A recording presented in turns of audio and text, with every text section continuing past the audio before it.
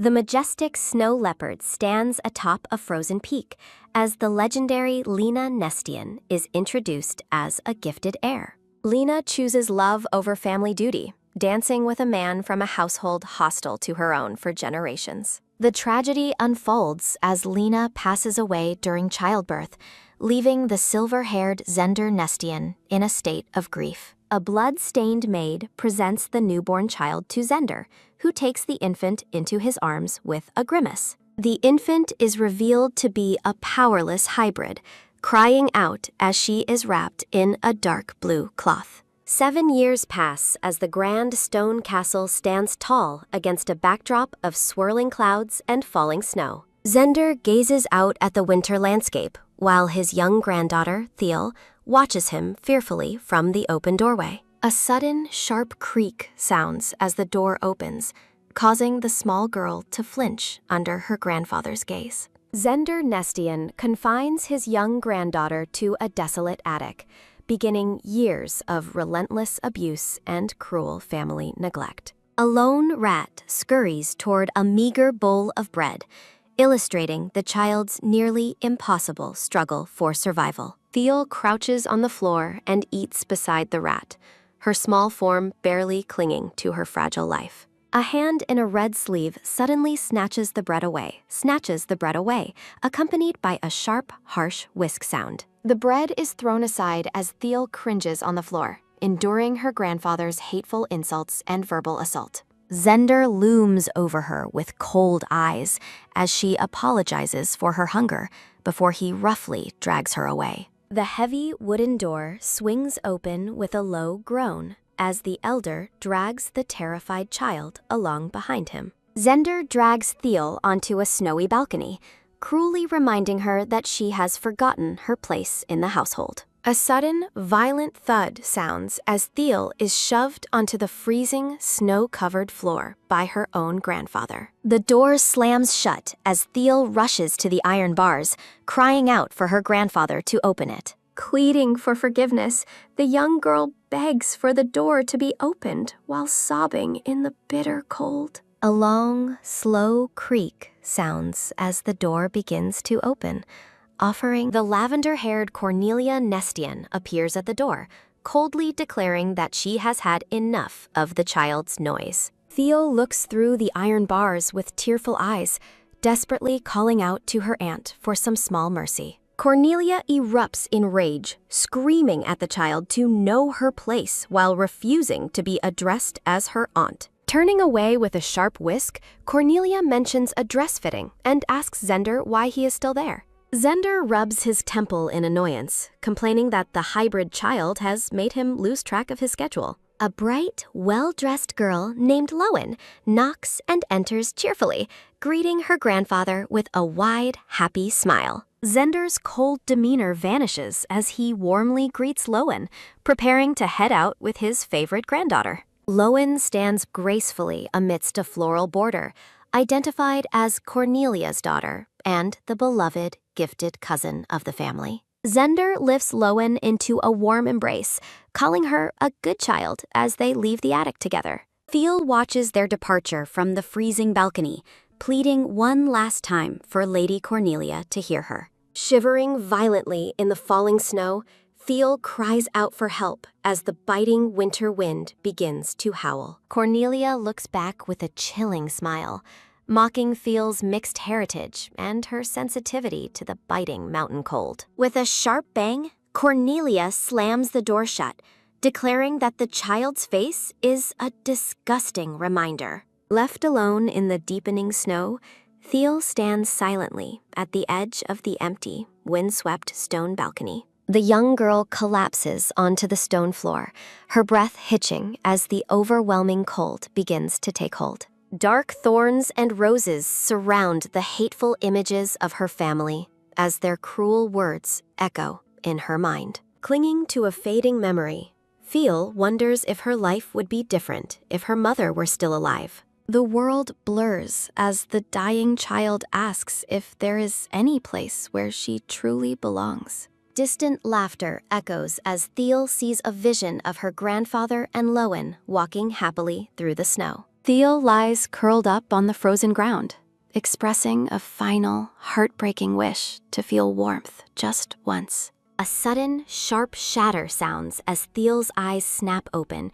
finding herself back on the attic's wooden floor. Looking around the dusty room in shock, the young girl questions if her time on the balcony was real. Theo stares at the familiar surroundings of the attic, confused as to why she is no longer outside. A sharp throb of pain hits her, causing the silver-haired girl to gasp and clutch her head in distress. Touching a fresh, stinging wound on her forehead, she realizes that the physical pain confirms this is no dream. Looking into a handheld mirror, Theo identifies a scar from when Lowen pushed her down the stairs recently. Touching the glass, she realizes the injury was from a month ago, leading her to believe she traveled back. A sudden, bright flash sounds as a mysterious golden light erupts from the palms of her small hands. Staring at her hands in utter disbelief, the child wonders if the glowing light was merely a strange hallucination. Bewildered and sweating, Theo crouches on the floor, trying to make sense of the magical glow she just witnessed. Shaking her head to focus, Theo decides she cannot waste time staring at her palms while suspecting she traveled back. Realizing her grandfather's cruelty will continue if she remains,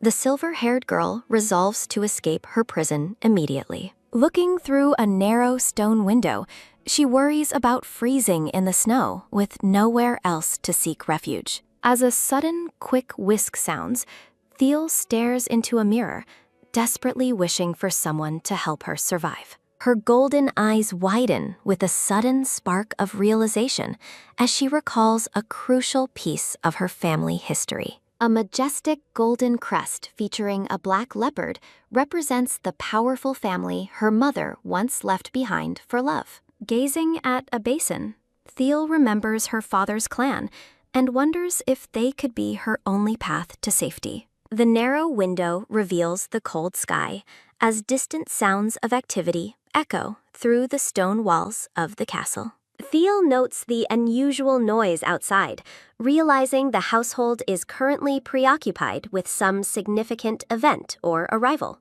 Overhearing orders about guests and a banquet, she understands that the chaos of the preparations provides her best chance. Theo recalls that this was the time her cousin Lowen was selected as a candidate for the crown princess. Many noble girls were chosen for observation, bringing direct subordinates of the emperor to the Nestian household for inspection. Servants hurry through the courtyard with heavy luggage, fully distracted by the task of welcoming the prestigious palace guests. Theo recognizes this perfect timing, knowing the family and maids will be too busy with Lowen to check her attic. Her attention shifts to a small plate of bread on the floor, a meager resource for her planned journey. Picking up the bread, she decides to hide it in her clothes as a vital supply for her escape. A sudden, sharp squeak sounds as a rat scurries toward the food, prompting Theo to cry out in protest. With a quick thud, the girl snatches the bread away, refusing to let the scavenger take her only meal. A sudden, brilliant flash of energy erupts around her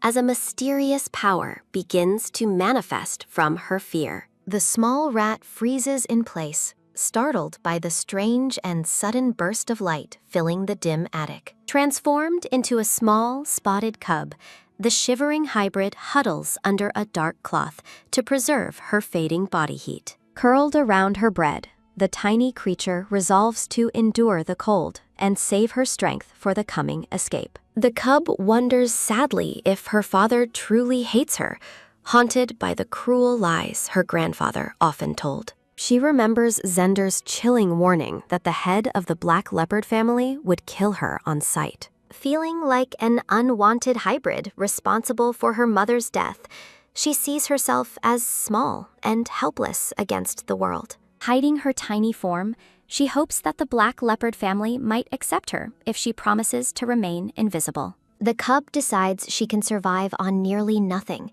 vowing to live as if she doesn't exist, just to stay alive. Returning to human form, Teal carefully pushes open a heavy wooden door with a low, cautious groan. Peeking into the dim hallway, she is relieved to find the area quiet, as everyone seems to be fast asleep. Sneaking through the corridors, she realizes the exhaustion from welcoming palace guests has made the household guards less alert. She makes her way toward her grandfather's office, hoping to find something valuable to pay a coachman for her travels. Finding the door unlocked, Thiel slips into the dark office, noting that her grandfather's recent distractions worked in her favor. With a soft creak, she opens a drawer and finds a small pouch of coins, enough to cover her fare. A glint of metal catches her eye, revealing a beautiful silver locket hidden among the other trinkets in the desk. Opening the jewelry, she gasps as she sees a portrait of Lena Nestian, the mother she never truly knew. Her eyes fill with tears as she gazes at the face of the mother her grandfather so frequently mourned in private. Clasping the locket to her chest, Thiel decides to take the precious memory with her as she leaves forever. She knows she will never return to this hateful place and wants a way to always remember her mother's face. Clutching her stolen treasures, the young girl creeps through the shadows, desperate to reach the exit without being seen. A sudden, sharp gasp sounds as a voice calls out for Lowen, causing Thiel to freeze in absolute terror. A woman holding a bright lantern appears in the hallway, identified as Lowen's nanny, a woman named Jaira. Raising the light, Jaira's confusion turns to shock as she realizes the small figure in the hall is not Lowen. Jaira erupts in a furious rage, screaming at Thiel for wandering and demanding she return to her attic prison immediately.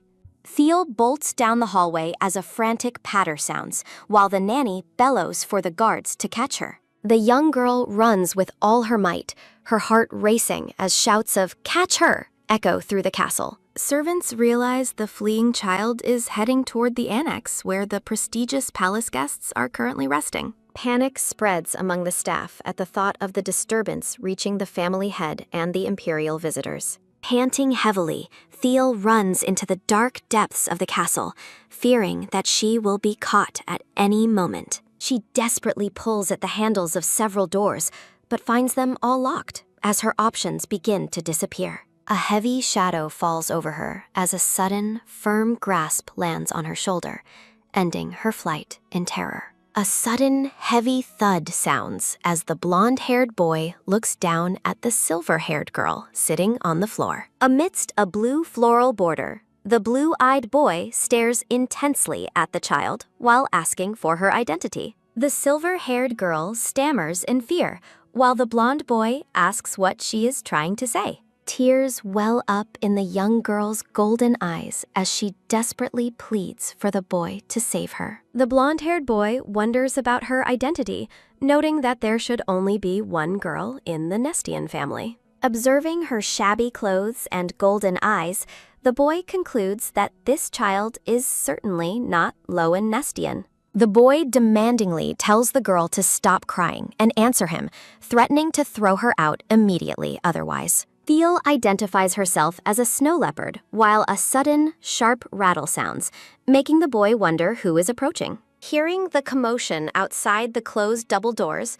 the blonde-haired boy questions if the girl is being chased. The boy tells Thiel to follow him, asking if she is capable of transforming into her beast form. A sharp, long creak sounds as the scene shifts toward a large, dark-curtained bed within the dim room. The blonde boy points toward the floor, instructing the small, spotted leopard cub to hide beneath the grand bed. With a quick, frantic scurry sounding, the tiny cub rushes under the furniture as the boy urges her to hurry. A soft rustle sounds as the boy kneels to adjust the bedsheets, muttering about the cub's clumsy movements. A series of sharp knocks sounds before Cedric Jovino enters, apologizing to the boy for his late-night intrusion. Cedric reports that a young maid has run away, causing the hidden leopard cub to look up in surprise. Adjusting his glasses, Cedric explains that the staff saw the escaping girl running toward the guest house. Realizing the staff misidentified the snow leopard, the boy denies seeing her and grants permission to search most areas. After Cedric departs, the blonde-haired boy reflects on his bothersome undercover mission to verify various bride candidates. The boy tells the cub it is safe to come out, asking for the truth behind her desperate escape. Still in her beast form, the cub gazes up at the high-status boy, wondering if he will truly help. A title card appears over the ornate hallway as the sound of soft, quick footsteps echoes through the castle. Returning to human form, the silver-haired girl explains that she has been kept locked away since she was born. Thiel laments her grandfather's cruelty, while the boy correctly guesses she used the guest arrivals to slip away. The boy asks about her future plans, and Thiel reveals her small coin pouch intended for a carriage ride. The boy is puzzled by her destination, but his eyes widen as she reveals her father's snow leopard heritage. A spark of realization hits the boy as he finally understands the significance of her rare, golden eyes. The blonde-haired boy warns Thiel that her meager savings won't even get her out of the family's territory. A worried gasp sounds as Thiel realizes her escape is doomed without more money to fund her long journey. In a surprising turn, the boy tells the silver-haired girl that he will personally take her to the Asterians. Thiel stands up in shock, clutching her coin pouch while asking if the boy is truly being serious. A bright, joyful shimmer surrounds the young girl as she thanks her savior and promises to repay the favor. The blonde boy tells her not to worry about it, though Thiel remains deeply moved by his unexpected kindness. Looking up at him shyly, the silver-haired girl asks how she should address him and what his name is. A majestic arch frames the scene as the boy introduces himself by his full name, Iandros Krashian. Thiel repeats his name softly before Ian tells her to rest, warning her not to be late tomorrow morning. Ian extends his palm, and a sudden, brilliant flash of blue energy erupts into a glowing orb of light. Thiel watches with wide, amazed eyes as the shimmering portal manifests, questioning if it is some kind of hole. Ian explains that his special ability allows him to create a unique dimensional space that only he can access. The boy instructs the silver-haired girl to transform back into her snow leopard form and enter the glowing portal. Ian reassures the hesitant child that she will be safe and won't get lost as long as he lives. A soft, determined rustle sounds as Thiel prepares to enter the portal, seeing it as her only path forward. Thiel decides that entering the unknown space is better than risking capture by the cruel people in the mansion. With a gentle, sliding sound, Ian places the small leopard cub into the blue portal for her safety. The cub finds herself inside a quiet, alternate dimension filled with ruins and discarded, broken objects from the past. A sharp crumbling sound occurs when the cub touches a torn plushie, causing the object to vanish into dust. Realizing the fragility of the items around her, the tiny cub begins to walk through the ruins with extreme caution. Spotting a pristine, sparkling pink cushion, the cub reaches out a small paw to cautiously poke the soft fabric. A happy, high-pitched cheer sounds as the cub realizes the cushion is solid and incredibly soft to the touch. Curled up happily on her new bed, the cub wishes her father could be as kind as her new friend. Sitting in a grand drawing room, the head of the Nestian family asks Cedric Jovino about his stay. Cedric politely praises the hospitality and the excellent dinner while calmly sipping his tea. The white-haired host worries over the guest's silence regarding Lowen, blaming Thiel's earlier escape for ruining the atmosphere. A sudden, sharp tap sounds as Cedric firmly rejects the offer to see Lowen again before his departure. Standing abruptly, Cedric announces he must leave for his long journey, much to the white-haired man's visible shock. As Cedric offers a future invitation to the capital, the flustered host bows deeply while trying to protest. Suddenly, Lowen runs into the room with a joyful shout, her blue eyes sparkling as she greets her grandfather. The frantic host tries to stop Lowen from entering, but she curiously asks if the guest is already leaving. Clasping her hands hopefully, the young girl asks if the visitors were impressed by her. Cedric offers a formal, cold farewell to Lady Lowen,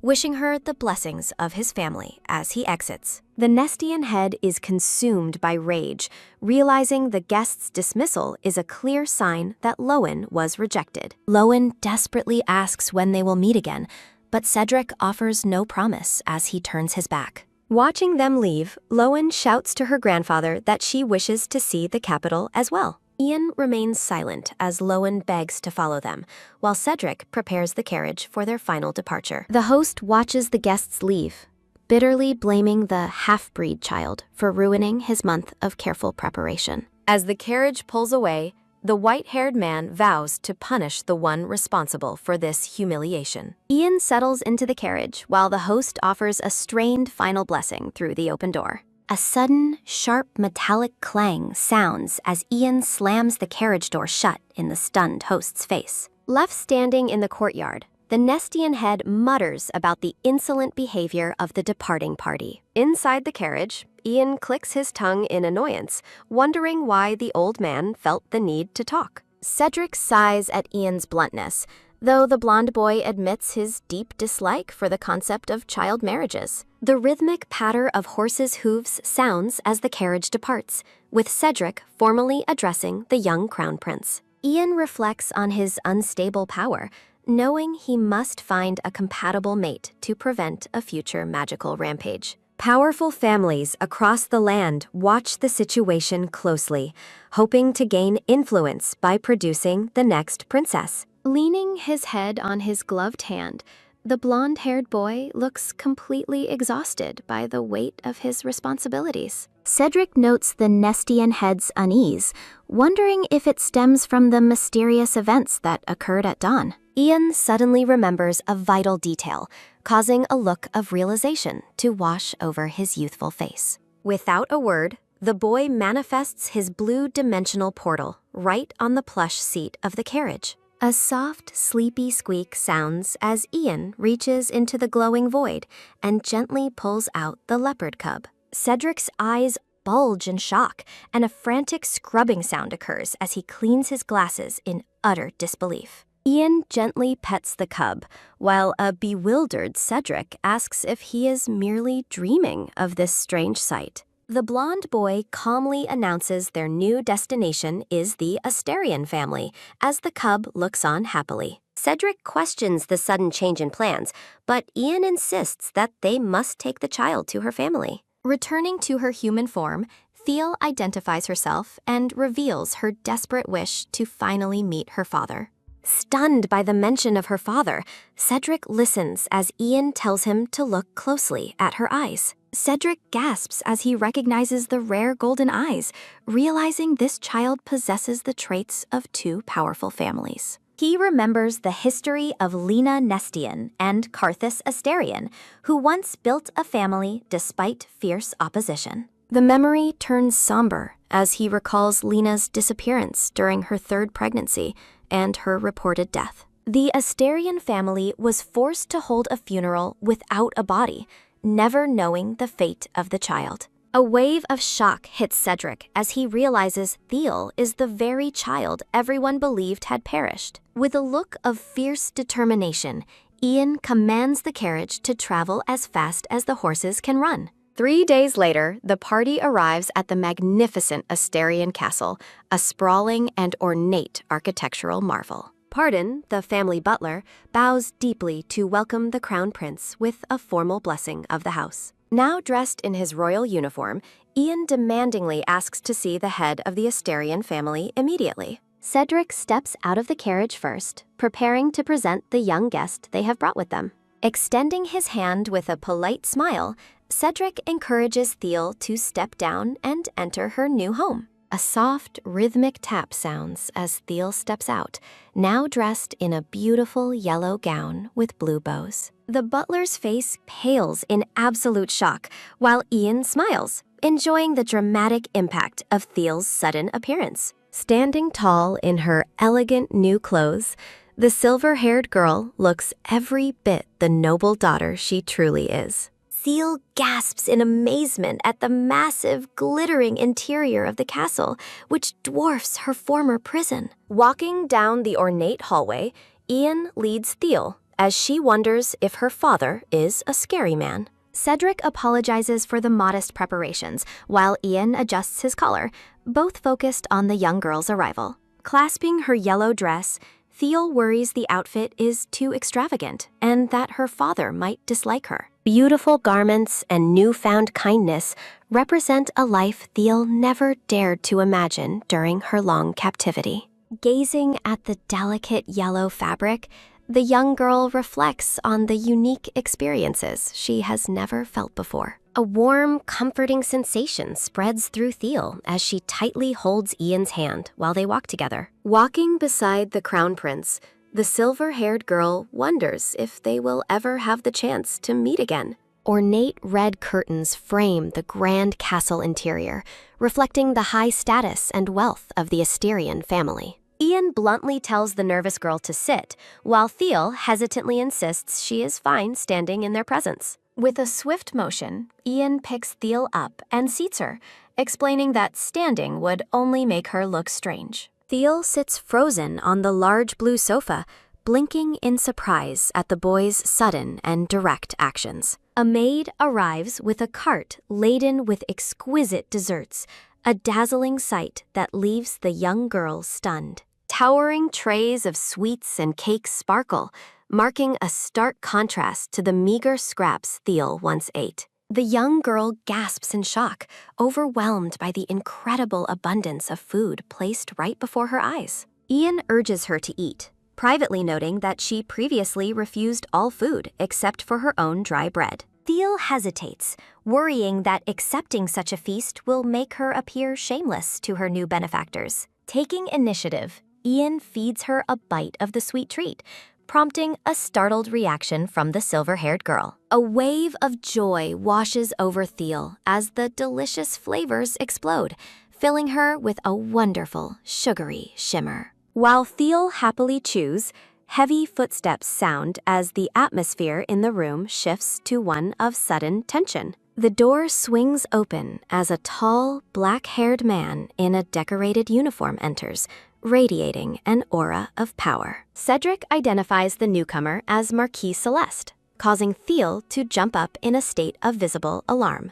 Thiel gazes at her father, Marquis Carthus Asterian, whose striking appearance leaves her breathless and filled with anxiety. Memories of her grandfather's cruel words resurface, painting her father as an arrogant man and a fool. Terrified, Thiel recalls the warning that her father would try to kill her the moment they finally met. The black-haired Marquis stands tall before the trembling child, who bows her head in fear of his reaction. Looking down at the small girl, Carthus speaks a single word, his expression unreadable as he observes her. The Marquis's sharp golden eyes soften as he gazes at his daughter, his composed facade beginning to crumble. Looking at his stern face, Thiel thinks he seems angry and desperately wonders if she should beg for her life. Remembering the kindness of Ian and Cedric, the silver-haired girl determines she cannot simply give up her escape. Thiel clenches her small hands tightly, gathering every ounce of courage for the life-changing confrontation ahead. A spark of resolve flickers within her as she realizes she must take action to secure her future. Stepping forward, Thiel reveals that her mother's name was Lena Nestian, shocking the powerful man standing before her. With trembling hands, the young girl presents a golden locket, a precious relic from her mother's hidden past. Carthus stares at the object in absolute disbelief, instantly recognizing the locket that once belonged to his beloved Lena. The Marquis holds the open locket, revealing a portrait of Lena as Thiel watches him with hopeful, wide eyes. Desperate to stay, Thiel offers to live in a warehouse or barn if it means remaining at the castle. Ian and Cedric watch in silence as the girl begs to live, as if she doesn't even exist. Tears well up as Thiel pleads her case, her small frame shaking with the weight of her desperation. The black-haired man repeats her words in shock, his heart breaking at the thought of her living in squalor. Fury boils within Carthus as he realizes the horrific treatment his daughter endured at the hands of the Nestians. As the Marquis reaches out a hand, Thiel flinches, her past trauma making her fear a physical blow. Carthus asks Thiel to excuse herself temporarily so he can discuss the situation's details with his royal guests. He instructs a maid to provide the frightened child with a warm meal and a place to rest properly. The kind-faced maid beckons Thiel to follow, though the young girl hesitates, still feeling uncertain of her fate. Left alone for a moment, the Marquis stands in a contemplative silence, his eyes shadowed by deep, painful reflection. The scene shifts to the quiet guest room, illuminated by soft light through the tall, elegant windows. Sitting alone at a massive table, Thiel worries that she hasn't yet received formal permission to stay. Clutching her meager coins, the girl sadly considers selling her first gift from Ian to survive on her own. A sudden rattle sounds as the maid enters with more snacks, surprising Thiel out of her dark, lonely thoughts. Tears finally fall from the young girl's golden eyes as the reality of her uncertain situation becomes too much. The kind maid asks if anything is wrong, but the silver-haired girl quickly declines a return to her father. Smiling warmly, the maid encourages the young child to eat and gain strength, while the adults conclude their meeting. Gazing at the lavish spread, Thiel worries she might never taste warm food again if she is cast out. Determined to stay full for days, the silver-haired girl ravenously eats a roll, stuffing herself with desperate, wide eyes. Within the ornate halls, the narration reflects on the girl's frantic flight to find her father and reach safety. Covering his eyes in grief, Marquis Carthus Asterion agonizes over the horrific life his daughter endured at the Nestian house. Cedric recalls how the young girl was constantly on edge, even refusing the meals they carefully prepared for her travel. Ian notes the scars covering the girl's body, disgusted by the Nestian family's cruel labels and pathetic, hollow excuses. As Carthus wonders about the child's hidden suffering, Ian offers a dark guess regarding the true nature of her ordeal. Ancient history details the rivalry between the Snow Leopard Nestian and Black Leopard Asterion families for clan leadership. After 6 generations of Asterion dominance,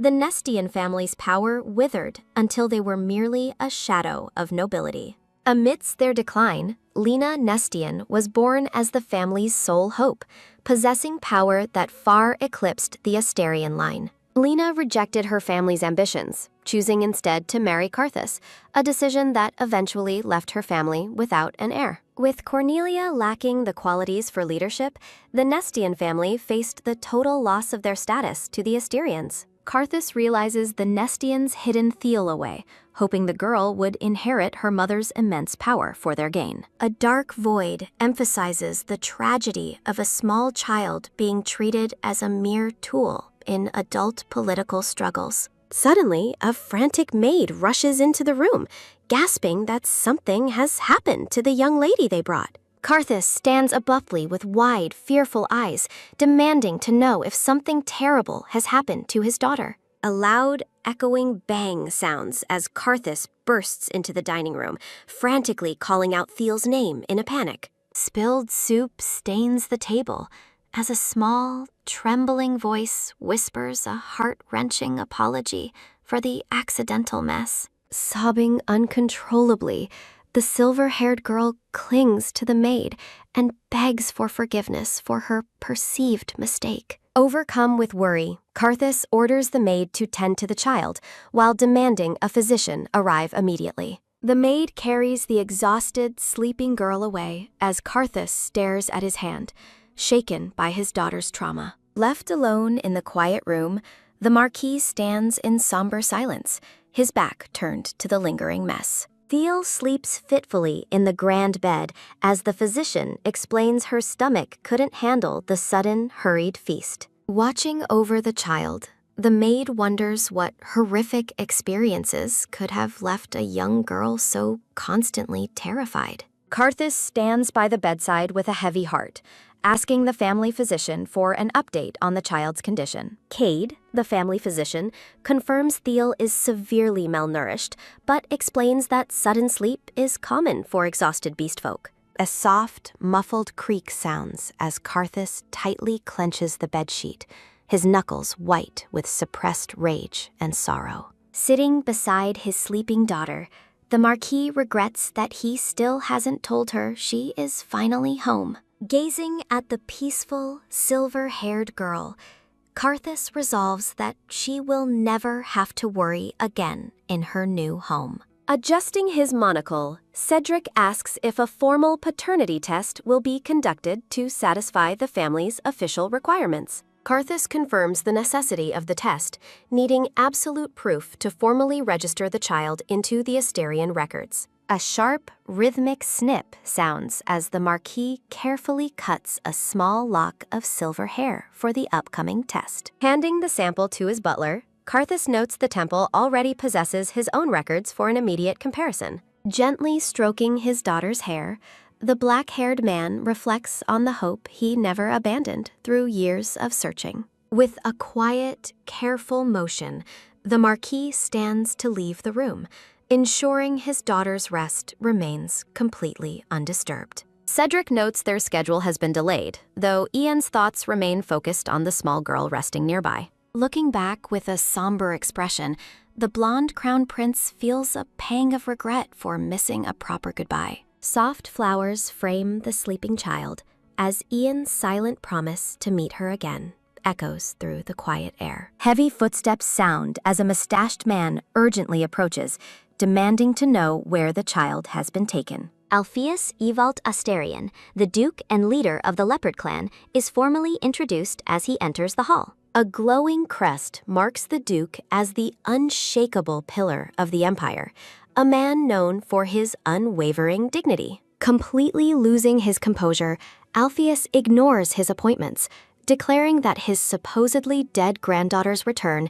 is all that matters. A quick, frantic pitter-patter sounds as the Duke rushes toward Karthus, desperate for confirmation that the child is Lena's. Karthus explains that the child's golden eyes and snow leopard traits make her identity nearly certain, despite the pending test. Demanding to see her immediately, the Duke listens as Karthus directs him to the room where Thiel is currently resting. A soft click sounds as Alpheus carefully enters the guest room, following the instruction to watch her quietly. Looking down at the sleeping girl, the Duke's eyes fill with tears, grieving for the years he never knew she existed. Stepping back into the hallway, Alpheus asks his son why the Nestians would hide the child's birth from them. Karthus contemplates the Nestians' cruelty, realizing they only kept his daughter because of her mother's legendary legacy. Narrative reflections detailed the girl's past hardships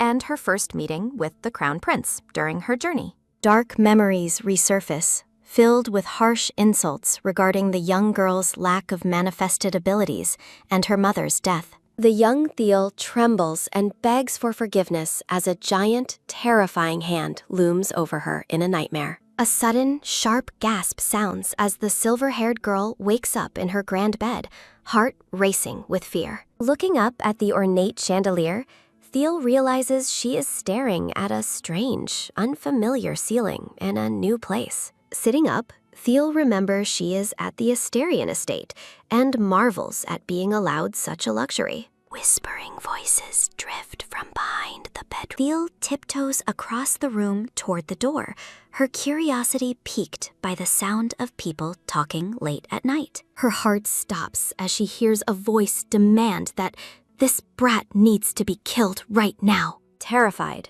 the silver-haired girl recalls her grandfather's warnings and fears the maid's kindness was merely a deceptive trap. Surrounded by swirling dark thoughts, Thiel concludes that everyone in this family truly hates her and wants her gone. The looming shadows of her father and his men intensify her panic, convincing her that flight is her only option. Night falls over the grand Asterian castle, the quiet exterior hiding the frantic fear growing within its walls. Transformed into a small white snow leopard, Teal slips out of her room, desperate to escape her perceived enemies. Scurrying through the dark hallways, the small leopard cub repeats her desperate plea not to be killed again. Wearing a dark robe, Karthus reacts with shock and immediate alarm upon hearing that his daughter has vanished. Summoning a bright flame, the Marquis commands a fire spirit named Salamander to find the missing white-haired girl. Two small, glowing fire spirits dash across the carpeted hallway, beginning their urgent search for the frightened child. Karthus's expression is filled with deep worry as he wonders where his little one could have gone so suddenly. Clenching his fist, the black-haired man regrets that he didn't speak to her properly before her fear took over. A new day begins at the Asterian estate as the search for the missing young lady continues in earnest. The fire spirits communicate their discovery, leading the Marquis toward the dark basement where the child is hiding. A quiet, somber atmosphere fills the underground halls as Karthus approaches the location identified by his fire spirits. Holding a lantern, the Marquis enters the dark cellar and spots the small, silver-haired girl huddled in the corner. Sobbing uncontrollably, Thiel begs her grandfather not to kill her, offering to return to the Nestians' cruel home. Karthus calls out to the trembling child, but she remains buried in her trauma, apologizing for her very existence. Looking at her with pained golden eyes, Karthus listens as Thiel laments her lack of a special magical ability. Karthus gently explains that her presence alone is enough, but his approach causes the terrified girl to flinch away. Thiel screams in terror as Karthus urgently calls her name, her fear reaching a breaking point in the darkness. A sudden, bright glow begins to emanate from the crates near the cornered girl, shifting the atmosphere of the room. Radiant light surrounds Thiel as small, glowing white spirits appear, responding to her overwhelming desperation and subconscious plea. A massive burst of golden energy explodes from the girl, catching a shocked Karthus completely off guard. Staring in absolute disbelief, the Marquis realizes that his daughter has finally manifested her mother's incredible hidden power. Exhausted by the massive surge of magic, Thiel collapses onto the cellar floor as her father frantically calls her name. A soft, sleepy sounds as Thiel's golden eye flutters open, marking her return to consciousness after the ordeal. A gentle, smiling Karthus leans over his daughter, his previous sternness replaced by a look of profound relief. Bewildered, the silver-haired girl wonders why her father is by her side if he supposedly dislikes her so much. Thiel recalls the warm words she heard in the basement, wondering if the kind voice was real or just a dream.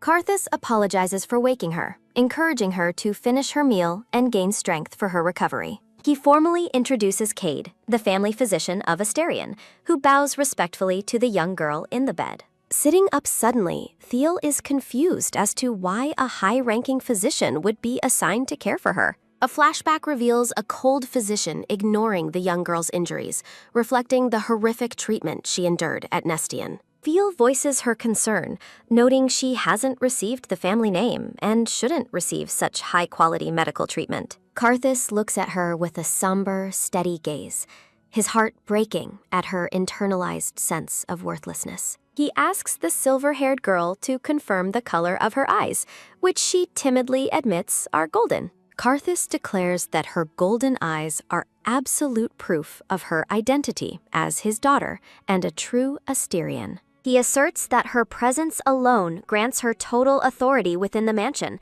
leaving the young girl speechless. A spark of hope shines in Thiel's golden eyes as she realizes she might finally have a real home. Karthus watches her with a subtle, satisfied smile, relieved to see his daughter finally beginning to feel secure. Reassuring words confirm that the silver-haired girl will never have to endure the squalor of a warehouse again. Extending his hand, Karthus promises his daughter she can finally live in peace within the safety of his home. Overwhelmed by the sudden kindness, Thiel covers her mouth as tears of relief and disbelief blur her golden eyes. Seeking to prioritize her recovery, the Marquis instructs Cade to conclude her initial medical treatment as swiftly as possible. While eating, Thiel recalls the terrifying voices she heard earlier, fearing the threat of being killed still lingers nearby. As a blonde maid approaches with a cart, Thiel tries to calm her nerves by trusting her father's words. With a bright, cheerful smile, the maid presents a special dessert, prepared specifically by the chef for the child. A chaotic kitchen frenzy is revealed as the staff works tirelessly to nourish their long-lost, malnourished young lady. A quick, smooth motion guides a spoonful of sweet pudding toward Thiel, promising a taste of genuine comfort. Delighted sparkles surround the silver. Glancing at the ornate decor, Thiel timidly questions if she is truly allowed to remain in such a grand place. The blonde maid offers warm reassurance, promising the young girl that she will find true happiness in the mansion. Thiel looks up hopefully, asking if she can continue to stay with the kind maid who has been so gentle. Formally introducing herself, the maid reveals her name is Ria, establishing a new bond with the young lady. Ria explains her temporary role, causing Thiel to worry about the inevitable moment they might have to part ways. With a playful wink, Ria shares the secret that she has already applied to become Thiel's permanent personal maid. Thiel's eyes light up with joy as Ria promises to remain by her side through everything that lies ahead. A radiant smile breaks across the silver-haired girl's face, her heart filling with the warmth of newfound companionship. Reflecting on the kindness surrounding her, the young child finally feels a sense of pure, unadulterated happiness. Ria mentions that a new room is being prepared, though Thiel is already amazed by the beauty of her surroundings. Looking around the spacious guest room, the girl wonders how anything could possibly be more beautiful than her current home. In another room, the Duke grumbles to his son about being kept away from his grandchild's long-awaited arrival. Alpheus expresses comical jealousy,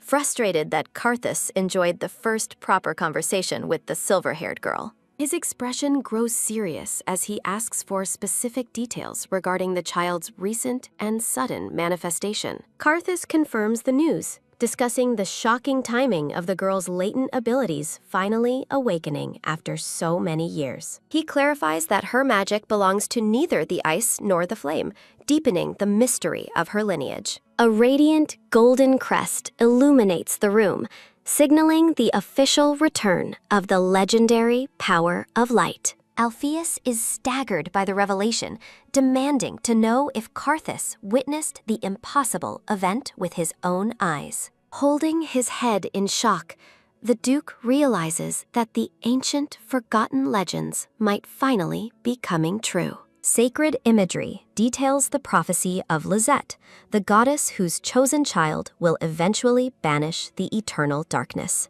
Dusty library archives suggest the legend was so ancient that most had dismissed it as a mere fairy tale. Alpheus reflects on the weight of the situation, realizing his granddaughter is the living embodiment of a world-shattering myth. He warns that if this secret leaks, both the imperial family and the temple will stop at nothing to claim her. Carthus remains unshakable, asserting that no power would dare challenge the Asterian name to steal his daughter away. The Duke's worry persists as he considers a hidden legend known only to the leaders of the Great Leopard tribes. An ancient scroll foretells a future where the Asterian and Nestian families regain their true strength alongside the light. Glowing patterns surround the Asterian crest, emphasizing the deep connection between the family and the newly manifested power. A rhythmic, steady tap sounds as the Duke walks away,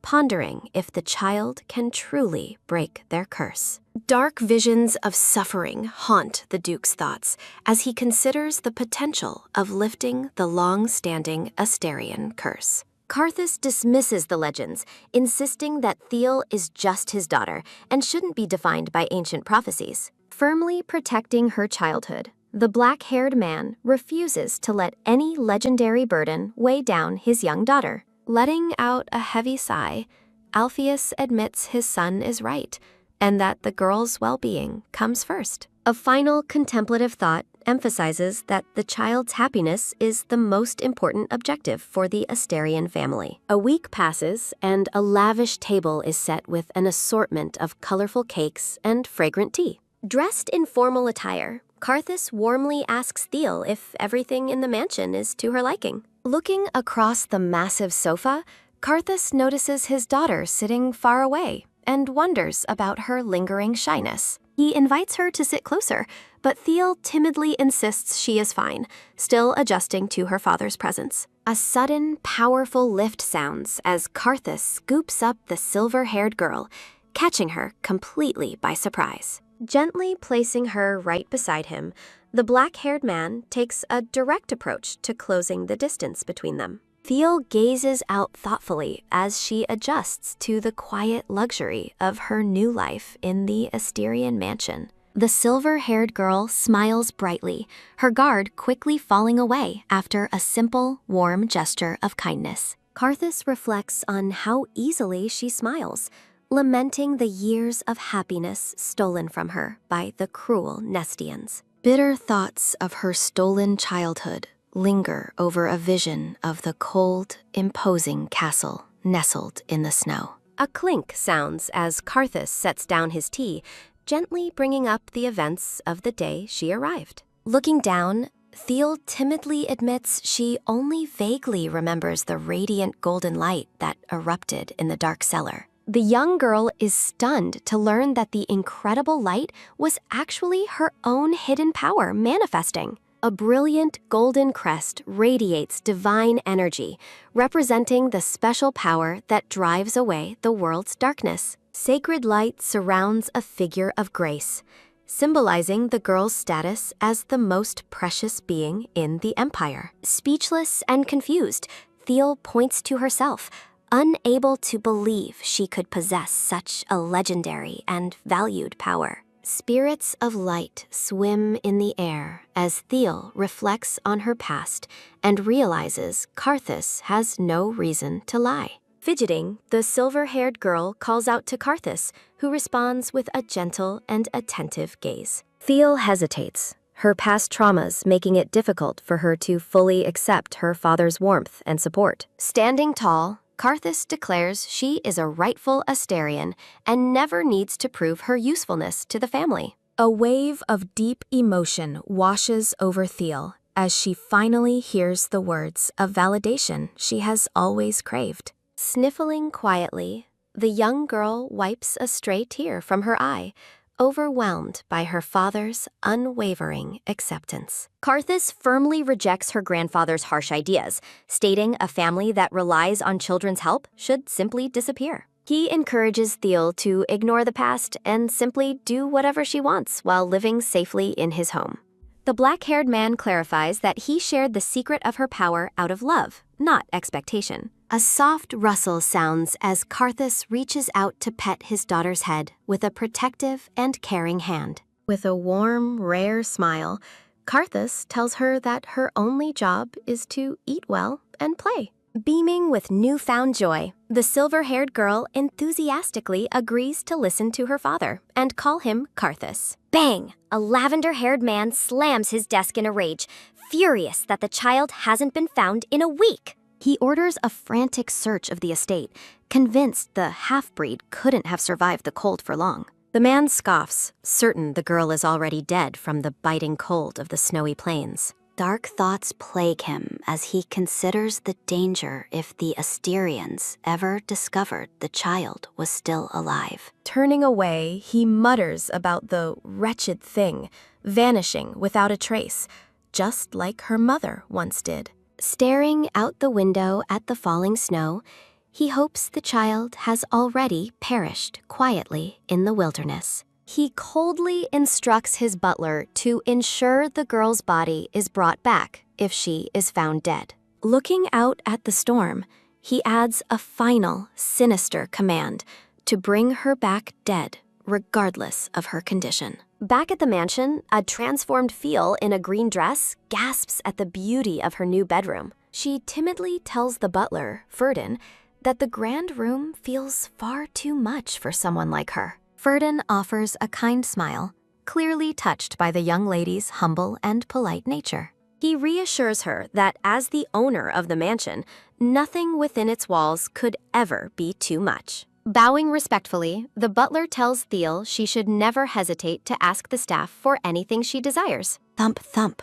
heart beats fast as she struggles to process the idea of being the mansion's master. Looking at her hands, she is dazed by her sudden transition from a warehouse prisoner to a respected owner. Ferdin mentions that both Karthus and the head of the house have prepared many gifts for her. He clarifies that the head of the house is her grandfather, Lord Alpheus, catching her completely off guard. Terror strikes Thiel as she recalls the frightening voice she heard while hiding in the dark cellar. Trembling, she asks the butler if her grandfather truly dislikes her as much as she initially feared. Ferdin notes her fear of the elderly and warmly reassures her that her grandfather actually cares for her deeply. He explains her grandfather is away, but will meet her soon, though Thiel remains visibly anxious about the encounter. Clenching her dress, the silver-haired girl is haunted by the memory of the voice that threatened her life.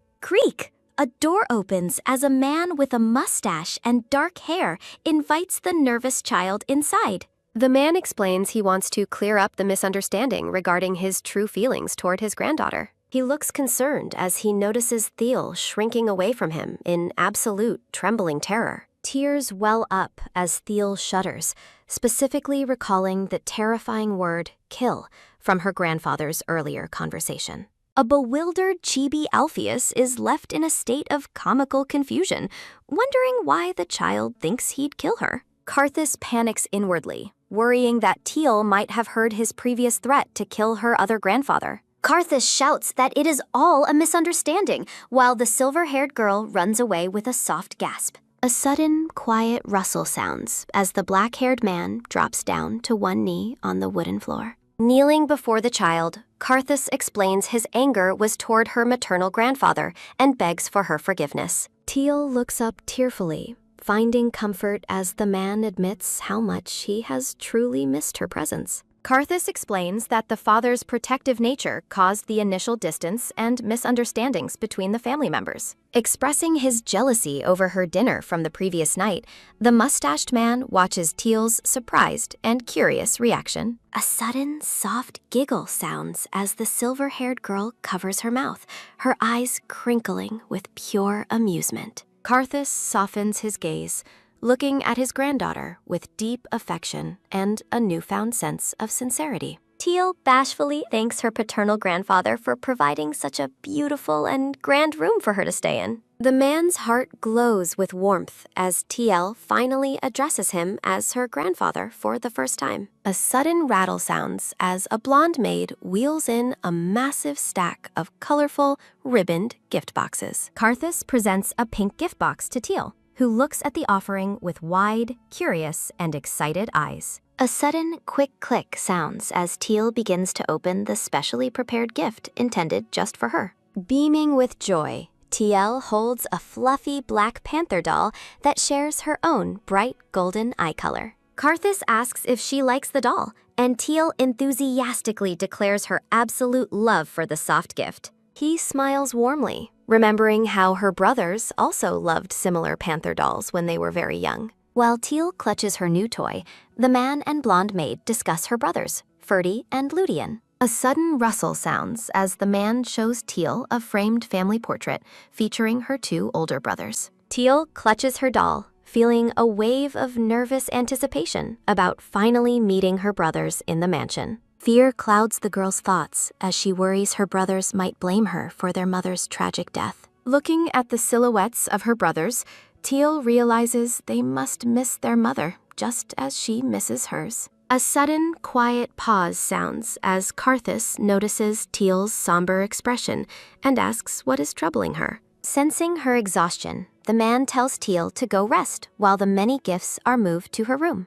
Thiel smiles warmly and thanks her grandfather once more before following the maid out of the grand room. A sudden, happy sigh sounds as Karthus blushes with overwhelming joy at being called Grandpa by the child. As the sun sets behind the grand palace windows, Karthus decides it is time to send an important letter. Karthus speaks sternly, noting that strict procedures are required to ensure Thiel is never taken away from them. Reflecting on her past, the man laments how much Thiel must have suffered under Xander's oppressive treatment. Looking thoughtful, The black-haired man notes that Teal's self-esteem is tragically low after her long ordeal. A sudden, sharp grip sounds as Karthus clenches his fist, vowing to make those responsible pay for their sins. An ornate, dark frame declares that the time has finally come for Nestian to face justice for his actions. A sudden, cold wind blows past a massive stone castle nestled among high, snow-covered mountains. A sudden, heavy thud sounds as the silver-haired Xander reacts in shock to news of blocked trade routes. Xander clutches his head in desperation, realizing that Asterion has completely severed their vital land export paths. A dark void emphasizes the dire situation.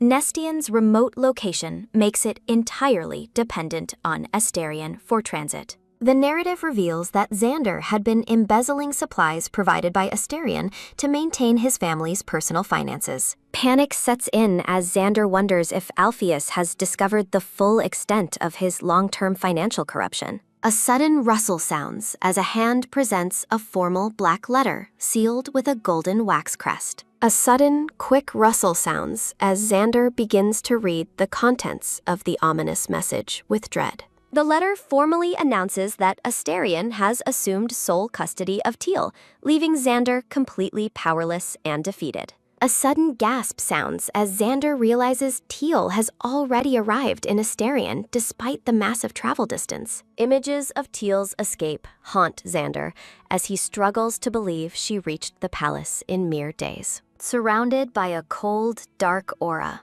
Xander stands paralyzed by the sudden collapse of his authority and wealth. A small, cheerful mascot girl appears against a dark, vertical striped background to conclude the current scene. A sudden, sharp crumple sounds as Xander crushes the letter, deducing the path Teal took to reach Asterion. Xander berates his bowing aide, fearing the Emperor's reaction if the news of their negligence reaches the throne. Pointing aggressively, Xander demands the immediate firing and punishment of the nanny, Zyra, and all responsible maids. Teal bursts through the doors in a purple dress, pleading for her grandfather to stop the cruel punishment. Lord Alpheus realizes his granddaughter overheard his earlier threats, but his attempt to delay the conversation only causes Teal to scream in protest. Releasing a thunderous shout, the silver-haired Duke insists they talk later, further terrifying the small, trembling girl.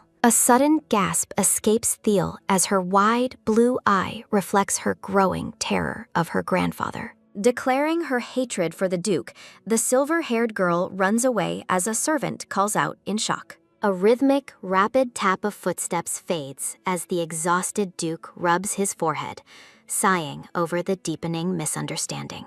Later, Teal manipulates glowing light spirits in her room, frustrated that her powers won't grow as fast as she wishes. She looks down dejectedly, wondering why she lacks the effortless control her older brothers seem to possess. The young girl shakes her head, deciding to be patient as she recalls her father's reassuring words about her potential. Creak! A smiling maid opens the door, warmly inviting the young lady to join the family for a meal.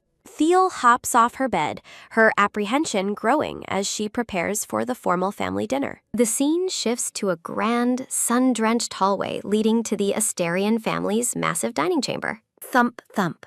Heart races as she follows the maid, dreading the first time she will meet her older brothers. A lavish table is set where Karthus and the Duke wait alongside two young, black-haired boys. Radiant light surrounds a nervous Teal as she realizes the monumental weight of meeting her siblings today. Karthus gestures warmly toward an empty chair, inviting his daughter to join them for the meal. Sitting stiffly, Teal looks across the table at her silent brothers, feeling small in the presence of her new family. The longer-haired boy, Ferdy Asterion, offers a polite greeting, welcoming his new little sister to the table. With a small, shaky voice, Teal introduces herself, though she remains visibly overwhelmed by the situation. Rudian Asterion crosses his arms and stares, looking skeptical and cold toward the silver-haired newcomer. Ferdy immediately scolds his twin, warning Rudian to watch his tongue and show their sister some respect.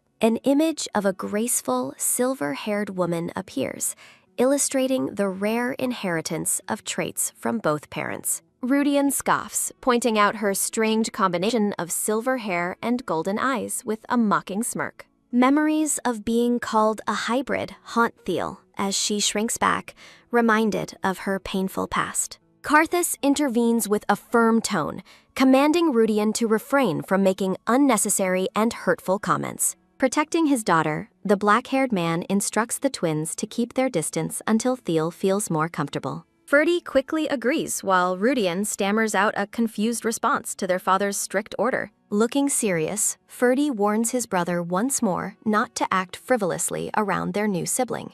A sharp retort escapes Rudian as he grows angry, but the tension is cut by the start of the meal. Ferdy introduces himself and his twin brother, Rudian, officially welcoming Thiel as their sister. Beaming with a warm smile, Ferdy expresses his joy at finally having a sister to take to festivals. Thiel's eyes sparkle with newfound happiness as she enthusiastically asks her brothers to take care of her. Karthus explains that the academy has been notified so the brothers can stay home and bond with her. Eating quietly, Rudian reflects on his previous claims that having a younger sibling would be a complete nuisance. After dinner, the twins walk down the hall as Rudian continues to grumble about having a younger sister. Ferdy ignores his brother's complaints, walking ahead while Rudian shouts in frustration at being dismissed. A rare, genuine smile appears on Ferdy's face as he tells his brother to stop grumbling and be kind. Rudian pouts, insisting he will treat her well, despite his lingering skepticism about her sudden arrival. Narrative thoughts highlight Thiel's perfectly blended appearance and frail figure, which seems designed to evoke sympathy. Suspicion lingers as the narrator wonders why no one else questions the girl's convenient arrival and powers. Dark energy swirls around a pained figure, illustrating the ancient leopard clan curse of madness and insanity. A vision of a child standing amidst flames represents the extreme madness Thiel was supposedly born with. A brilliant golden seal radiates energy, symbolizing the legendary power that could finally break the family curse. Looking down with a cold, knowing smirk, Ferdy dismisses the idea of her erasing the curse as impossible. He watches Thiel smile, convinced she is merely a clever deceiver wearing a harmless mask to fool the family. Determined not to be taken in, Ferdy walks away, his eyes glowing with a sharp, distrustful intensity. Thiel sits in the sunny garden later, admiring the turntable table her grandfather made specifically for her. The blonde maid notices Thiel's distant gaze and asks if there is anything bothering the young lady. Thiel quickly dismisses her worries, though she looks hesitant as the maid encourages her to speak freely. The young girl's thoughts drift back to her older brothers, her golden eyes reflecting her inner turmoil. Thiel wonders why they are acting so strange, unaware that Ferdy and Rudian are currently peeking at her from the bushes. In the rose garden, Rudian worries they were caught, while Ferdy blames him for being too obvious. Thiel spots the black-haired twins peeking from behind a hallway corner, confirming her suspicions of their presence. She recalls seeing their curious faces staring through her second-floor window earlier that morning with surprise. The blonde maid notices Thiel's distant expression and asks if she has done something to upset her. Reassuring her, the maid explains the young masters find her adorable, despite their father's order to keep distance. Thiel remembers meeting Ferdy by the piano. He was polite, yet his golden eyes held a wary intensity. She reflects on his initial kindness, comparing it to the cold, suspicious gaze she knows all too well. Tack-tack! A sudden, quick tapping sound echoes as a red-haired maid runs across the garden path. The two maids whisper urgently to one another as the blonde maid reacts with visible shock and surprise. The maid informs a confused Thiel that a guest has arrived at the mansion specifically to see her. Thump, thump. Thiel's heart races with excitement, realizing the person who saved her has finally come to visit. Seeing her hesitation, the maid kindly reminds Thiel she is free to decline the guest if she wishes. Thiel insists on the meeting, determined to properly thank the person who rescued her from the cold wilderness. Clatter! A loud noise erupts as the twins tumble out from their hiding spot behind the rose bushes. The blonde maid sweat drops as she points out the brothers hiding conspicuously behind a garden notice board. Ferdy and Rudian emerge from the flowers, looking annoyed that Prince Eandros has arrived to see their sister. Rudian complains about their restricted access, while Ferdy questions the unfairness of the prince's sudden, unannounced visit. The maid smiles nervously as Ferdy calls the crown prince a rascal, worried for the young girl's safety. Ferdy argues that Thiel is too young for royal guests and suggests sending him back home immediately. Thiel reacts with a start as Ferdy suddenly reaches out and grabs her hand with protective urgency. Recognizing a familiar voice, Thiel looks up in surprise as the blonde boy approaches the garden table. Prince Ian, the blonde-haired boy in a royal uniform, makes a grand and unannounced entrance into the garden. Ferdy questions the crown prince's sudden presence, noting he arrived at the estate without any prior notice. Ian explains that the maid he sent failed to report back, justifying his personal visit to the mansion. Rudian complains that Thiel is very shy, and they haven't even had a proper chance to talk yet. Ferdy agrees, noting the visit is too sudden while his sister is still adjusting to her new home. Ian crosses his arms defiantly, questioning if this cold reception is how the Asterians treat their benefactor. Ferdy retorts that while they value benefactors, protecting his younger sister remains his absolute top priority. Ferdy's expression turns troubled as he internally wonders why he is so fiercely protective of this girl. He looks at the small child, convinced she is far too fragile to be left alone with Ian. Thiel nervously clasps her hands together, preparing to address her older brothers with a polite request. Looking up earnestly, Thiel asks her brothers if she can speak with Ian for just a brief moment. Thump thump. The twins are visibly struck by their sister's adorable appearance and polite, pleading eyes. Ferdy relents as Ian snaps back, annoyed by being treated like a predator despite bringing a gift. Grasp!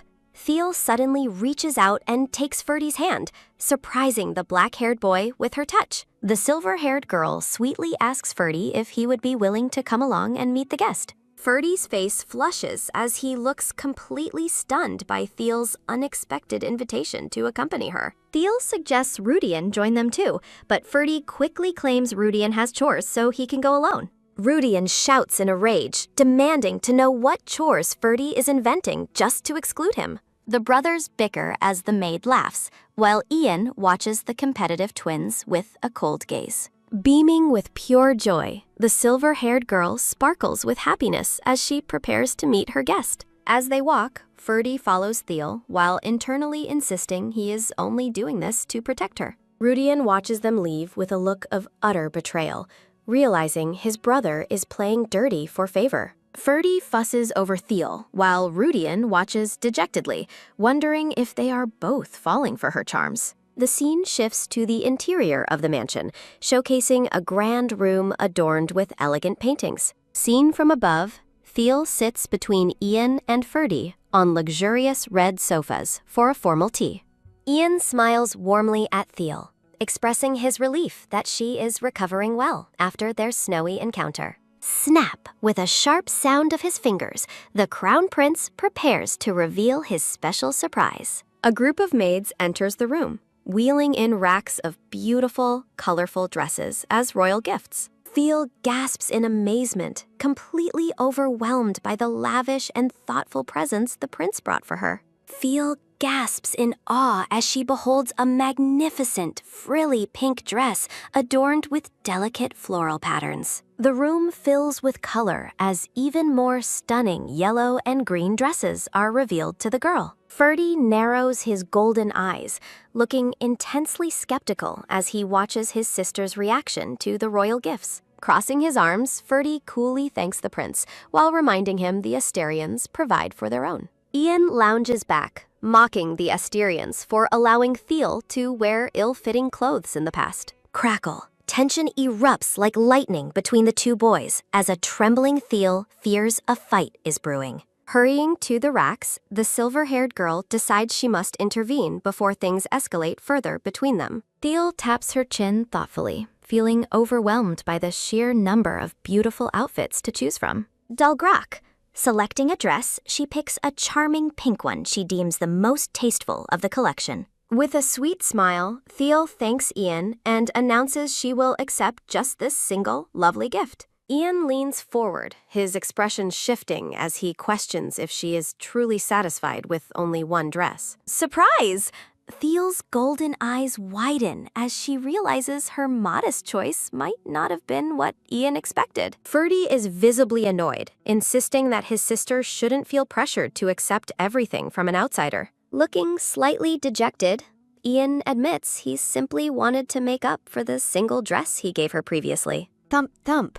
Thiel's is deeply touched, reflecting on the fact that this is her first real gift. A vision of a beautiful yellow gown appears, representing the precious treasure she plans to keep forever. Ferdy sighs and looks away, advising Thiel to grow accustomed to being showered with lavish presents now. He describes a future where chests of jewels and toys will arrive once her identity is officially announced. Ian turns to Ferdy with a smirk, clarifying that these gifts are a personal gesture, not an imperial one. The black-haired boy retorts sharply, unimpressed by the prince's attempt to gain favor with his new sister. Ian's gaze turns cold and serious, expressing his disappointment with the cold reception his personal gifts received. Thiel stands between them, begging the boys not to fight, as a metaphorical fire rages behind her. Grasp! Ian suddenly reaches out, his hand firmly taking hold of Thiel's purple sleeve in a bold move. Ian pulls the startled girl toward him, muttering that he should have taken her with him from the start. Looking down at her, the blonde boy warns Thiel that her brothers might be a terrible influence. Ferdy stands his ground, questioning the prince's haste when the official paternity test results are still unknown. The mention of the test causes Thiel to spiral into doubt, fearing she might not truly belong here. Ian notices the sudden change in her mood, his blue eyes softening with a flicker of concern. He asks if she is feeling anxious, sensing the inner turmoil of the small, silver-haired child. Amidst a background of flowers, Ian offers a reassuring presence as Thiel remains lost in her thoughts. Shocked, both Ferdy and Thiel react with surprise as Ian's intentions to keep her close become clear. Ian speaks of the golden eye trait, hinting at a connection that goes deeper than simple family ties. Ferdy pulls her close, firmly instructing Thiel to say no if anyone ever tries to take her away. Paching! He drills the lesson into her, emphasizing that she must only trust those within their family. Quick! Demanding immediate practice, Ferdy tells his little sister to look at him and say the word. Thiel shyly practices her refusal, her voice small as she tries to satisfy her brother's protective demand. Exasperated, Ian rubs his forehead and groans at the brother's ridiculous and overbearing possessiveness toward the girl. He turns to leave, reminding them of his royal status and warning against treating him so disrespectfully. Ferdy watches the prince's back, a knowing and smug smile playing on his lips as he stands firm. Thiel rushes toward Ian as he departs, unwilling to let their meeting end on such a tense note. She feels a wave of sadness, her heart longing to see the boy who saved her once again. A close-up reveals Ian's striking blue eye, shimmering with an unsaid promise as he prepares to leave. Ian gallantly takes her hand and kisses it, telling the blushing girl to wait for his inevitable return.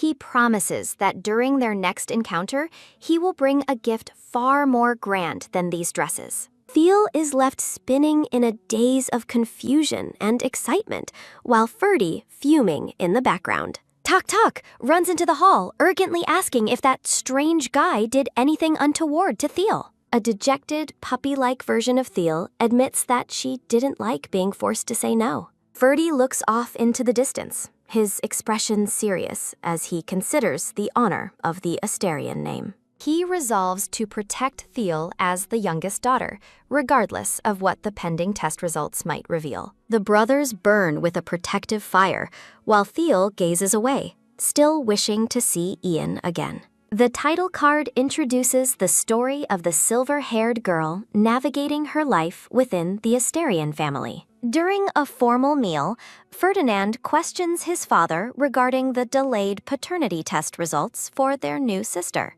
Sipping his tea, the black-haired father notes the strange delay, despite the matter being labeled as urgent. Rudian complains that the temple is dragging its feet despite the massive donations the Asterian family provides. The father suspects that the Nestians might be manipulating the temple to reclaim the silver-haired child. He decides to pressure the temple for an update, eager to officially announce Thiel as their youngest member. Rudian beams with joy, imagining the mountain of gifts that will arrive for Thiel once her identity is public. Ferdinand watches the conversation with a quiet, satisfied smile, pleased by the family's growing affection for the girl. Thiel looks surprised and overwhelmed when the topic of hosting grand parties and inviting friends is mentioned. Feeling out of place, Thiel admits she doesn't think she would fit in at such social gatherings. The father sets his teacup down, realizing Thiel's shyness makes it difficult for her to be around others. He gently reassures Thiel,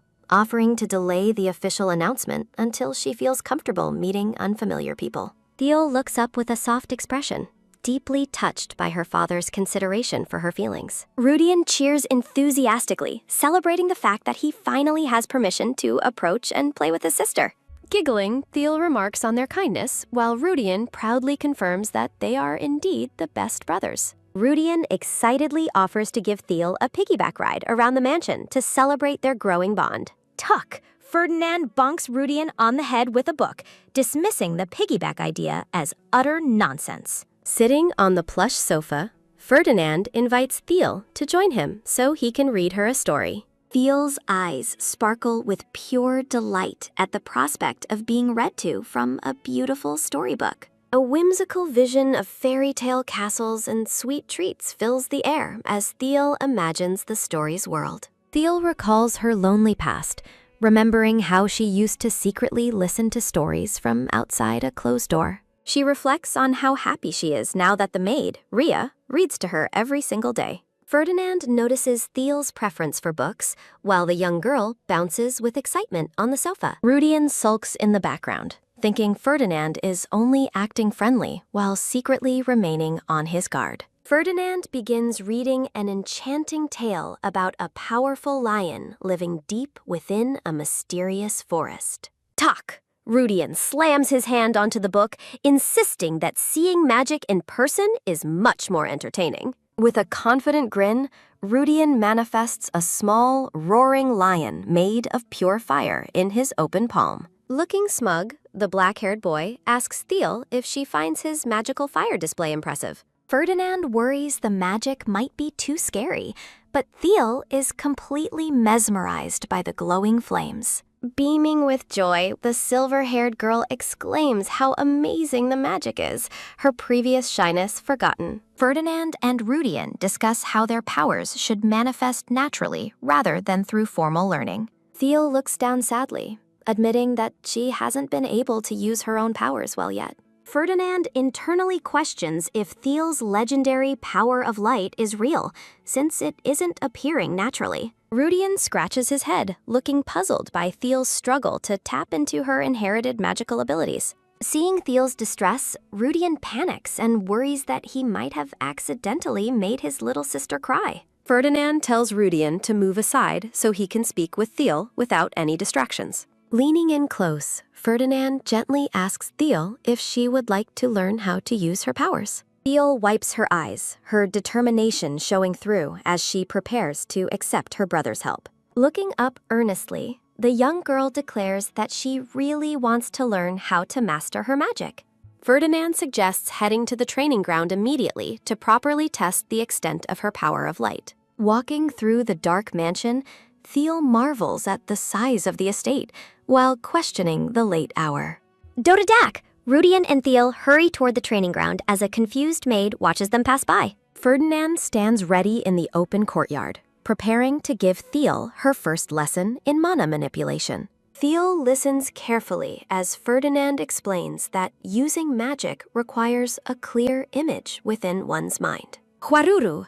manifests a swirling orb of fire, instructing Thiel to picture herself using her own power. A massive pillar of flame erupts from Ferdinand, illuminating the entire training ground in a brilliant orange glow.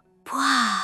Thiel gasps in awe, her golden eyes reflecting the intense light of her brother's powerful magic. Ferdinand maintains his focus, telling Thiel to keep imagining exactly what she wants her power to do. Thiel watches as the fire surges upward, creating a spectacular display of raw Asterian magical strength. Rudian shouts in a sudden panic, warning Ferdinand that the flames are becoming too large and dangerous. Ferdy is suddenly engulfed by a violent whirlpool of his own uncontrollable fire magic. Rudian recoils in shock as the training ground is consumed by the massive, roaring flames. Panic sets in as Rudian screams his brother's name while Thiel watches the inferno in horror. Trembling, the silver-haired girl realizes something is horribly wrong with her brother as the fire intensifies. Rudian shouts for Ferdy to stop, fearing that the heat will soon reach and injure Thiel. Caught in the center of the storm,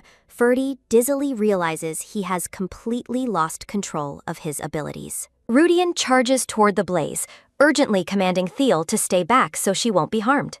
He reflects on the severity of Ferdy's madness, wondering why his brother's power has surged so dangerously. Desperate to save him, Rudian draws his sword and leaps into the fire to reach the dazed Ferdy. Thiel cries out in terror as a massive explosion of light and heat erupts from the training ground. The blast throws Rudian back, leaving him injured and bleeding on the ground as the fire rages. The situation worsens as the flames take on a life of their own, trapping Ferdy in the center. Thiel blames herself for the chaos, wishing for the power to turn back time and fix her mistake. A mysterious, celestial voice echoes through the light, telling the child she is the only one who can save him. A radiant mandala of golden energy appears, declaring that only Thiel's light can calm the raging inferno. Staring up at the beautiful, butterfly-filled manifestation, Thiel realizes she must find the courage to act. The small girl clenches her fist with newfound resolve, prepared to brave the fire for her brother's sake. Without a moment's hesitation, Thiel runs directly into the heart of the swirling firestorm. Rudian, bleeding from a head wound, screams for her to come back before the flames consume her. Ferdy gazes through the fire with glassy eyes, weakly pleading for Thiel to stay away from the danger. Tears stream down her face as Thiel approaches, remembering the kindness Ferdy showed her, despite his earlier caution. A heartwarming memory of Ferdy reading her a story reinforces her belief that he is a good person. His eyes widen in disbelief as he watches the small, determined girl walk through the searing heat toward him. The flames begin to part slightly as Thiel steps into the core of the madness with unwavering focus. Thiel reaches out and pulls her brother into a tight, protective embrace amidst the roaring orange fire. Closing her eyes, she focuses on the power within her. She focuses on the power within her, determined to save him, just as she did once before. A brilliant spark of pure white light erupts from her heart, signaling the awakening of her legendary power. A massive shockwave of golden light and spiritfish explodes outward, instantly extinguishing the violent flames. Rudian watches in stunned silence as the night sky is illuminated by the overwhelming force of Thiel's light. The pillar of divine energy roars upward, casting a brilliant glow that can be seen for miles. Like a sunrise in the middle of the night, the golden aura washes over the city's rooftops. As the light fades, Ferdy stands dazed and soot-covered, his mind finally cleared of the suffocating madness. Thiel suddenly collapses from exhaustion, but Ferdy is there to catch her before she hits the ground. Panic returns to his voice as he shakes her, desperately pleading for his little sister to wake up. Morning light fills a lavish bedroom, where Thiel rests peacefully following the traumatic events of the night. Their father stands in the room, clutching his forehead in deep stress as he demands a full explanation. Bandaged and bruised, Rudian explains that Ferdis power went out of control during their training session. Ferdy gazes down with a somber expression, beginning to understand the true source of his sudden instability. He recalls a vision of his power being shackled by madness, a burden he has carried for years. Looking at the sleeping child, Ferdy is filled with regret for allowing his inner darkness to endanger her. He admits to himself that he was wrong to doubt her, feeling ashamed of his own selfish expectations. A vision of Thiel's trusting smile reminds him that her love was given freely, despite his initial coldness. The father looks at his son with a heavy gaze, calling out his name with a mixture of sternness and concern. Rudian steps in to defend his brother, insisting that the accident happened even without Ferdy using his full strength. After a long silence, the father lets out a weary sigh, signaling that he has reached a decision. He decides to delay their discussion, declaring that Thiel's rest and recovery are currently the top priorities. Stepping toward the balcony, the father gazes out at the horizon, his mind troubled by the night's events. He realizes that the training grounds lacked the necessary defenses to contain such an immense magical outburst. He reflects on the magnitude of the light, knowing it was seen by everyone in the territory. Walking away, the father acknowledges that the legend of the silver-haired girl's power has finally been proven true. Karthus gazes down at his sleeping daughter, troubled by the immense burden her legendary power represents. He commands the butler to secure the paternity test results immediately as a maid watches in concern. Determined to protect the child, the black-haired man resolves to officially bring her under the Asterian name. The peaceful morning dawning across the estate is punctuated by the soft, rhythmic chirping of a bird. Rhea rushes to the bedside, asking the silver-haired girl if she is experiencing any pain after her ordeal. Reassured, Thiel asks about her brother's safety, recalling the terrifying danger Ferdinand faced the night before. The maid reveals that the young Master Ferdinand stayed by her side faithfully until the early morning hours. Thiel is wide-eyed with surprise, deeply touched that her brother watched over her throughout the entire night. Peeking through the door, the girl is spotted by her bandaged brothers, who cry out in relief. Ferdinand gently chides her, insisting that she should prioritize her own well-being over worrying about them. Rudian yells with frustration, admitting how terrified he was that his tiny sister might have been killed. Ferdinand tells the loud boy to be quiet, while Thiel cowers slightly at the sudden, fiery outburst. Trembling with emotion, the small girl reaches out and grabs her brother's sleeve with a firm, desperate grip. With tears in her eyes, she promises her brothers that she will never act so recklessly again. Ferdinand pulls her into a comforting embrace, his own relief visible as he listens to her sincere vow. Holding her close, the dark-haired boy sternly repeats that she must never put herself in danger like that. Rudian joins the group, placing a gentle hand on Thiel's head to comfort her during the emotional reunion. Their father enters the room, his presence commandingly silent as the brothers acknowledge his arrival. Karthus approaches the young girl, informing her that there is a specific place they must go together. He explains the gravity of the situation, noting that her brother's instability would have killed an ordinary child. Thiel looks down with a heavy heart, accepting her father's words as she processes the night's chaos.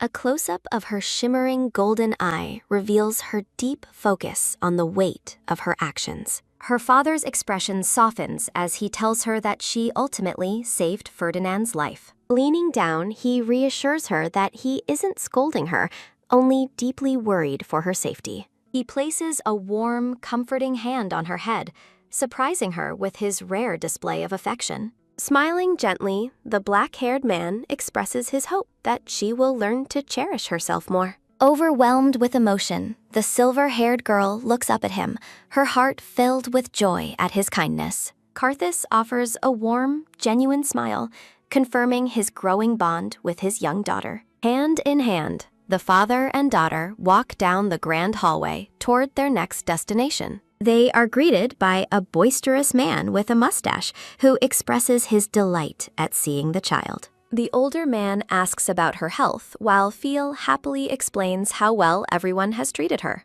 Hearts fill the air as the grandfather overflows with affection for his precious, tiny granddaughter. The mustached man smiles warmly, glad that the initial explanation of their family history has been shared. They enter the grand library, where the tall shelves of books stand as a testament to history. Phil marvels at the beautifully crafted bookshelf, unaware of the secret it holds within its design. Lifting her up, the grandfather prepares to show her a hidden part of the Asterian estate. At his instruction, she presses a specific red book, and a mechanical "tatak" sounds through the air. A heavy, rumbling sound echoes as the girl watches the massive bookshelf begin to slide away.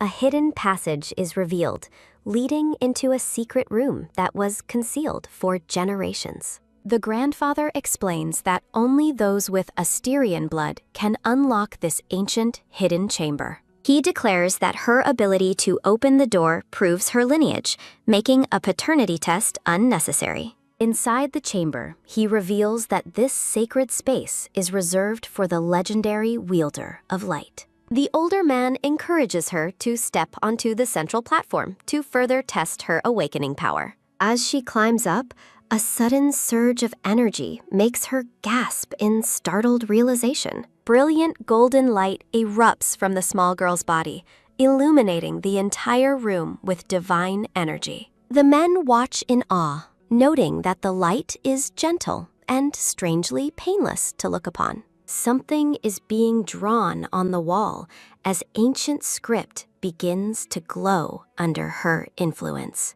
Karthus stares at the manifesting text, recognizing it as the long-lost ancient script of their ancestors. The prophecy declares that the light will restore their strength and suppress all darkness by its existence. The grandfather realizes that the silver-haired girl's presence alone is enough to calm their family's madness. Karthus discusses Ferdy's state with Teal, reminding her of the madness they witnessed just the day before. A swirling vortex of fire illustrates the curse of bloodlines, where overusing abilities leads to total devastation.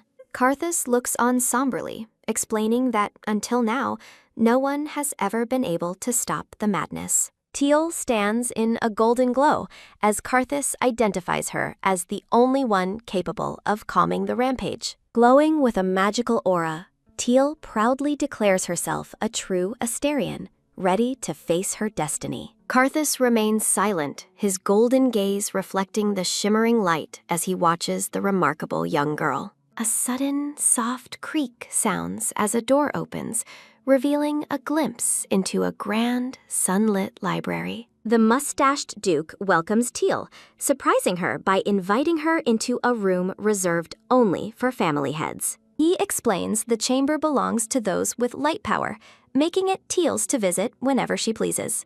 Teal expresses her joy, her small face lighting up as magical particles swirl around her in celebration. A sudden, quick patter sounds as Teal runs off while Karthus and the Duke discuss the chamber's safety. A sudden, firm tap sounds as the Duke places a hand on Karthus' shoulder, promising to defend their sanctuary. Karthus vows with intense conviction that they will never allow anything to harm the precious child of light. A sudden, heavy thud sounds as the Duke walks away, content with the promise of safety for Teal. A sudden, soft rustle sounds as he reaches for letters concerning Teal's light being visible across the empire. The Duke reads the surprising news that the radiant light was even visible within the distant Nestian territory. Radiant spirits of lightfish fill the sky, signaling the resurgence of the empire's official holy emblem. Karthus inquires about the temple's stance as the Duke reveals the paternity test results are finally ready.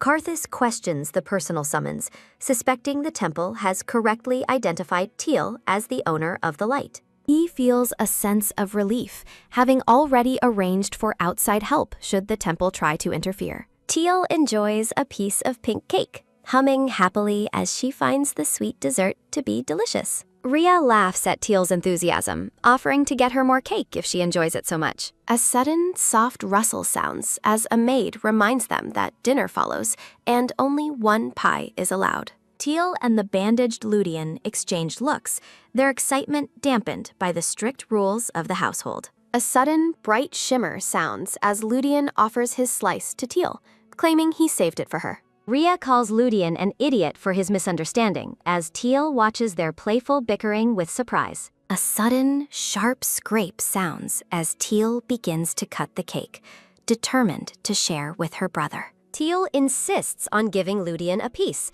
saying she is perfectly happy with just a small portion. Ludian is moved by the kind gesture, while Rhea watches, secretly hoping for a piece of cake too. A sudden, cheerful chirp sounds as Teal promises to share the cake with her other brother as well. A sudden, soft click sounds from the door as the children continue their sweet debate over the pie. Karthus enters with a gentle smile, telling Ludian and Ferdy to stop teasing Teal during their snack. The children protest immediately, claiming they were only sharing and not bothering their sister at all. Karthus thinks to himself that he no longer needs to worry about the children as he watches them bond. He tells Teal to rest well, announcing that they will be heading out for an important trip tomorrow. A sudden, sharp creak sounds as Ludian reacts in shock to the news of Teal leaving the estate. Karthus confirms that the paternity results are out, and he will be personally escorting Teal to the temple. Teal remains undaunted,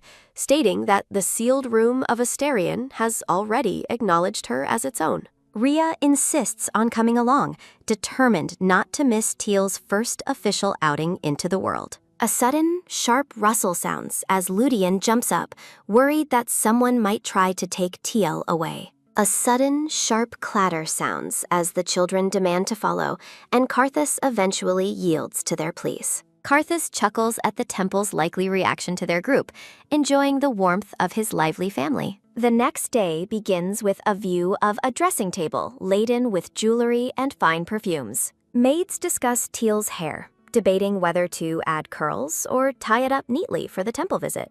They decide on adorable twin buns, believing the style perfectly highlights Teal's natural and innocent loveliness. A sudden, roaring whoosh sounds as the maid's passion ignites, vowing to make Teal stand out today. Teal stands in a magnificent pink gown adorned with roses, looking like a little princess ready for her debut. The maid gasps, praising Teal's beauty and claiming no other young lady could ever compare to her. Teal beams with gratitude, her heart full as she thanks everyone for making her look so wonderful. A sudden, soft weep sounds as the maids are moved to tears, pledging their eternal loyalty to Teal. Tael calls out to her brothers as she stands in her elegant pink dress with a blonde maid. Dressed in matching formal attire, the two black-haired boys affectionately compliment Teal's doll-like and adorable appearance. Teal returns the compliment as her brother reaches out toward her, his expression full of excitement and warmth. A frustrated groan sounds as the boy holds back his hand, fearing he might ruin Teal's perfectly styled hair. Olivier Wolfgang suggests they depart for the temple, her gentle smile masking the importance of their upcoming journey. Exuding elegance and power, the black-haired Karthus in royal robes steps forward toward the waiting ornate carriage. Standing by the carriage, Teal responds with a curious look when her father calls out her name. A sudden, firm lift sounds as Karthus scoops Teal up, cradling the young girl protectively in his arms. The siblings watch in surprise as Karthus confirms he intends to carry Teal throughout their entire public appearance. He explains that the temple's potential schemes require constant vigilance, a sentiment the black-haired Olivier somberly shares. Shadows of grasping hands loom over a bright light, illustrating the temple's desperate desire to claim Teal's power. Clinging to her guardian, Teal feels a wave of anxiety about the strangers who might try to take her. Entering the Grand Temple, Teal resolves to use the bold no her brother taught her if things go wrong. High Priest Andres greets Lord Karthus with a hollow smile, apologizing for the long journey to the temple. A sudden, quiet step sounds as Andres explains the Pope's demand for a personal verification of the child's identity. A sudden, sharp realization sounds as Teal stares back, mentally preparing herself to refuse any of the priest's demands. Karthus notes Teal's shyness and pushes to skip the formalities in favor of seeing the test results immediately. Andres agrees to proceed, while a red-robed aide brings forth the hair samples required for the sacred ritual. Despite Karthus's attempt to shield her, Andres insists they all observe the unfolding results of the paternity test together. A soft plop sounds as hair strands drop into the holy water, a simple test intended to confirm biological ties. While narration explains that blue water signifies a biological match, Andres feigns concern with a sinister smirk. The high priest points to the basin, declaring that the water has failed to change color as he expected. Looking on with cold eyes, Karthus realizes the temple manipulated the test specifically to traumatize and isolate Teal. The narrative reveals the temple's cruel plan to seize custody of Teal once she is declared a non-biological child. A sudden, sharp shout sounds as the black-haired brother recoils from the priest's demand to hand Teal over. A weary sigh sounds as Andres attempts to pacify Olivier with false promises of taking good care of Teal. Gripping Karthus's coat tightly, Teal questions the priest's claim that she does not belong to her family. With a calm and steady voice, Teal rejects the false result, refusing to be rattled by the priest's lies. A sudden, quiet gasp sounds as Andres and his aide stare in disbelief at the young child's unwavering composure. Teal requests to be set down, and Karthus obliges, trusting in the young girl's newfound strength and determination. A weary huff sounds as Andres dismisses Teal's defiance, accusing her of committing blasphemy against the gods. Looming over the priest, Karthus demands he watch his words regarding the rightful heir and lady of House Asterion. Andres trembles under the pressure, yet he stubbornly insists that the test results remain the absolute and final truth. The surrounding priests join in the outcry, claiming the temple's sacred tests have never once been found wrong. Teal walks forward with purpose, her elegant pink dress trailing behind her as she approaches the sacred water. Andres panics inwardly, realizing his plan to intimidate a frightened child has completely backfired against Teal's bravery. A soft hum sounds as Teal's innate light energy flares, shocking the high priest with its divine purity. Teal looks up at Karthus, addressing him as her father, while she prepares to reveal her own proof. A sudden, gentle nod sounds as Karthus looks down at his daughter with pride and total confidence. Teal presents her own hair strands, ready to challenge the temple's rigged test with her own hands. A sudden, quick patter sounds as Teal runs toward the water, leaving the confused priest in her wake. Teal argues that her physical traits alone prove she is a true child of House Asterion and her parents. With a sudden, firm grip, Teal declares her identity and the recognition she has already earned from Asterion. Andres groans in frustration, his authority slipping as Karthus and Olivier watch the confrontation with sharp eyes. The priest plots to use a second failure as evidence, but he is interrupted by a sudden, brilliant glow. A sudden, loud shout sounds as the aides witness the sacred water beginning to turn a vibrant golden hue. The narrative explains that the temple itself is resonating with Teal's power, transcending the simple parentage test. Karthus watches in awe as the power of the god Lucette draws a blinding light from Teal's spirit. In a desperate state of denial, the priests argue that the result is invalid because it isn't blue. A nervous titter sounds as Andres tries to dismiss the miracle, claiming it doesn't meet the temple's official standards. The blonde boy questions if the matter is simply about following proper procedure during the investigation. Clad in an ornate blue military uniform, the young prince walks purposefully through the palace hallway. A guard attempts to block the way, but the prince demands to know why he is being barred entry. Standing before a statue, Ian recalls the representative authority granted to him by the Pope. Andres breaks into a nervous sweat, realizing the crown prince has arrived to exercise his formidable power. Iandros pauses and glances back, his gaze settling on the small girl standing alone in the distance. Thiel stares at the prince in wide-eyed confusion, wondering if this Ian is the person she once knew. The blonde prince offers a confident smirk, prepared to challenge the temple's claims and reveal the truth. A glowing fish crest manifests on the back of Ian's hand as he prepares to unleash his magic. Brilliant energy surges forward as Ian commands Andres to admit the reality of the situation before them. Iandros officially declares that Thiel is of Asterian blood and is the biological daughter of Marquis Carthus Celeste. Overwhelmed by the sudden revelation of her true identity, the small girl can only whisper Ian's name. Thiel rushes toward the prince with a joyful thank you, though he insists his assistance was merely natural. Smiling brightly, the silver-haired girl vows to repay his kindness once she has grown up a bit more. Ian reflects on how much she has changed, remembering her past fragility compared to her current boldness. The prince leans down and gently cradles Thiel's face, showing a rare moment of tenderness in the hallway. Rudian growls with jealousy, while Carthus tells the boy to restrain himself during the prince's affectionate display. The scene becomes comically chaotic as Carthus fumes with rage,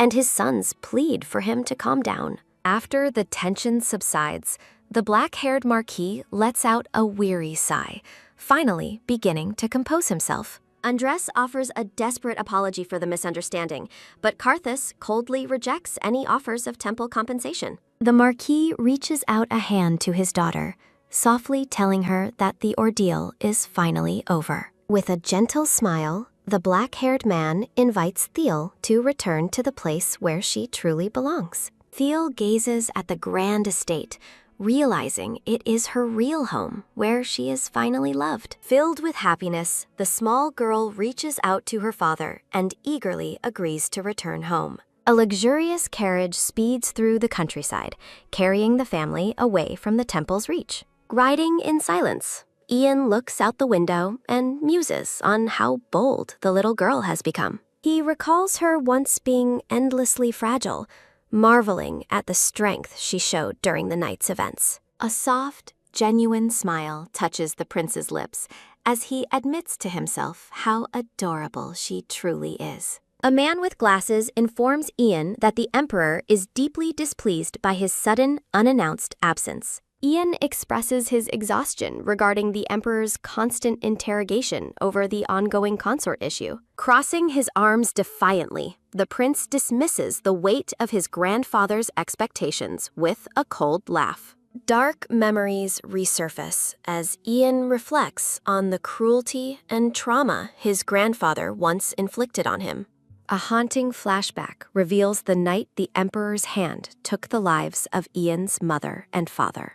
Ancient records explain that the imperial bloodline carries the dangerous ability to create unique subspaces. Young Ian cowered as the emperor raised a blade to his neck, claiming it would prevent a rampage. His parents sacrificed themselves, throwing their bodies in front of the blade to save their young son's life. Instead of meeting his end, the boy was placed upon the throne and crowned the new prince. They demanded he find a partner to act as a living sacrifice to suppress his volatile imperial power. Ian is sickened by the thought of an innocent person suffering and losing their life for his sake. The golden light of sunset bathes the palace, a beautiful facade for the darkness hidden within its walls. The emperor looms over Ian in the grand hall, berating him for his irresponsibility and lack of control. Wilhelm Durand Cresson yells at the boy, warning him that his power will eventually become unmanageable. Dismissed with a harsh command,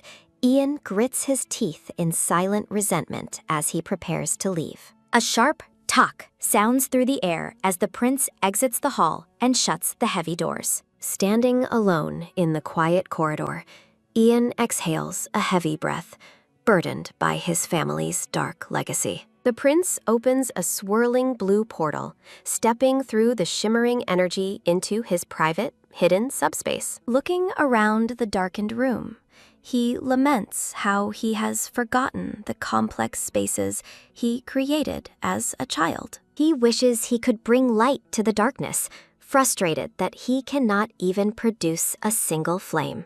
Despite the gloom, Ian considers this cluttered subspace the only place where he can truly find rest. Suddenly, his attention is captured by a soft pink pillow lying amidst the debris, leaving him utterly bewildered. Ian discovers a pink cushion in his messy subspace and wonders how it suddenly appeared there. Hugging the cushion tightly, the blonde prince closes his eyes and thinks fondly of Teal. Ian stands alone amidst the debris of his dark subspace, finding comfort in the small gift. Across the Empire, people gossiped about Teal's existence and the miraculous sacred light she manifested. Karthus holds a pink invitation, noting that the public's intense focus on his daughter was expected. Teal stares in wide-eyed shock at a massive stack of invitations addressed specifically to her. The black-haired Marquis reassures Teal that she is under no obligation to attend any social events.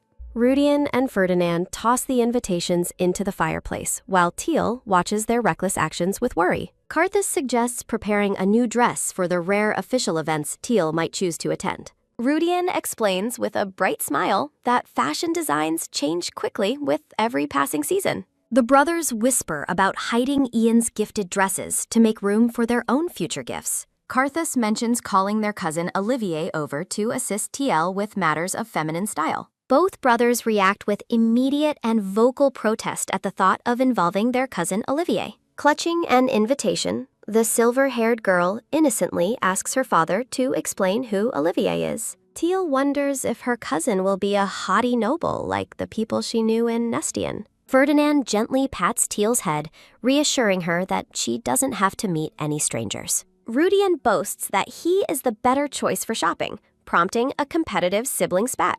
The brothers descend into a comical scuffle as Teal desperately pleads for them to stop fighting. Holding the invitations, Karthus notes that the Crown Prince's birthday banquet will be skipped this year. Teal recalls her past family preparing for imperial banquets and wonders why Ian's celebration is cancelled. The small girl worries that something unfortunate might have happened to Ian to cause the cancellation. Rudian changes the subject by asking Teal when her own birthday actually takes place. A sudden, heavy silence falls over the room as the brothers realize the weight of the question. Ferdinand scolds Rudian for his lack of tact, while Rudian remains momentarily confused by the reaction. Rudian gasps in horror upon realizing Teal's birthday coincides with the anniversary of her mother's death. Teal ponders the situation, realizing why her birthday was always considered an unlucky day in the past. Karthus looks at his daughter with a somber expression,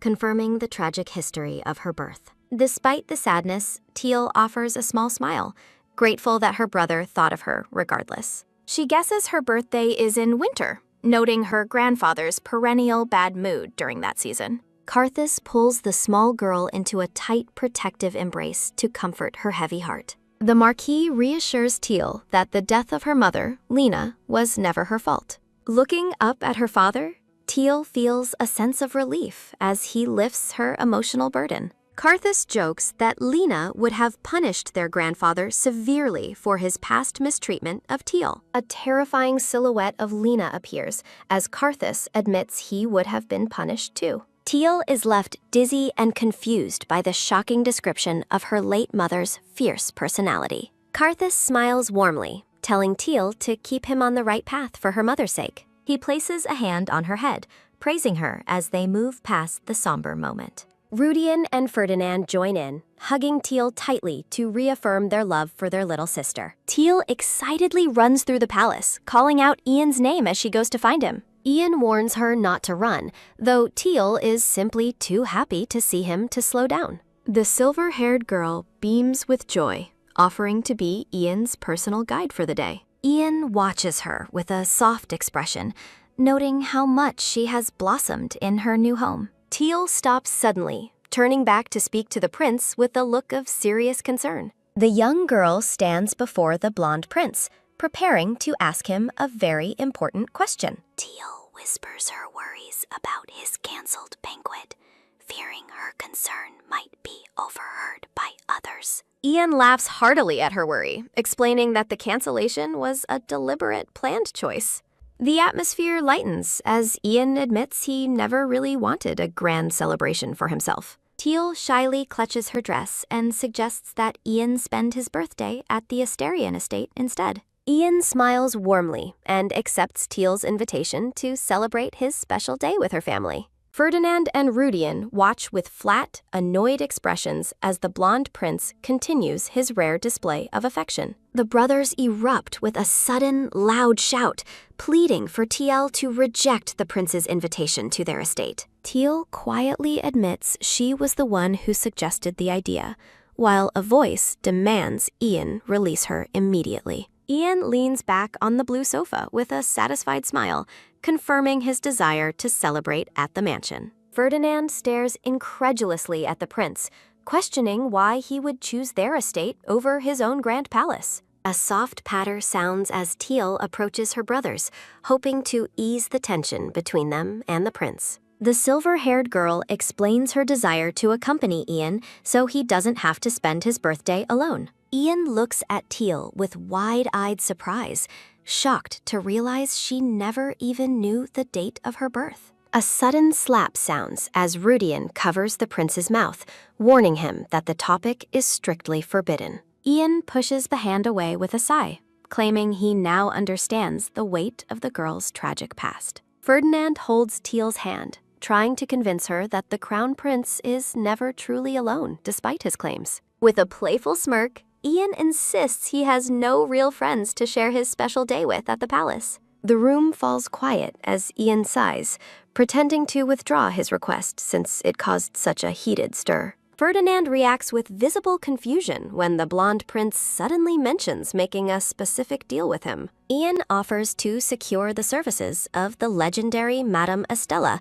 to design a new dress for Teal. Teal and Ferdinand exchange shocked, bewildered glances, wondering about the identity of the person the prince mentioned. Records explain that Madame Estella is an elite designer who exclusively creates magnificent garments for high-ranking royalty. A rhythmic thump sounds in Ferdinand's chest as he reflects on the immense prestige and mystery surrounding the designer. Exhaling a weary puff of air, Ian asks if the brother is finally serious about accepting his generous offer. Maids whisper excitedly in the background, questioning if the legendary seamstress will truly visit their young lady. Ian sits regally, explaining that only those of the highest status can even hope to contact the elusive designer. Question marks fill the air as the brothers stand stunned, unable to comprehend the sheer scale of Ian's offer. Teal reflects on how the upcoming Luminaria Festival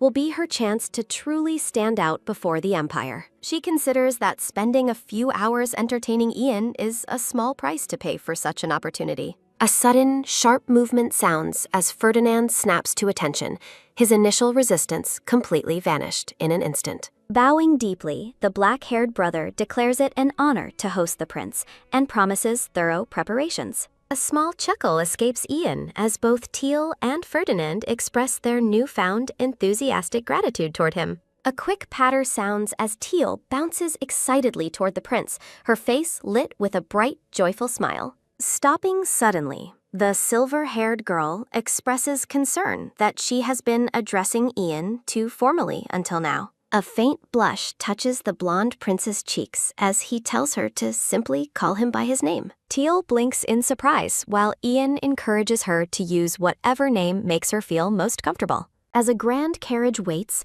the narrative reveals that the emperor has requested a formal meeting with Teal. Rudian gasps in shock, fearing Ian intends to make Teal the crown princess, but Ian firmly denies the claim. A crown sinks into dark water as Ian reflects on the heavy, chained burden he refuses to place on her. Walking away, the blonde prince muses that everyone's interest in her stems from her newly awakened legendary power. Ferdinand and Rudian exhale a heavy breath in exhaustion, relieved the intense conversation with the prince is finally over. A rapid patter sounds as TL calls out Ian's name, running to catch him before he can depart. Beaming with pride, the silver-haired girl presents a gift box containing what she promises is an incredibly delicious pie. Ian laughs softly and affectionately pats Teal's head, touched that she rushed to the kitchen just for him. The prince looks down at the gift, suddenly remembering an important and mysterious question he needed to ask. Ian recalls the pink cushion in his subspace and asks Teal if the item truly belongs to her.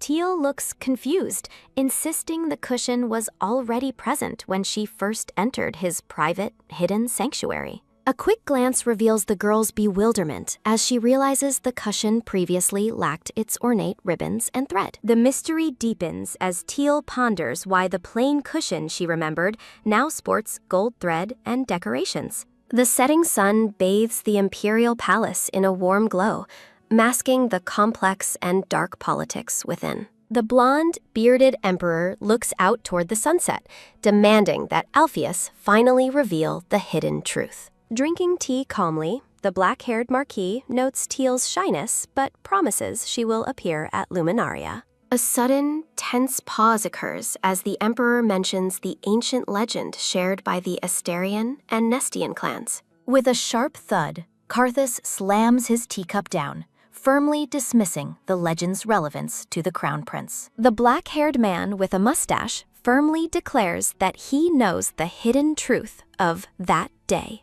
A vision of Teal standing amidst roaring flames appears as a voice worries about history repeating itself. The blonde emperor shouts in a sudden rage, questioning if Alpheus truly understands the weight of an imprint. Alpheus refuses to let Teal be bound by shackles, leaving the emperor to sigh in weary exhaustion. A sunset glows through the palace windows as the emperor notes the Landros boys' refusal to imprint. Alpheus offers a somber apology, while the emperor stands silent, reflecting on the heavy burden of the past. A warm vision shows Ian and Teal holding hands, their bright smiles contrasting with the current dark politics. Looking through a window, Alpheus asks if there is still no intention of revealing the truth to everyone. The scene shifts as an excited voice anticipates the magnificent dress Madame Estelle will create for Teal. Walking through the hallway, the silver-haired girl turns to Ferdinand and curiously asks what the Luminaria festival is. Ferdinand explains it is a triennial festival for the god of light,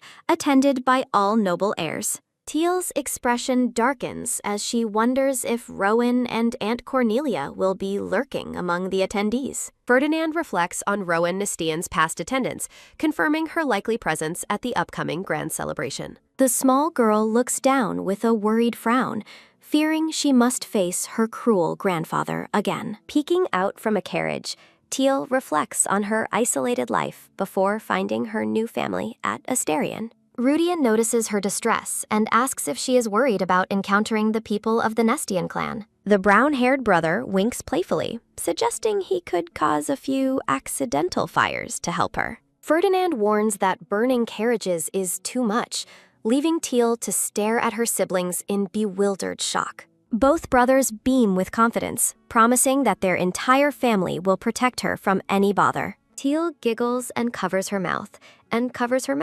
feeling immense relief and happiness in the company of her brothers. A sudden, dizzying heat washes over the girl as her surroundings begin to blur in a strange way. Teal blinks in confusion, realizing everything in the room suddenly looks massive compared to her tiny self. A sudden, high-pitched squeak sounds as TL looks down to find she has transformed into a tiny animal. The small creature sits on the bed, panicking as she realizes her transformation happened completely on its own.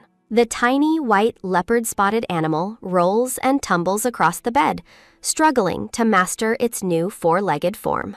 Teal panics as she finds she cannot revert to human form or even speak a single word. Looking up at the massive bed hangings, the small creature feels incredibly vulnerable in her new diminutive state. Determined to get help, The tiny animal tries to climb a thick rope tassel with a soft squeak. A sudden roar sounds as the little creature loses its grip and slips down the golden rope. A blonde maid opens the door with a click, asking if the young lady called for her assistance. The maid gasps in pure shock at the sight of the dizzy little animal squeaking on the floor. Picking up the creature, the maid asks if the young lady is all right in this strange state. The tiny animal continues to squeak piteously while the maid wonders if something is making her feel uncomfortable. Realization dawns on the maid as she understands that Teal is currently stuck in her transformed animal state. The maid decides to take the tiny, adorable creature to Lord Karthus to seek a solution. The maid playful shouts "roar" as she carries the squeaking little girl through the halls of the mansion. Smitten by the overwhelming cuteness, the maid cuddles the tiny animal close and notes how truly adorable she is. Karthus looks down from his chair, calmly asking his daughter if she is indeed unable to revert yet. The little creature lets out a soft squeak and hangs its head, confirming the frustrating and silent situation. A large hand gently pets the tiny head, with Karthus explaining that her youth causes unstable transformations. He reassures her that unintentional changes are normal and usually resolve themselves in a day or two. The little animal jumps up in shock, horrified by the prospect of being stuck like this for days. Teal reflects on the intense heat of the mansion, realization sinking in that her new fur makes it unbearable. Karthus notes that it is time for his scheduled meeting, looking down at a small clock on the desk. A sudden movement sounds as Karthus scoops up the tiny animal, catching her completely by surprise. The Marquis holds the tiny, squeaking creature against his chest, unable to hide his affection for her. Entering the grand meeting room, Karthus apologizes for his lateness, blaming a sudden matter regarding his daughter. The noblemen at the table chuckle warmly, finding the tiny creature adorable and reflecting on their own children. As her father pets her, Teal feels like she is melting from the warmth and the public attention. Karthus struggles to focus on the meeting, his heart completely stolen by the absolute cuteness of his daughter. A vibrant pink title card announces that today's meeting is completely doomed. A sudden shout sounds as Karthus demands an artist immediately paint his granddaughter's absolute adorable form. Blushing with overwhelming love, the mustached Marquis begs to hold the tiny animal just once. Ferdinand scolds his father for holding Teal too long, noting that the poor child looks intensely uncomfortable. A sudden gasp sounds as the tiny white leopard realizes her grandfather is even hotter than her father. A heavy thud sounds as the Marquis panics, apologizing profusely to the overheating and piteously whimpering creature. Blushing and tearful, the Marquis begs for forgiveness, while Ferdinand firmly demands he hand the girl over. A rapid patter sounds as Ferdinand walks away with the tiny animal, leaving his dejected father behind. A sudden click sounds as a black-haired boy and girl burst in, loudly calling for their father. An ornate carriage decorated with a golden crown sits parked outside the grand, sun-drenched palace. Ferdinand asks about a summons, but Karthus clarifies he only informed their aunt about Teal's miraculous return. A soft rustle sounds as the two black-haired siblings fuss over the tiny, overheating animal in their arms. A quiet hum sounds as Karthus orders the children to introduce Teal to their cousin, Olivier. A soft whimper sounds as Teal panics, fearing a formal meeting while stuck in her tiny animal state. A rapid patter sounds as a silver-haired girl excitedly bursts into the room, shouting for her uncle. Stopping suddenly, the silver-haired girl notices the familiar faces and the tiny creature being held before her. A soft squeal sounds as Olivier, wearing a cat mask headpiece, excitedly identifies the tiny animal as her cousin. A rapid tap sounds as the black-haired girl warns that Teal is shy, while Olivier gushes over her. A low groan sounds as Olivier begs to take Teal away, but the Marquis flatly refuses her request. Looking stern, Karthus tells the children to go play while he focuses on choosing the perfect painter. Olivier explains that her mother, Aunt Etienne, was overjoyed to hear Teal was alive after their close past. A sudden spark flies as the black-haired girl refuses to let Olivier hold the objectified tiny animal. A weary sigh sounds as the black-haired boy warns Olivier to be lucky if she doesn't drop her. A sharp snap sounds as Olivier chases the boy, who desperately tries to protect the tiny, glowing animal. A quick tap sounds as Teal hops onto the table, curious about her strange and energetic new relative. Beaming with joy, Olivier Wolfgang introduces herself and affectionately cuddles the tiny, blushing white leopard. A gentle whoosh sounds as Teal notices a cool breeze coming from Olivier, finding the sensation incredibly refreshing. A sudden touch sounds as Olivier pets the creature, who reacts with a silent and pleasantly surprised expression. Olivier realizes Teal likes her, while a soft purr sounds from the happy and content little animal. A soft gasp sounds as the siblings watch in disbelief, while Teal lets out a happy, content howl. A soft purr sounds as the black-haired boy questions the logic of hugging someone with such firm muscles. Olivier explains that her naturally cool embrace provides much-needed relief for a heat-sensitive snow leopard like Teal. A sudden realization sounds as the two black-haired siblings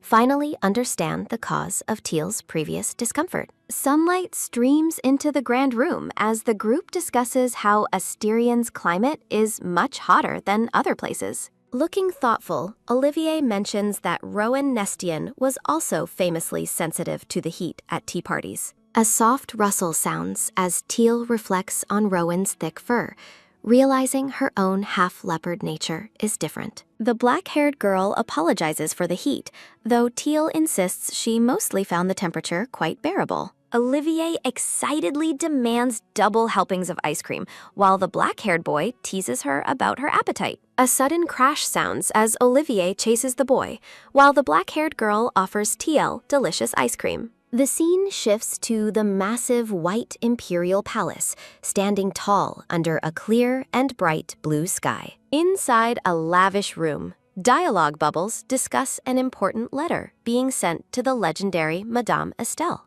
An aide with glasses and brown hair confirms the carrier pigeon's readiness for the prince's important message. The blonde Prince Ian sits at his desk, determined to give Teal the finest clothes for her debut. The aide warns that gifting clothes from such an exclusive designer could cause major political problems. A sharp click sounds as Ian dips his pen, dismissing concerns about the ongoing crown princess selection process. Looking on with sharp eyes, the blonde prince declares that his personal approval should resolve any potential issues. Ian reflects on his lonely childhood, remembering birthdays where no one ever sincerely celebrated his existence. A chaotic party scene unfolds in Ian's memory, reinforcing his hatred for the pretentious nobility surrounding him. Sunlight filters through the blue curtains of the palace as the narrative notes Teal's sudden need for a dress. Ian remains focused at his desk,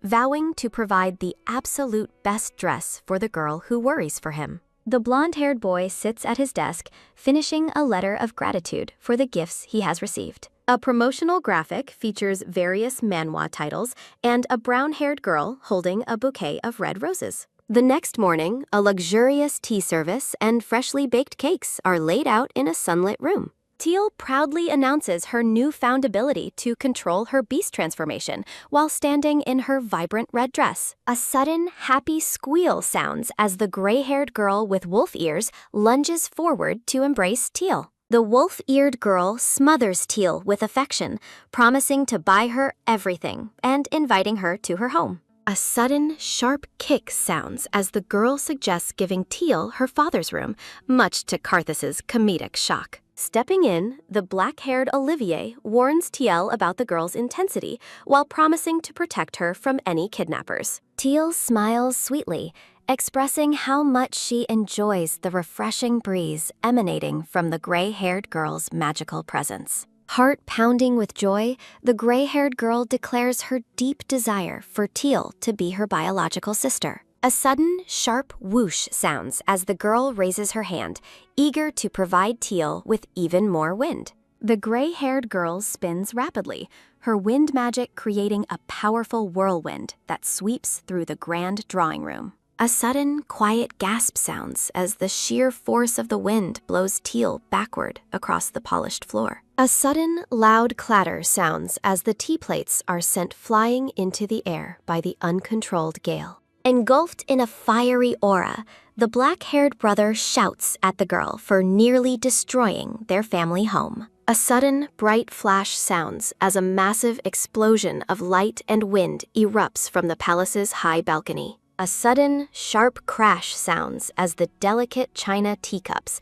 lie shattered in a heap of porcelain and tea. While the gray-haired girl dismisses the mess, several servants scramble to clean up the wreckage caused by her magic. Holding the small, cat-like Teal, Olivier scolds his siblings for creating extra work for the mansion's hard-working staff. Frustrated, the gray-haired girl declares that the indoor space is far too small for her to properly adore Teal. She brightly suggests a trip to the city, promising to buy Teal plenty of delicious treats and cakes. Teal hesitates, revealing she has never been outside before, which leaves the gray-haired girl in a state of disbelief. The girl questions if Teal was kept locked away, but Teal gently defends her family's cautious and considerate nature. While the girl jokes about her cuteness, Teal silently recalls the trauma of being imprisoned by her previous grandfather. With a determined smile, the gray-haired girl insists they visit a specific bakery,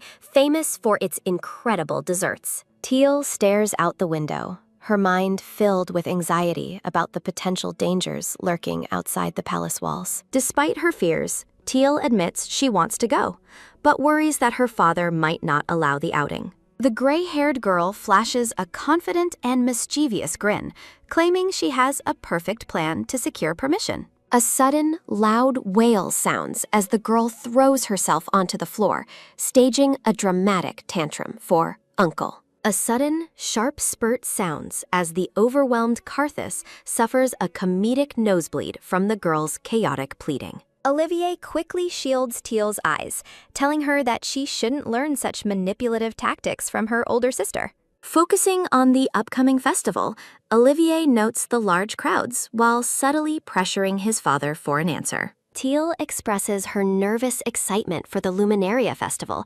hoping that no harm will come to her there. Karthus looks on thoughtfully, realizing that Teal is genuinely looking forward to experiencing her first public celebration. The two black-haired brothers offer their enthusiastic support, promising to use the Royal Knights to ensure Teal's safety. Karthus remains cautious, fearing that traveling together as a large, high-profile group will make Teal stand out too much. A sudden, quiet hum sounds as a new idea strikes the gray-haired girl, prompting her to claim victory. The scene shifts to the bustling city street, where colorful houses stand under a clear and beautiful blue sky. Looking concerned, Olivier asks his companion if the situation feels too stuffy or uncomfortable for them. A sudden, happy chirp sounds as the small, hooded Teal peeks out from a wicker basket carried by the girl.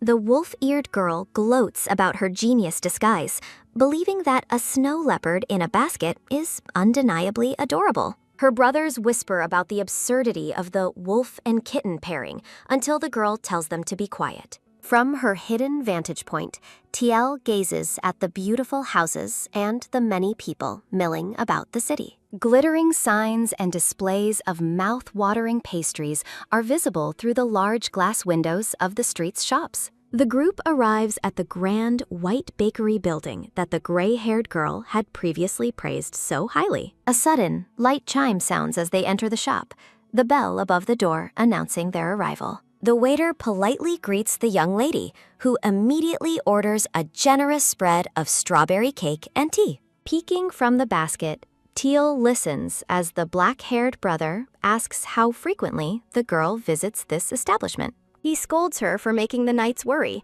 but she ignores his complaints and calls him an idiot. A sudden, soft tap sounds as the girl places the basket on the table, inviting Teal to transform back. Radiating joy, Teal expresses her sheer delight at finally being outside and visiting such a beautiful shop. The gray-haired girl promises delicious cake, while Olivier notes how truly happy Teal looks in this moment. A sudden, quiet gasp sounds as Teal stares in shock at the divine light beginning to flare from her chest. Panicking, Teal explains that her power is acting on its own as the black-haired brother looks on with worry. Noticing someone approaching, the black-haired brother urgently tells the others to hide Teal and the manifesting light energy. A sudden, rhythmic tread sounds as the brown-haired waiter enters the room, carrying the tray of ordered cakes. While the siblings clumsily pretend to measure their heights to block the view,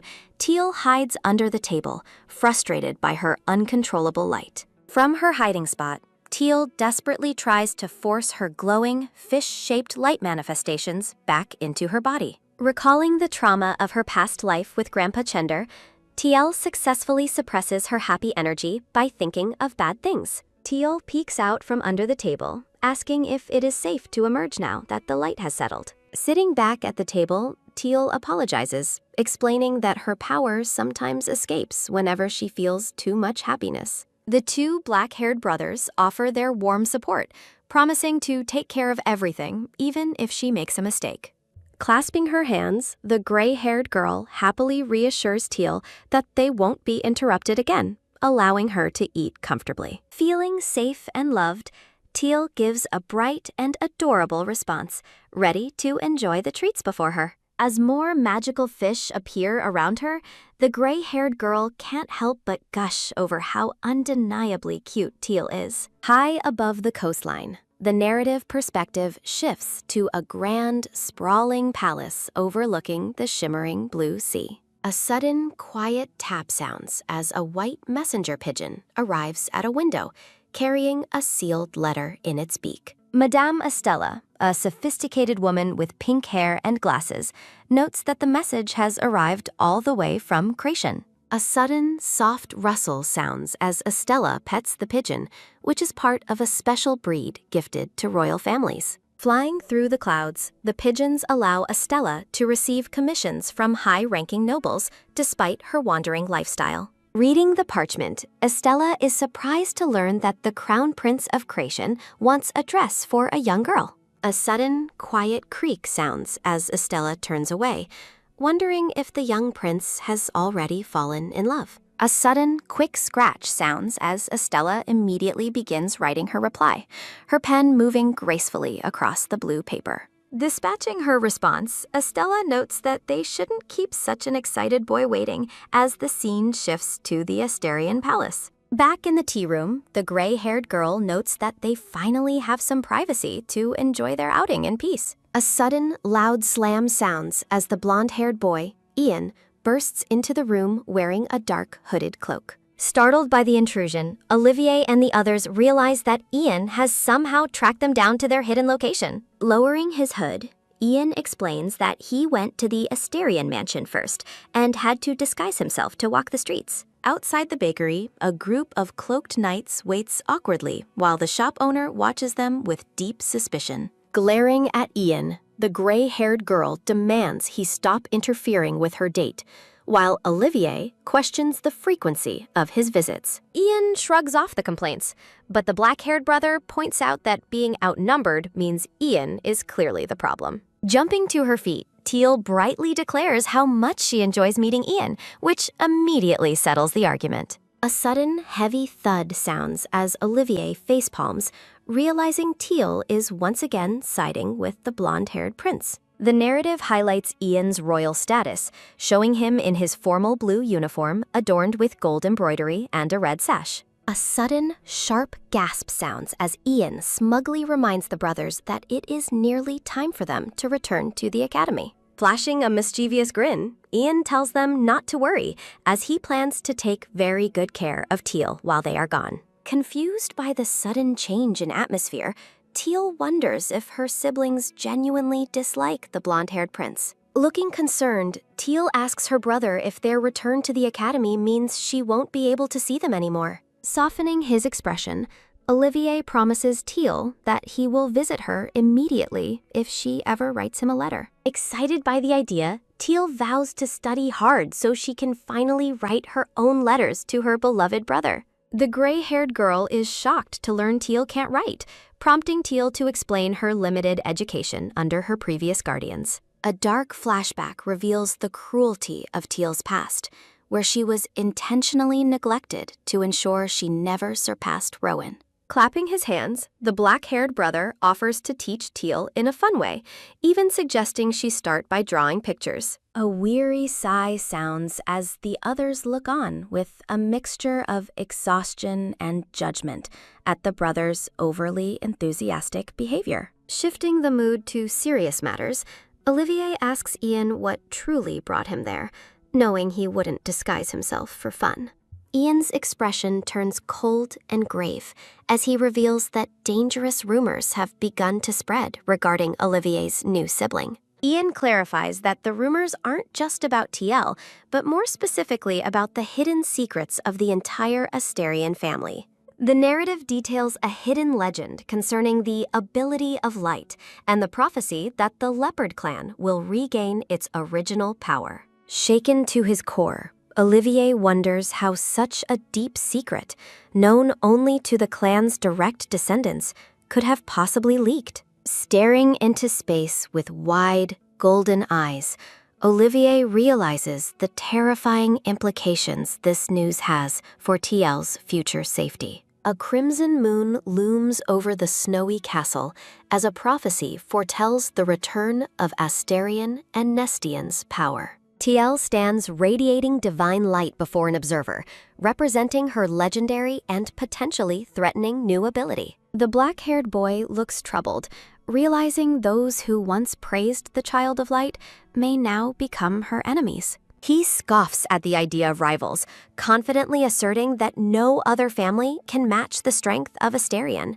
The gray-haired girl defiantly declares she will protect Teal, much to the surprise of her black-haired companion. Ian calmly reasons that it is unlikely the other great families would unite just to target a single child. With a cold, determined gaze, the blonde boy vows to personally handle any minor threats that come Teal's way. Ian watches over a worried Teal as he explains that his family is already preparing defensive countermeasures. In the study, the mustachioed Duke asks if the children have retired for the night, feeling the weight of the day. The Duke laments the disaster that befell Teal during her first public outing, his expression clouded with sorrow. A sudden, loud bang sounds as the Duke slams his desk in fury toward those targeting a 7-year-old child. The younger black-haired man reports they are suppressing rumors and increasing security to protect the children. Overwhelmed by worry, the Duke wishes Teal's legendary power could at least offer her some form of physical defense. The younger man turns away, acknowledging that this dangerous confrontation was an inevitability for someone with TL's gift. He worries that TL's power makes her a permanent target, even fearing the Emperor's future intentions for her. They agree that finding a foolproof way to safeguard TL is their most urgent priority. The younger man realizes his father is plagued by the same protective instincts and fears. The Duke stares ahead, knowing exactly what his son intends to say about their precarious situation. They speak somberly of Ferdy, acknowledging the cruelty of the burden placed upon the young girl. A heavy silence fills the room as the Duke sighs, weary from the constant threats to his family. Teal, in her cub form, weeps under the covers, blaming herself for making her family everyone's enemy. A sudden, soft tap sounds as someone knocks on the door, interrupting Teal's spiral of guilt and sadness. The black-haired man enters quietly, wanting to check on Teal before she falls asleep. A sudden, loud puff sounds as Teal, startled, accidentally transforms back into her human form amidst a cloud of smoke. He apologizes for startling her, gently reassuring her that he only wanted to ensure she was resting well. He notices a sudden, soft gasp sounds as he asks if she was crying, causing Teal to blush with embarrassment. He asks if she is worried, gently telling her that they all did their absolute best. Teal breaks down, apologizing profusely for the danger she believes her presence has brought to the Asterian family. The man looks on with a pained expression, his heart breaking for the burden the child is carrying. A sudden, soft rustle sounds as he reaches out to stroke her hair, offering a comforting touch. He explains that the schemers are at fault and describes how Teal's arrival brought light to their grieving home. Memories of the vibrant, joyful atmosphere she created fill his mind, contrasting with the family's former sorrow. Teal looks up with wide, tearful eyes as he declares that she is their ultimate joy. He offers a gentle smile, promising that they would do anything necessary to keep her safe. A sudden, soft sniffle sounds as Teal lunges forward, hugging him tightly while he reaffirms his devotion.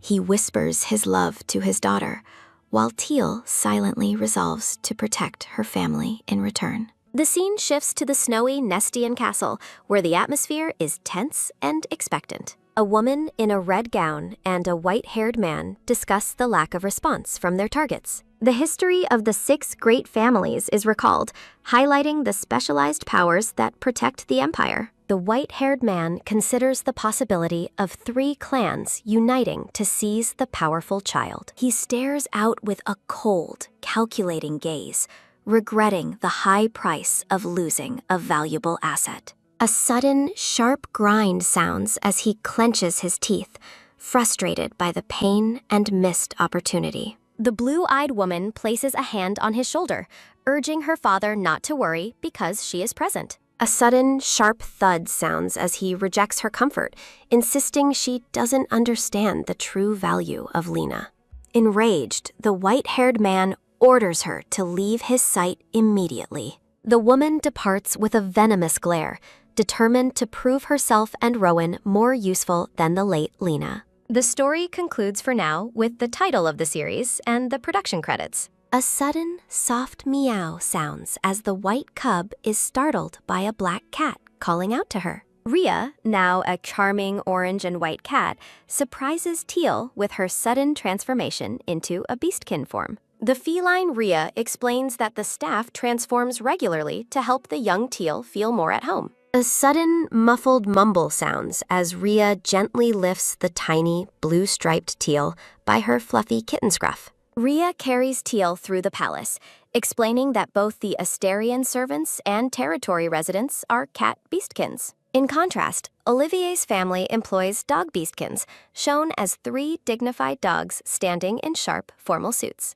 A sudden, high-pitched creak sounds as Rhea leads Teal toward the specialized resting quarters designed for their kind. Teal stares in wonder at the box room, where dozens of cats sleep comfortably in individual cardboard boxes. A sudden, soft slide sounds as Teal nestles into her own decorated pink box, much to her delight. 2 black cats discuss the irresistible allure of boxes, even as one insists they should have outgrown them. Despite their claims of maturity, both black cats end up happily squeezed into boxes alongside the tiny Teal. A sudden, heavy thrum sounds as Teal realizes her father, Karthus, is watching their feline antics from behind. The scene shifts to a magnificent banquet table, overflowing with an array of decadent cakes, pastries, and meats. Dressed in a beautiful blue gown, the silver-haired Teal is overwhelmed by the splendor of the birthday feast. Olivier explains that the staff worked tirelessly to prepare this celebratory spread for the Crown Prince's birthday party. While Teal worries about the workload, the background reveals the Asterian chefs are fiercely dedicated to their craft. A sudden, rhythmic crunch sounds as the silver-haired girl indulges in snacks before the formal celebration even begins. A sudden, rhythmic tread sounds as Olivier is carried away by a large cat beastkin, wondering if the party started. Standing tall and regal, Ian appears in his ornate red and blue royal uniform, complete with gold embroidery and tassels. A sudden soft pat sounds as Ian warmly greets Teal, wishing her a happy 11th birthday as she bows. Teal glows with a determined and joyful expression, ready to celebrate her special day with her new friends. Watching her, Ian reflects on how rewarding it must be for TL to see her hard work pay off. A sudden, gentle scuff sounds as Ian pats Teal's head, encouraging her that she'll soon master her magical powers. A sudden, quiet thrum sounds as Olivier watches the interaction with a mixture of intense scrutiny and mounting jealousy. A sudden, playful giggle sounds as the silver-haired girl teases Olivier about his obvious fear of losing Teal's affection. Olivier stubbornly insists he is Teal's favorite, while the others playfully contest his claim with their own avatars. A sudden, sharp scrape sounds as Olivier pulls out a chair, insisting that TL must sit directly beside him. A sudden, firm thud sounds as Ian interrupts, pulling out a different chair and claiming Teal for his side. The competition for Teal's proximity leaves her spinning in confusion, while a nearby butler waits with a giant donut. A sudden, low hum sounds as Ian reminds Teal that it's his birthday and they previously made a deal. Olivier seethes with annoyance as Ian wins the argument, while Teal wonders why her brothers always fight. A sudden, sharp click sounds as Ian places a small, ribbon-wrapped blue gift box onto the table for Teal. Olivier questions if this small box is meant to replace the grand dress Ian had previously promised the girl. Teal gazes at the mysterious package, her curiosity piqued as she wonders what secret treasure lies hidden inside.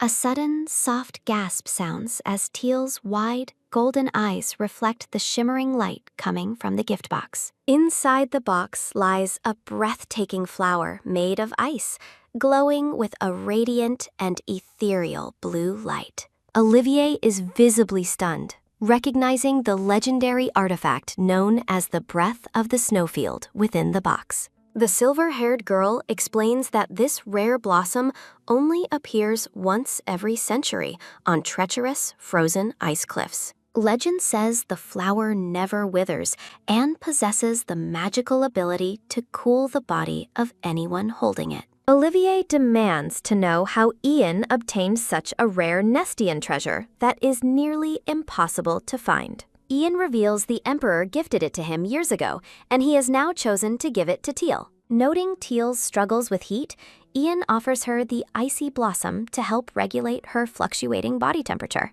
A sudden, soft rustle sounds as Teal's small hand reaches out to grasp the magical, glowing stem of the flower. A sudden, breezy whistle sounds as Teal is enveloped in a cooling aura, expressing her delight at the sensation. A sudden, magical poof sounds as Teal's overwhelming joy triggers her transformation back into her small kitten form. Holding the glowing ice lily in her mouth, the tiny, blue-striped kitten looks absolutely adorable and content. Teal realizes that the flower isn't freezing cold, but rather a perfect, pleasantly cool temperature for her paws. A sudden, happy chirp sounds as the kitten rolls around playfully on her cushion, clutching her new favorite toy. A sudden, heavy thud sounds as the siblings realize Ian has completely upstaged them with his thoughtful gift. A sudden, bright laugh sounds as Ian gloats over his victory, much to the annoyance of the grumpy Olivier. A sudden, soft pop sounds as Ian tells the others to stop complaining, while Teal continues her playful celebration. Teal offers Ian a return gift, her golden eyes sparkling with excitement while clutching her glowing blue lily. Surprised by her generosity, Ian listens as Teal nervously admits this is her first attempt at making a gift. A sudden, light trot sounds as Teal hurriedly runs away to retrieve her special present for the blonde-haired prince. Chibi avatars of the siblings burn with jealousy as Ian smugly notes the mounting tension at the banquet table. A sudden, heavy thud sounds as Teal reappears, struggling to carry a massive, pink, gift-wrapped box for Ian. Ian is stunned by the box's size, while Teal explains she used multiple layers to protect the fragile contents. Teal hides shyly behind the oversized gift, worrying whether Ian will truly appreciate her first ever handmade creation.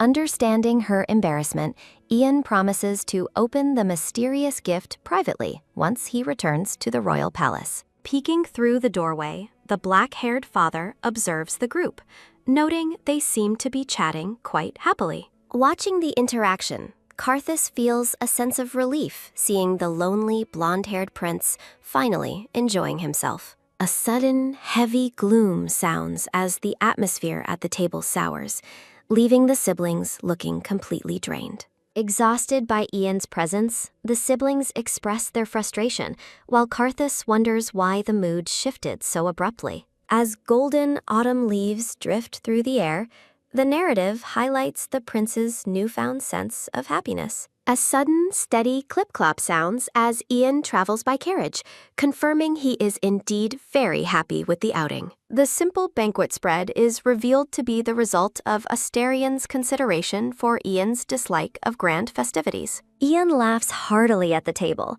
reflecting on how this was the most joyful and comfortable birthday he's experienced. Resting his chin on his hand, Ian smiles serenely, convinced there could be no more perfect birthday celebration. Night falls over the grand palace, bathing the stone towers and gardens in a tranquil, moonlit blue hue. A sudden, soft slide sounds as Ian unties the ribbon, eager to discover what Teal hid inside the box. A sudden, light clatter sounds as Ian begins to lift the lid, revealing a smaller green box inside. A sudden, sharp snap sounds as Ian continues to unpack, uncovering yet another layer of Teal's excessive wrapping. A sudden, swift flurry sounds as ribbons and boxes fly through the air, Ian frantically digging for the prize.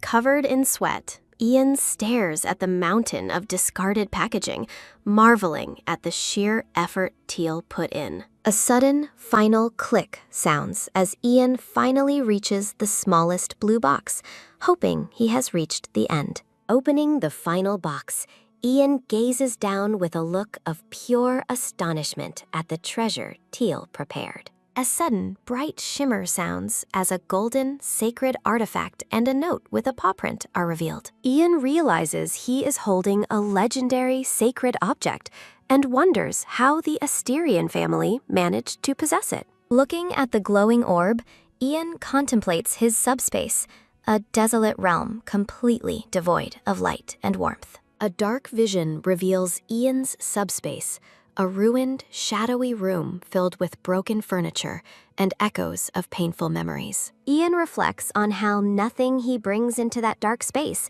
not even holy relics, has ever kept its light. Remembering Teal's earnest words about making her first gift, Ian's gaze softens with affection for the silver-haired girl. Surrounded by discarded boxes, Ian decides to honor Teal's wish by attempting to bring her light into his subspace. A sudden, steady tread sounds as Ian steps through a glowing blue portal, entering his dark and desolate memory room. A sudden, soft rustle sounds as Ian walks through the shadows, holding the glowing orb against the oppressive gloom. A sudden, weary sounds as Ian sighs, looking away as he anticipates the light fading into nothingness. Sitting cross-legged on the floor, Ian watches the glowing relic intently, hoping for a different outcome this time. A sudden, fading whoosh sounds as the light begins to dim, seemingly confirming Ian's fears about his subspace. Resigned to the loss, Ian prepares to memorize the orb's beauty before it is consumed by the encroaching shadows. A sudden, brilliant flare sounds as the light surges back with incredible intensity, catching Ian completely off guard. A magical vision reveals Teal in her silver-haired form, smiling brightly as she keeps the relic's light burning. Defying the darkness, a radiant white lotus flower blooms with a light that refuses to be swallowed by the void. Feeling Teal's energy surrounding him, Ian smiles warmly, finally realizing that he is no longer alone in the dark. A flashback shows Teal in bed, anxiously asking her maid if Ian will truly like the light she captured. Remembering her visit as a kitten, Teal recalls the broken things in the subspace and her desire to help. Hugging a plushie, Teal vows to bring light to that dark place so Ian will feel less lonely there. A few days later, palace maids whisper excitedly about the arrival of the famous designer, Madame Estella. Madame Estella, the pink-haired woman with glasses, reveals Ian requested a special luminaria dress for the young TL. Karthus questions her visit, but the designer explains she only follows her own criteria when choosing her prestigious clients. Realizing the children are already learning to bargain with each other, Karthus sighs and rubs his forehead in exhaustion. Madame Estella prepares to take Teal's measurements, while Karthus decides to ask the talented woman for another favor. Madame Estella, the pink-haired designer, kindly asks Teal if there is something she would like to ask. Taking notes, Estella finds the concept of a snow leopard with the power of light absolutely fascinating. Teal stands confused on a stool as a maid takes her measurements, wondering what the designer's inspiration means. Madame Estella leans down, asking the silver-haired girl if she has a favorite color for her new dress.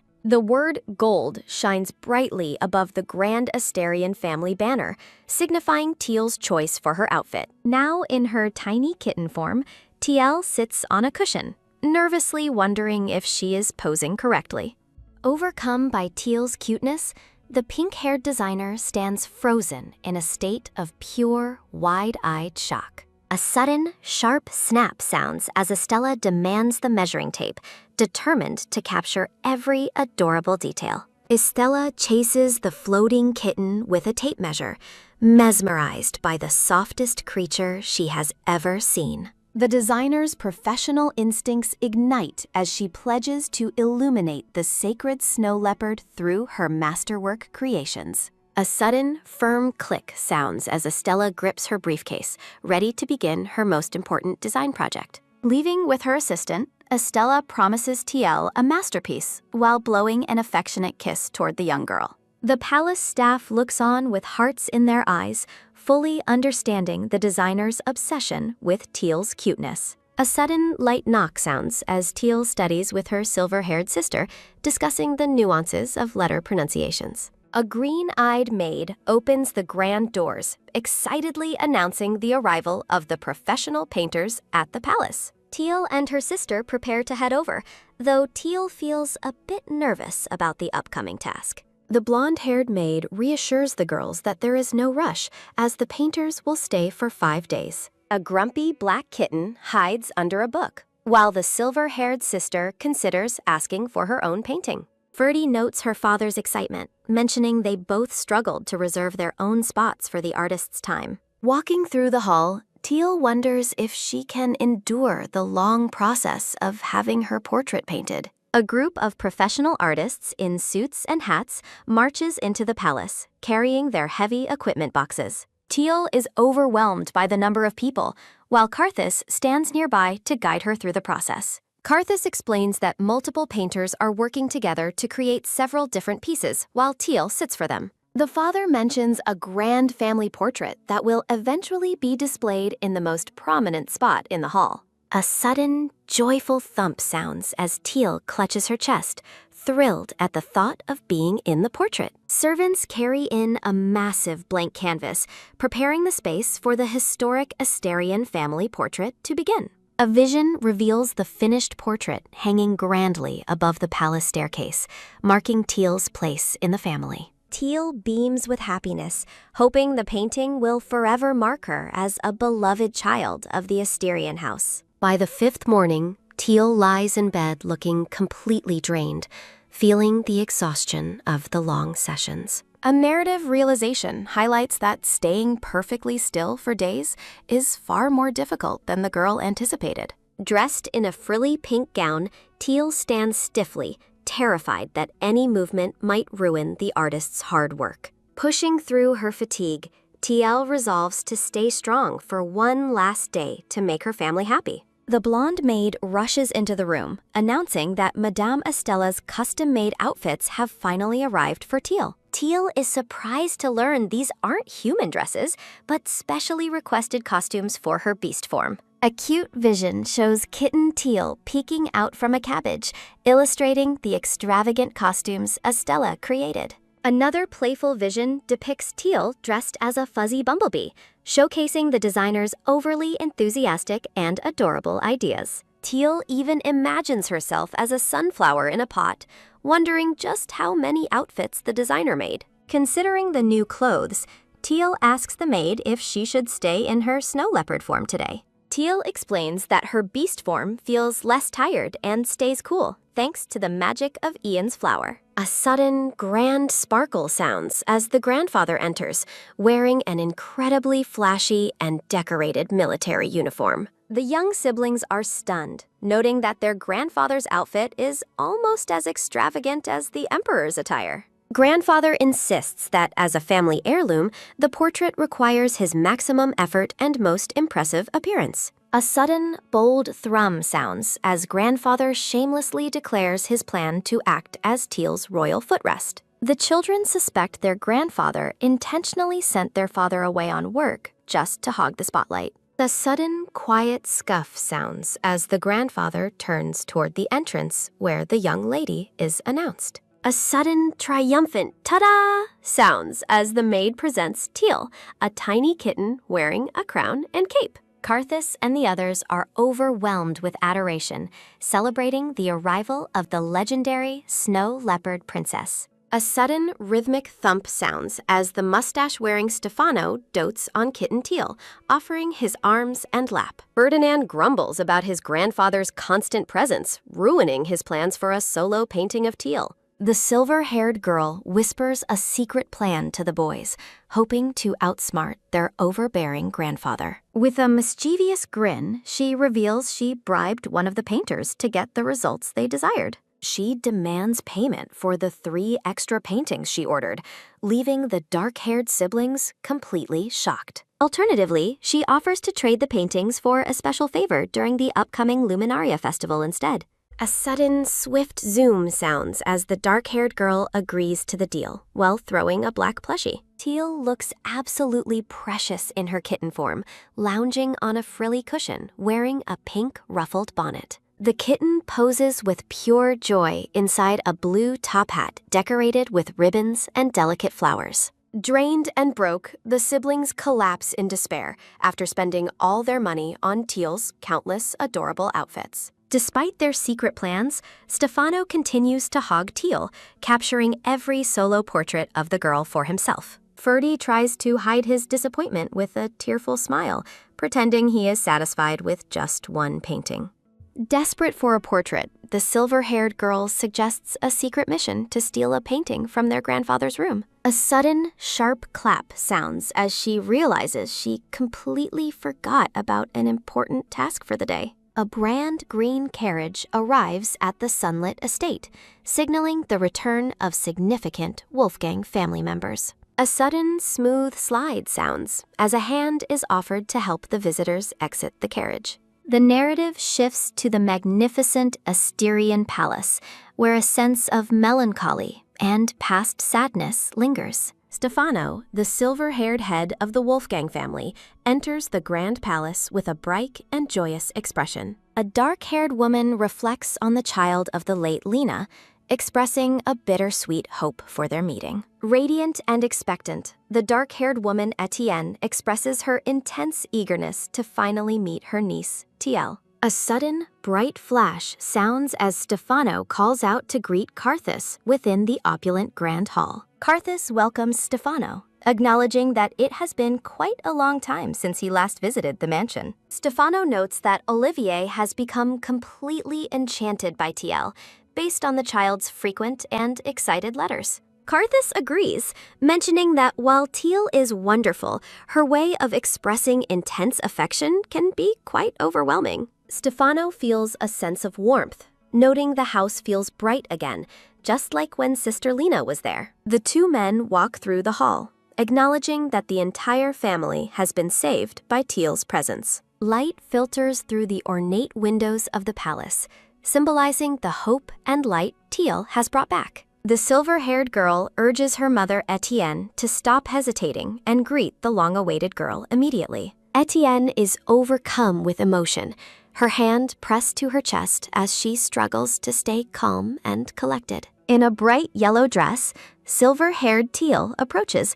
wondering if her Aunt Etienne is simply feeling shy. A sudden, soft tread sounds as Teal decides to be the one to bridge the distance first. Standing tall, the silver-haired Tiel introduces herself with a polite greeting to the hesitant Aunt Etienne. A sudden, shaky reach sounds as Etienne extends a trembling hand toward the young, golden-eyed girl. A sudden, gentle pat sounds as Etienne touches Teal's hair, amazed by her striking resemblance to Lena. A sudden, firm squeeze sounds as Etienne collapses to her knees, pulling Teal into a tearful, emotional hug. Crying with pure relief, Etienne holds Teal close, expressing her profound joy at finally seeing Lena's child. A sudden, soft pat sounds as Teal comfortingly taps Etienne's back during their deeply emotional family embrace. Etienne continues to hold Teal in the sun-drenched hall, feeling the warmth Teal has brought to Asterion. A sudden, rhythmic trot sounds as the group moves through a quiet, sunlit hallway toward a special destination. A sudden, quiet pace sounds as Teal asks if her aunt and uncle will be staying for long. Etienne explains they must return to Wolfgang soon, though she wishes they could stay longer for the girl. A sudden, thunderous boom sounds as the silver-haired girl expresses her shock at leaving Teal behind so soon. Etienne reminds her daughter that as the Wolfgang heir, she must return home to fulfill her many responsibilities. A sudden, heavy creak sounds as a hand turns the ornate handle of a long-closed palace door. Etienne leads Teal into a pristine room, explaining it was meticulously cleaned specifically for this important showing. Etienne admits that Carthus still finds it too painful and difficult to enter this particular room on his own. A magical vision reveals the truth. This room belonged to Teal's mother, Lena, a radiant, silver-haired beauty. Teal gazes around the room in wide-eyed awe, realizing she is standing in her mother's private sanctuary. A sudden, light slide sounds as Etienne approaches a dresser, ready to share the treasures hidden inside. Etienne's hand searches through a dresser drawer, uncovering letters and a beautifully decorated box among her treasures. With a gentle smile, the dark-haired Etienne pulls out a blue garment to give to the curious Teal. Teal holds the small blue shirt in her hands, gazing down at the gift with quiet wonder and uncertainty. Etienne explains with warmth that Teal's mother, Lena, personally made this special item just for her beloved daughter. A flashback reveals the silver-haired Lena knitting with intense focus, though a sudden, frustrated tsk sounds over her mistakes. Lena struggles with the uneven sleeves,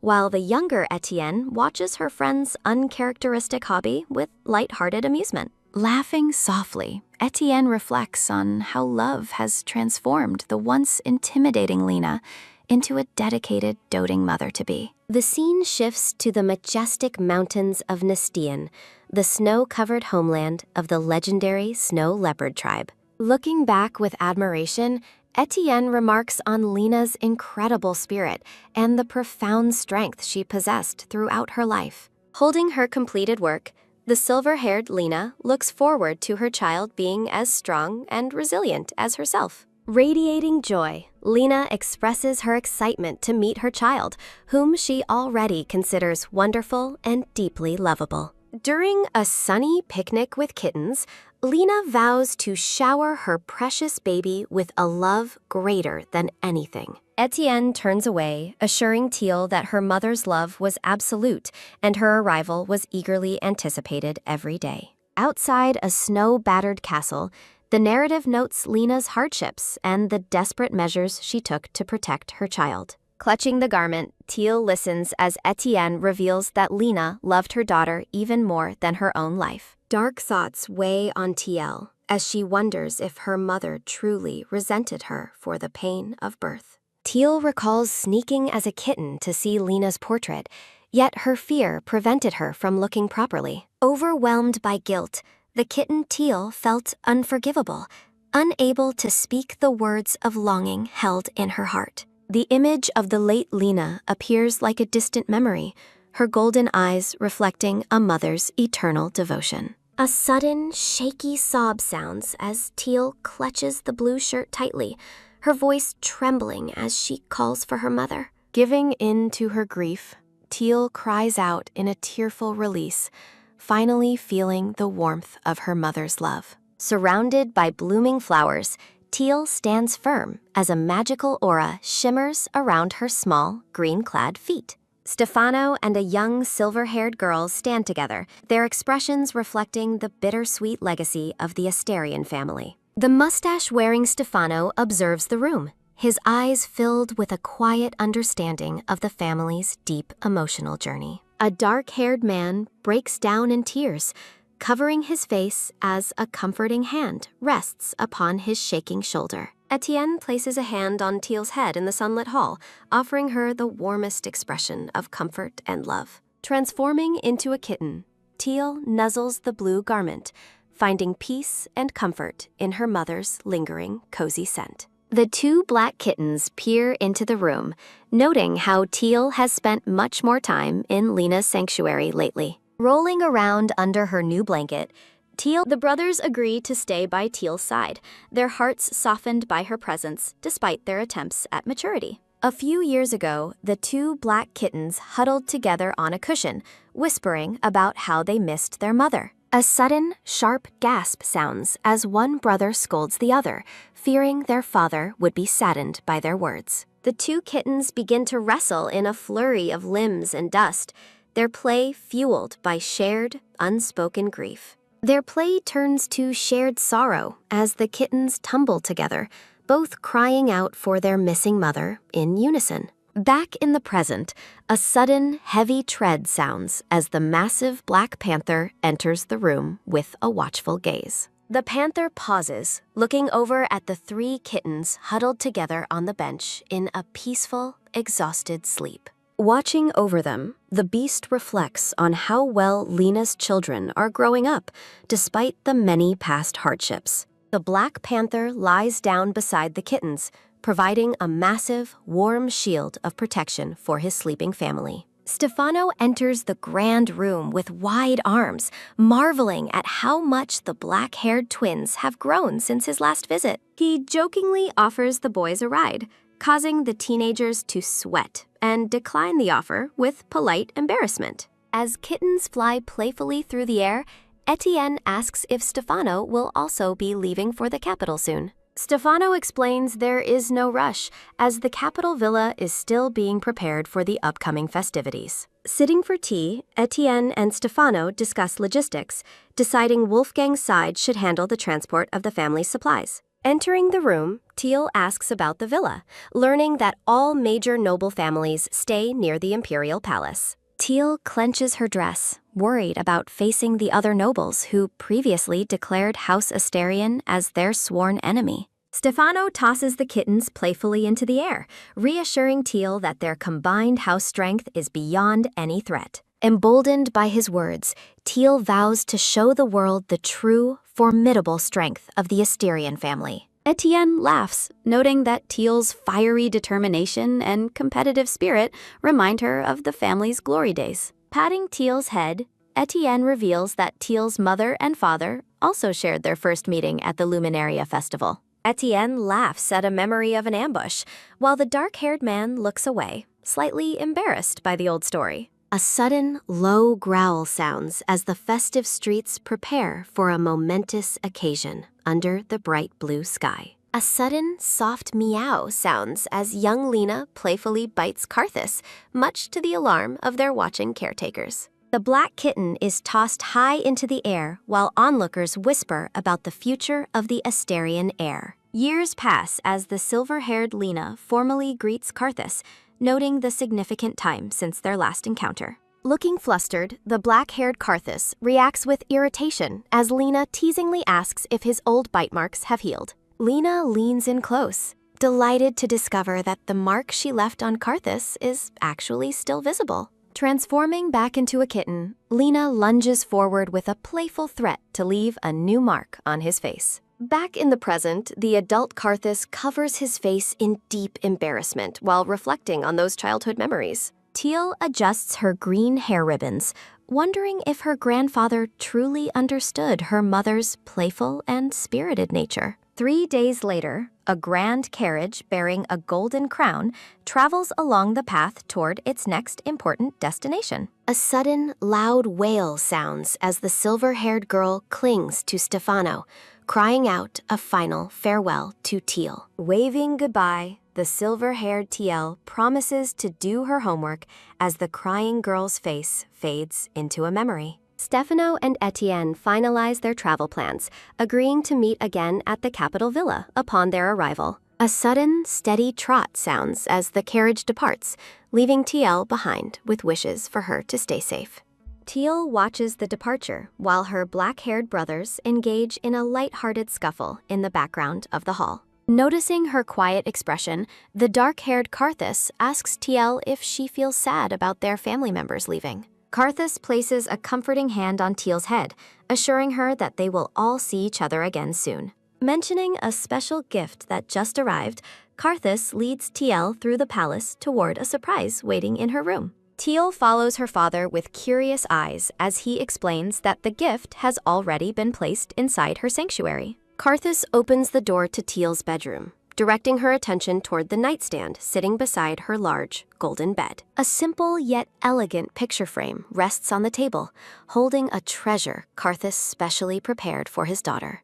A sudden, light click sounds as Teal picks up the frame, her eyes widening as she sees what's inside. The painting reveals a beautiful, silver-haired Lena holding a young Teal, capturing a mother's love in a single image. Karthus explains that he commissioned the painters to create this small piece so Teal could always keep her mother close. Teal's eyes fill with tears of joy as Karthus assures her that Lena would be very happy with this. Overcome with gratitude, Teal hugs the framed painting tightly and thanks her father for the incredibly thoughtful and precious gift. Late at night, Teal transforms into a white kitten and falls asleep while protectively hugging the picture of her mother. The sleeping kitten dreams of carrying the portrait everywhere, hoping her mother will visit her in her peaceful dreams. In a sweet vision, Teal imagines a sunny picnic where she shares tea and delicious pie with her radiant mother. Teal's heart whispers a silent invitation for her mother to visit her anytime, surrounded by a warm and magical glow. In a dark, mysterious void, a woman with long, golden hair and a crown stands silently as power gathers. A sudden, sharp click sounds as the mysterious woman commands the path to open, her golden eyes glowing with intent.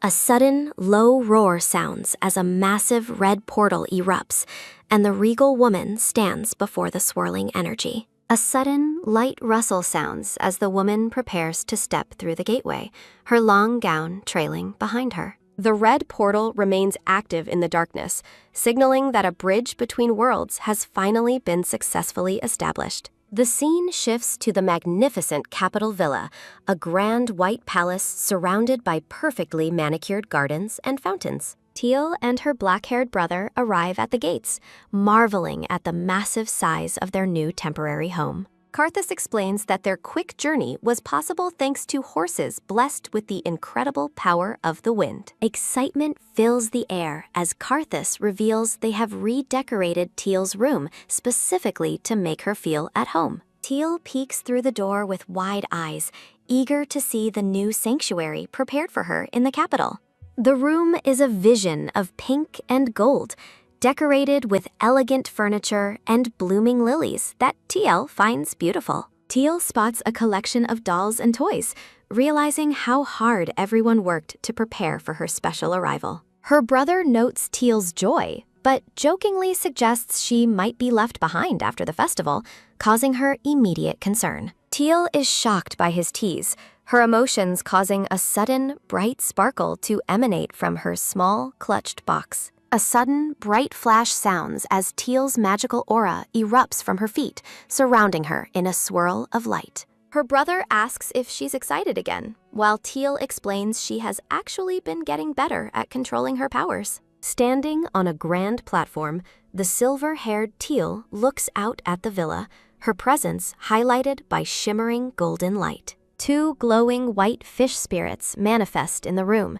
swirling gracefully through the air around the surprised young girl. The black-haired boy watches in fascination as the magical spirits begin to circle TL in a rhythmic and unusual pattern. A sudden rhythmic tap sounds as Teal reaches toward the spirits, deeply curious about why they are acting so differently today. A tuxedo-clad butler bows respectfully, announcing the Crown Prince's dramatic arrival to the waiting young lady and master. Ferdy and Wolfgang express their shared exhaustion over Prince Ian's flair for the dramatic as they arrive at the villa. Teal looks up with wide, surprised eyes, her heart racing at the sudden mention of Lord Ian's unexpected presence. Panic seizes Teal as she realizes the magical light on her hands has suddenly vanished into thin air. The scene shifts to a grand, sun-drenched room where light spills through tall, ornate windows onto the polished floors. Elegant green chairs sit empty beside a small table adorned with blue flowers in the quiet, sunlit drawing room. A brown-haired man in a formal dark suit looks on with concern, asking the prince if he is tired. Ian, looking weary in his black and red military uniform, rubs his forehead and complains of a nagging headache. The aide decides to leave Ian to rest while he goes to greet the Marquis, leaving the prince alone. The sudden, soft sigh sounds as Ian exhales deeply, his expression clouded with lingering frustration and heavy exhaustion. Ian reflects on the suffocating pressure from the elders to choose a crown princess and marry immediately after the festival. Dark, swirling energy manifests around Ian's palm, manifesting as a mysterious black smoke that he watches with deep concern. A sudden, soft hum sounds as a small, pitch-black portal begins to expand directly above the prince's open hand. Ian panics as a black energy encircles his hand, wondering why this strange phenomenon keeps manifesting in his presence. A sudden, soft knock sounds at the door, causing Ian to look back in surprise and hide his hand. Teal enters the room with a radiant smile, brightly asking Ian if he has been doing well since they met. Ian gazes at Teal with a soft, mesmerized expression, his previous worries momentarily fading away at the sight of her. Teal rushes forward with excitement, eagerly asking if her custom dress from Madame Estella has finally arrived at the manor. Ian begins to mention a gift, but Teal suddenly cuts him off with a panicked shout, asking him to wait.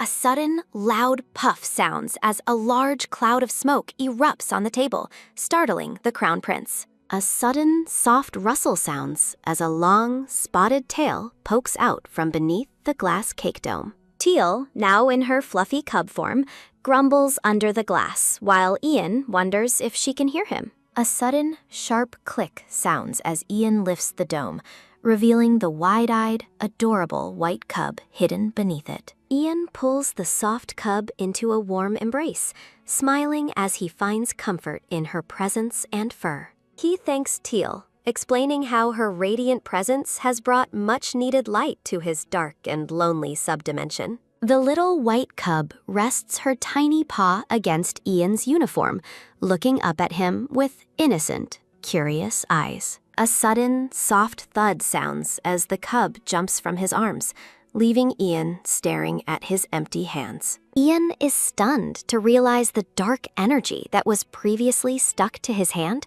has completely vanished. Wolfgang and Ferdy peek through the doorway, impatiently asking if the prince and Teal are finally done talking. A sudden, loud shout sounds as the siblings bicker over their arrival time, while the grand villa stands behind them. The story moves forward to the next afternoon, with golden sunlight streaming through the elaborate pink curtains. Etienne, dressed in a regal blue gown, warns Ria to be careful walking because of the long, heavy skirt. Lady Etienne hands a travel bag to the maid, ensuring that Teal has everything she needs for the outing. Teal's father, wearing a lavish gold-trimmed uniform, thanks Etienne for her help despite her busy schedule with Wolfgang. Etienne bids them farewell, promising to meet the family at the plaza later this evening for the grand festivities. A sudden, sharp tap sounds as the black-haired man turns away, heading toward the door to find his daughter. A sudden, heavy stomp sounds as the man marches forward,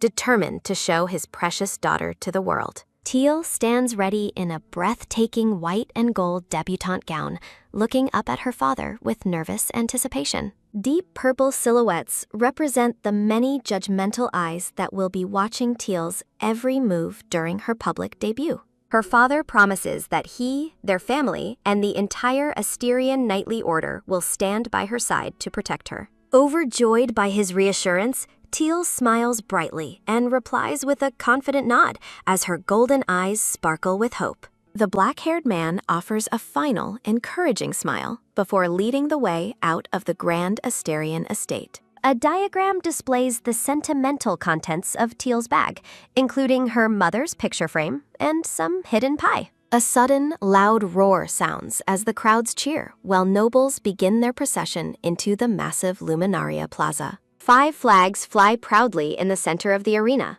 representing the great houses that serve as the empire's shield. The Duke and his son lead the way into the arena, drawing immediate attention and whispers from the crowd. A top-down view shows Teal walking nervously between the tall men as the surrounding crowd looks on with curiosity. The onlookers whisper in awe, identifying the beautiful child as the legendary Teal Asterian, the possessor of light power. Teal feels the weight of the many stares, her heart fluttering with nervousness as she hears the constant murmuring. Wolfgang's fierce protection makes Teal laugh, her anxiety melting away as she feels the warmth of her brother's love. Teal waves energetically to the crowd as her brothers shout her name and playfully tell each other to be quiet. Looking toward the stands, the silver-haired Teal hears her brother mention their seats are located right next to Wolfgang. Teal's expression softens as she turns her gaze toward the other side of the arena, sensing a change in atmosphere. Across the way, Rowan stands beside Aunt Cornelia, their cold presence causing Teal to recoil in a sudden, sharp shock. Beside them, the silver-haired man looks on with a distant expression as the festival's events continue to unfold. A sudden, rhythmic thump sounds as the man's icy blue eyes narrow, radiating an intense and somewhat intimidating aura. Memories of past struggles flash through Teal's mind before her black-haired brother pulls her into a sudden, protective hug. Feeling the warmth of her brother's presence, Teal looks up at him with wide, startled eyes and a soft whisper. Her black-haired brother offers a fierce, protective gaze, assuring Teal that no one present has the power to harm her. Clinging to his sleeve, Teal gives a nervous but determined nod as the atmosphere in the arena shifts toward anticipation. A sudden, loud blast sounds as trumpeters announce the grand entrance of the Emperor and the young Crown Prince, Ian. Lord Ian enters with a cold, distant expression, causing the watching crowd to whisper about his remarkably charming, yet icy demeanor. Standing at the podium, the golden-haired Emperor waves to the cheering citizens, ready to deliver his highly anticipated opening address. A sudden, soft slide sounds as the Emperor approaches the magical loudspeaker, focusing the entire stadium's attention on his words. The Emperor explains the significance of Luminaria, while the nobles whisper among themselves about his unusual and unexpected opening remarks. Extending a hand, the Emperor commands Teal Asterian to come forward, surprising the silver-haired girl and her watchful brother. Teal stares in stunned silence, completely caught off guard by the Emperor's sudden and public summons during the grand ceremony. A sudden, sharp grind sounds as the man with the mustache reacts with visible frustration, fearing this exact moment. A sudden, firm tap sounds as Karthus places a hand on the man's shoulder, warning him that he is frightening Teal. Turning to Teal with a gentle smile, Karthus encourages her to step forward, assuring her that everything will be all right. A sudden, steady step sounds as Teal begins her long walk up the grand staircase toward the Emperor's waiting podium. Looking down at the small girl, The Emperor asks if she has truly awakened her legendary and long-awaited light ability. Teal nervously confirms her power, while the Emperor asks if she is capable of summoning the sacred light right now. The Emperor declares that Teal should be the one to officially open the festivities, calling the event her own show. Commanding Teal to show her power to the gathered citizens, the Emperor prepares the crowd for a truly momentous display. A sudden light sparkle sounds as Teal concentrates, drawing upon her recent practice to summon a glowing orb of light. A sudden, massive roar sounds as an explosion of golden light erupts from Teal, illuminating the entire stadium with brilliance. The crowd gasps in awe as the radiant light washes over them, leaving the onlookers completely mesmerized by the display. A sudden, sharp snap sounds as the Emperor signals for the heads of the other major houses to begin their contributions. A sudden, hot crackle sounds as the Mustache Man summons a roaring flame, representing his house's formidable elemental strength and power. Elements of wind, ice, and fire shoot into the night sky as white fish spirits begin to manifest and dance. A sudden, rhythmic whoosh sounds as the elemental powers and fish spirits swirl together in a breathtaking, harmonious celestial display. The noble women marvel at the beautiful sight, noting how the fish of light seem to be embracing the elemental powers. A sudden, soft glide sounds as a shimmering fish spirit swims through the starry sky, trailing a path of light. Fireworks burst over the grand stadium as a joyful crowd celebrates the successful opening of the long-awaited Luminaria Festival. Watching from his seat, Karthus looks on with a prideful expression, pleased to see his daughter's incredible and successful performance. The Emperor proudly announces that the Master of Light has returned, declaring that darkness no longer has a place here. Smiling brightly, Tiel listens as the Emperor officially begins the festival, while Ian watches her from the background with silence. Looking deeply troubled, the young Lord Ian wonders what the Emperor is thinking by putting Teal in such a spotlight. Overcome by exhaustion, Teal transforms into a small white kitten and flops down, letting out a tired, soft puff. Holding the melting kitten, the silver-haired girl listens as Teal's brother remarks on how exhausting the massive task was. The silver-haired girl laughs, recalling how fantastic the ceremony became once Teal added her unique and powerful sacred light. Teal's brother grins mischievously, mentioning how Rowan Nestian looked absolutely green with jealousy during Teal's magnificent and successful performance. A sudden, sharp perk sounds as the kitten's ears twitch, surprised and delighted to hear that her rival was jealous. The group jokingly gossips about Rowan's plain clothes and financial troubles, making the kitten feel slightly like a playful villain. A sudden, low murmur sounds as the commoners and nobles alike discuss the incredible and unforgettable opening ceremony of Luminaria. Noblewomen huddled together whisper about Teal's legendary light, wondering if the rumors of its healing properties are actually true. The gossiping nobles speculate about House Asterian's greed and notice the royal golden symbol prominently displayed on the young princess's dress. Looking at Teal from behind, the women notice the signature embroidery of Madame Estella, wondering how Asterian secured such a commission. The crown glows brilliantly as the nobles whisper a shocking theory that Teal may have been chosen as the crown princess. Festive banners hang over the peaceful town as the next day of the Luminaria Festival begins. Teal enjoys the vibrant festival atmosphere, happily snacking while carrying her unique and cozy cabbage-themed disguise. A sudden, light rustle sounds as Teal notes the heavy imperial security, ensuring a peaceful environment for everyone. The black-haired boy promises to protect Teal, who proudly shows off her clever and adorable vegetable-themed concealment. Teal's brother questions the source of her disguise, and she reveals it was crafted by Madame Estella. Chibi Teal believes they are unrecognizable, while whispers about the children of great houses spread through the crowd. Confident in their group's strength,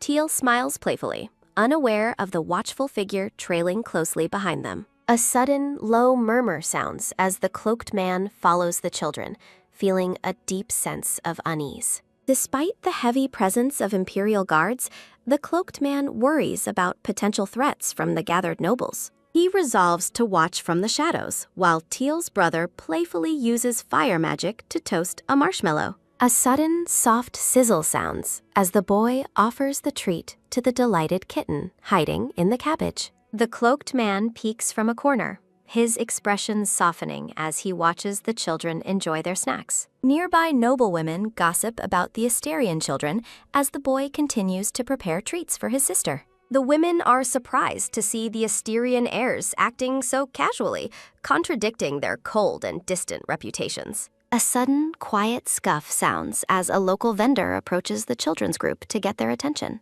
Teal is shocked when the vendor immediately identifies her, recognizing her even through her kitten form disguise. Smiling warmly, the vendor offers a bag of heart-shaped sweets as a gift of gratitude to the young princess. A sudden, light sniff sounds as the curious kitten takes a moment to examine the gifted candy. Other vendors quickly swarm Teal, eagerly offering a variety of treats and snacks to their beloved Master of Light. Her brother marvels at Teal's sudden popularity, realizing just how much the citizens truly adore her. The vendor explains that her light brings hope, expressing deep gratitude for the grace she has shared. Teal looks down in quiet contemplation, wondering if her newfound powers truly carry such profound significance for everyone. The black-haired brother turns as a mocking voice suddenly challenges the validity of Teal's legendary abilities. Sterling Iker introduces himself with an arrogant smirk,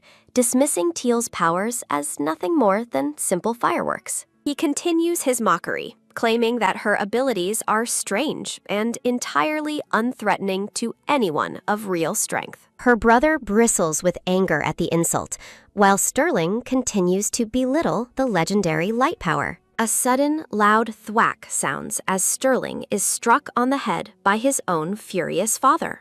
Clyde Iger demands a sudden and immediate apology from his son, much to the surprise of the children. Sterling protests the harsh treatment, while Teal watches the family drama unfold with a look of pure bewilderment. Cloud's eyes narrow as he observes the children, his mind already spinning with a calculated and opportunistic plan. The kitten remains still and silent, watching the strange interaction between the two noble families very closely. Bowing deeply, Cloud Iker offers a formal apology to the young snow leopard for his son's rudeness. Birdie coolly accepts the apology, but firmly warns Marquis Iker to keep a tighter leash on his son. The black-haired boy reminds Cloud of Teal's royal status, asserting that the Asterian name is not to be disrespected. Cloud puts on a polite front, privately seething at the brat's impudence while deciding to yield for now. He views this encounter as a rare opportunity,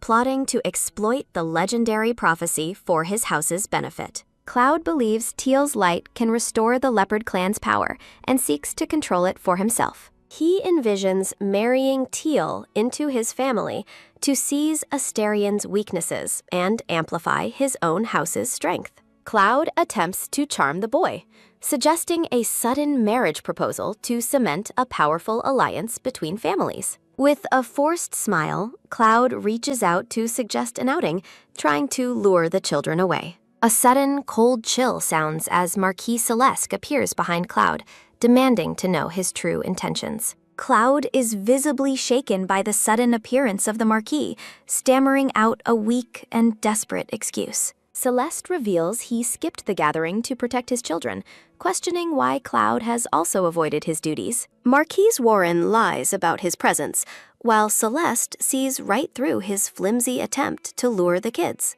Celeste sternly accuses the man of trying to steal his children, causing Cloud to flinch in sudden fear. He dismisses Ferdy and the others, telling them to continue their sightseeing while he handles the Marquis personally. With a sudden, gentle smile, Celeste reminds his children to wash their hands after playing in the streets. Birdie responds with a bright, joyful smile, relieved to have his father's powerful presence nearby. Cloud remains frozen in place, sweating profusely under the intense and suffocating gaze of the protective Marquis. A sudden, dark aura sounds as Celeste invites Cloud for a private talk about the dangers of kidnapping. Cloud Iker breaks into a cold sweat, his ambitious plan unraveling as Celeste forces him into a corner. Ferdy holds a bundle of sweets, relieved that his father appeared just in time to end the confrontation. Olivier carries the kitten Teal, expressing her deep distaste for the slimy and unpleasant behavior of the Ikers.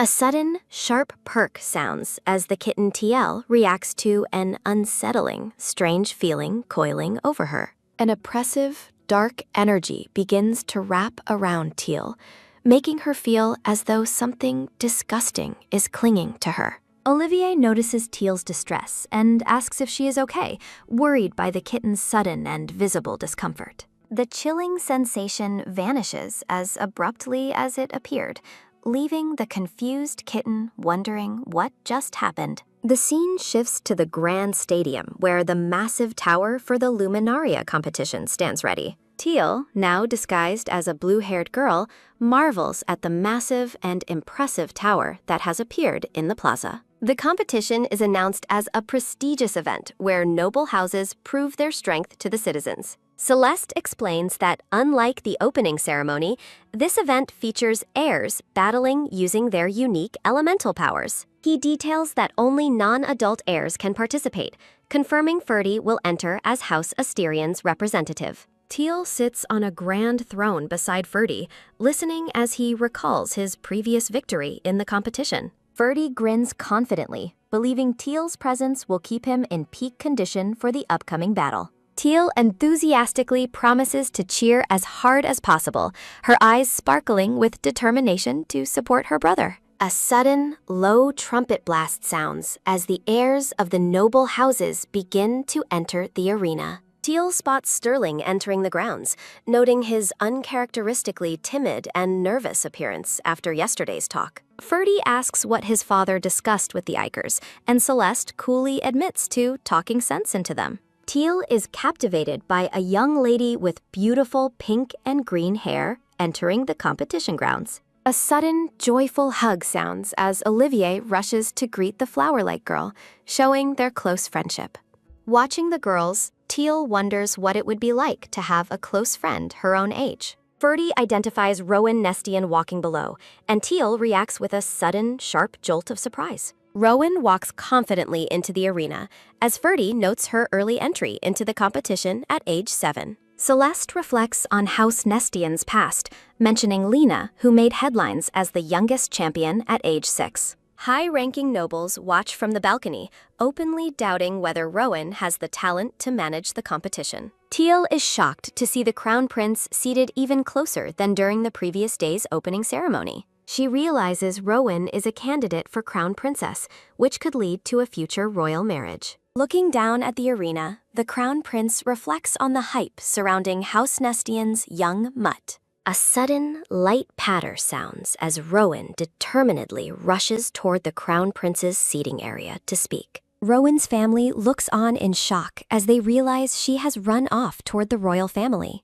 The blonde Crown Prince stares blankly as the young girl approaches him with bold, uninvited confidence. Bowing politely, Rowan introduces herself to the prince, completely undeterred by the presence of his guards. Rowan confesses she wanted to see the prince more often, expressing her excitement to finally be at the capital. Feeling unwell and irritated, the Crown Prince looks at Rowan with a dark, bothered expression of pure annoyance. A sudden, sharp thud sounds as the prince prepares to reject the idea of a marriage alliance with Rowan. A sudden, firm shove sounds as the prince commands Rowan to get lost, flatly rejecting her marriage prospects. The blonde prince stands tall and speaks Rowan's full name, leaving her completely stunned by his cold dismissal. Rowan is left gasping in shock and humiliation as the prince turns his back on her in the arena. A sudden, sweeping whoosh sounds as the Crown Prince walks away,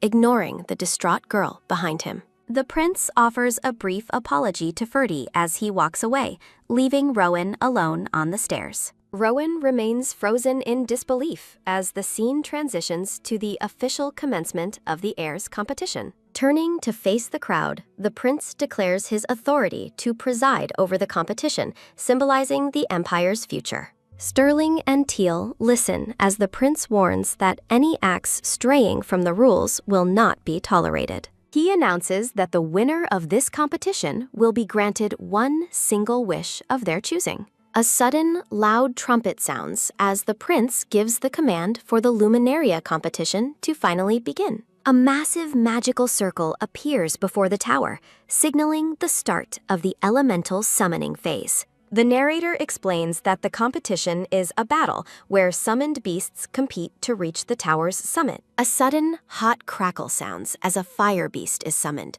its power dependent on its master's ability. Each floor is protected by magical barriers that the summoned creatures must break through to advance upward. A sudden, sharp snap sounds as the summoned beasts line up, ready to fight and climb toward victory. A sudden, loud shout sounds as the competition officially begins, sending magical creatures racing toward the massive tower. Ferdy explains that the heirs can either choose to cooperate or hinder one another during the frantic climb. Teal tilts her head in curiosity, questioning why anyone would choose to hinder others instead of working together. A sudden, hot roar sounds as the Asterian creature bursts through the first barrier with impressive, blazing speed. The black-haired boy warns that being incapacitated by an attack leads to immediate disqualification from the intense race. Olivier grumbles about the annoyance of the trial, while Ferdy confidently declares his readiness to secure a victory.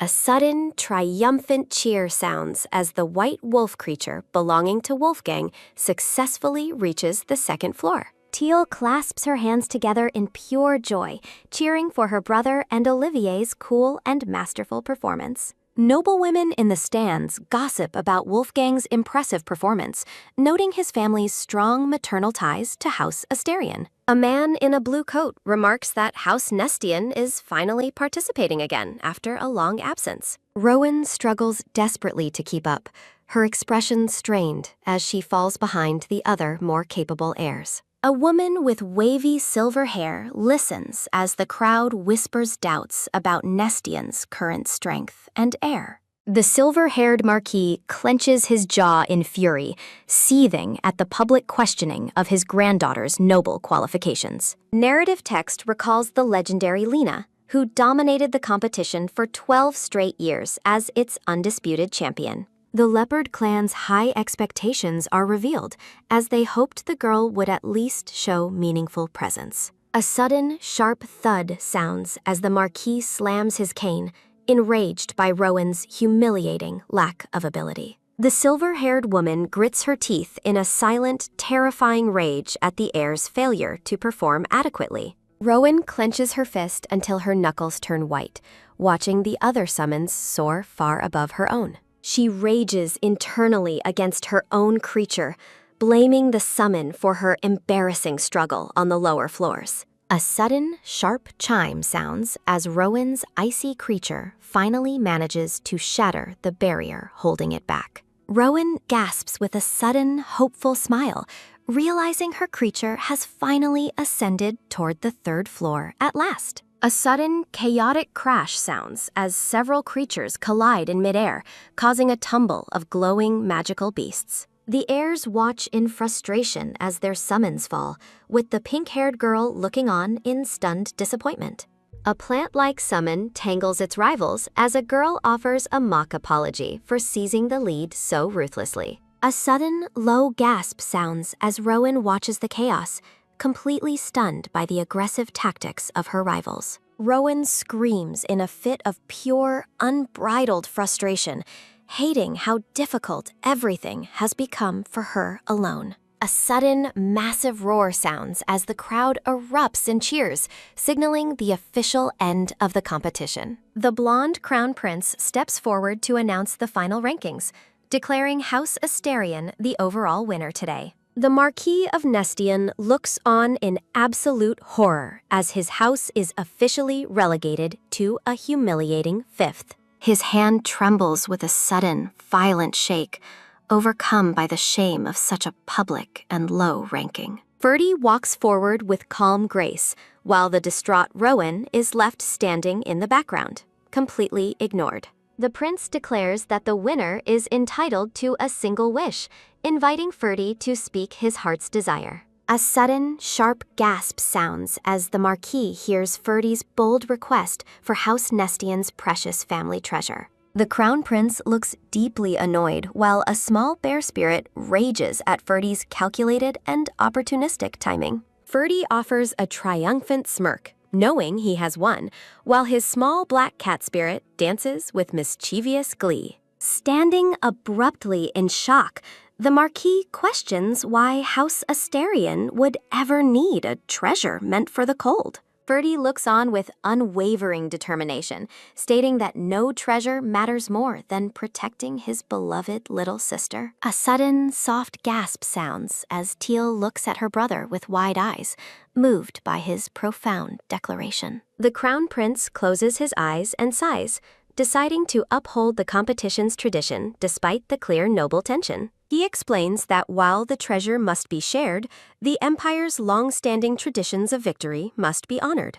A sudden, shrill scream sounds as Rowan protests from the stairs, demanding to know why she is being ignored. She rages against the decision, shouting insults and refusing to accept that a half-blood would receive their treasure. The crowd erupts into a sudden, shocked murmur as noblewomen whisper about Rowan's disgraceful and scandalous lack of composure. A sudden, thunderous roar sounds as the Marquis commands Rowan to be silent and feel shame for her outburst. Marquis Celeste protectively covers Teal's ears while calmly stating his intention to follow the Crown Prince's imperial will. Bowing deeply in humiliation, the Marquis of Nestian offers a desperate apology for his granddaughter's unforgivable and rude behavior. The blonde prince stares blankly at the scene, internally lamenting the messy and dramatic turn the day has taken. Rowan stands alone and trembling in the center of the arena,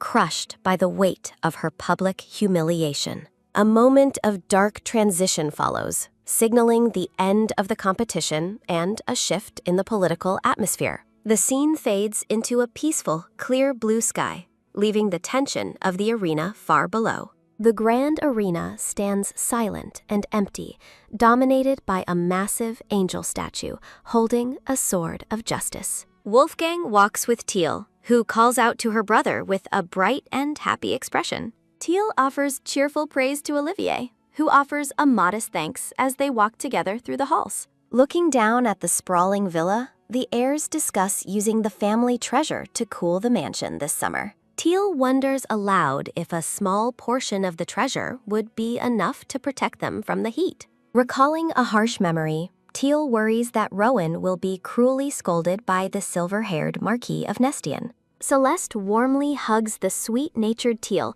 while playfully teasing her companions about their second-place finish in the competition. A wolf spirit playfully chomps on a cat spirit as the heirs discuss the Crown Prince's current authority. Olivier looks thoughtful as he reflects on how unwell the blonde Crown Prince Ian appeared during the official ceremony. Tiel pauses with a look of sudden concern, her golden eyes widening as she processes the unsettling news. A sudden, heavy thud sounds as the weakened Crown Prince Ian leans against a wall for support. Looking distressed and pale, the blonde prince struggles against a silent, internal pain that leaves him gasping for air. The Crown Prince's magnificent palace stands tall under a clear blue sky, masking the turmoil occurring deep within. Looking down from the villa, the group discusses their father's busy schedule as he heads to the Imperial City. Celeste smiles with pure delight as she cuddles Teal's soft white spirit,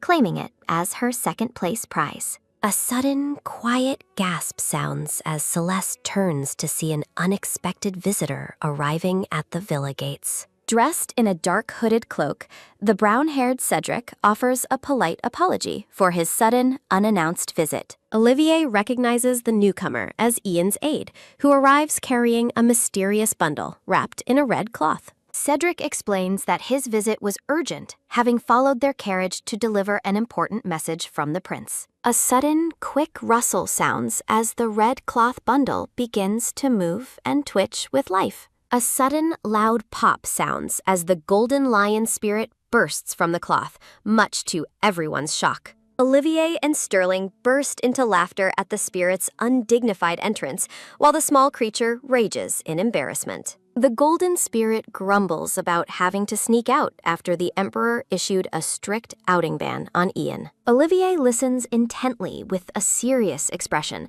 sensing that something far more dangerous is happening behind palace walls. Sunbeams filter into the ornate palace room, illuminating the heavy wooden doors that guard the crown prince's secrets. A sudden, soft whoosh sounds as Ian presents his hand, accusing Teal if she can see his hidden affliction. Teal looks on with a confused expression, initially seeing nothing but an ordinary hand, while her fish spirit hovers. Her eyes widen in a sudden, sharp realization as she begins to sense an unnatural presence nearby. A sudden, dark crackle sounds as Teal identifies a pitch-black energy coiling around Ian's hand like a living curse. Ian reveals that his divine abilities began to malfunction and fail him just before the competition's opening ceremony. He explains that a subspace of pure darkness opened, causing his health to rapidly decline and leading to his confinement.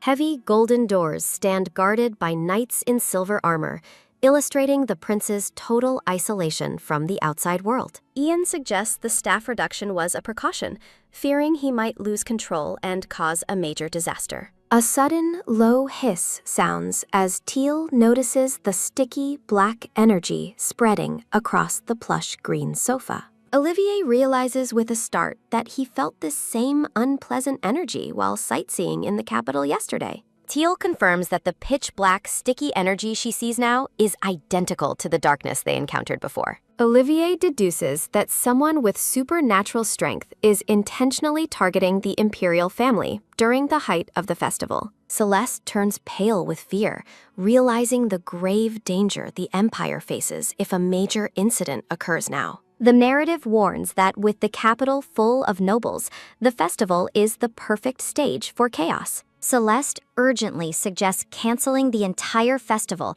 to conduct a thorough search of everyone currently in the capital. Ian asks Teal if she noticed anything else out of the ordinary, but she shakes her head in silence. The prince explains that canceling the Empire's biggest event based on suspicion alone would be impossible and highly scandalous. A sudden, firm snap sounds as Ian clenches his fist, resolving to stay hidden while strengthening capital security. Teal looks at the prince with concern, deciding she must report this dark threat to her father immediately. Offering a warm, reassuring smile, Ian tells Teal not to worry, promising that he will handle the situation. A sudden, quick trot sounds as a spectral deer carries the golden spirit down the palace's long hallways. Standing by the window, Teal and Celeste reflect on the mystery of the black energy and the coming dinner. A sudden, sharp knock sounds as the heirs are interrupted by a message from the master of the house. A maid enters politely, announcing that the master has requested everyone's presence for a formal group dinner tonight. Wolfgang looks surprised by the sudden invitation,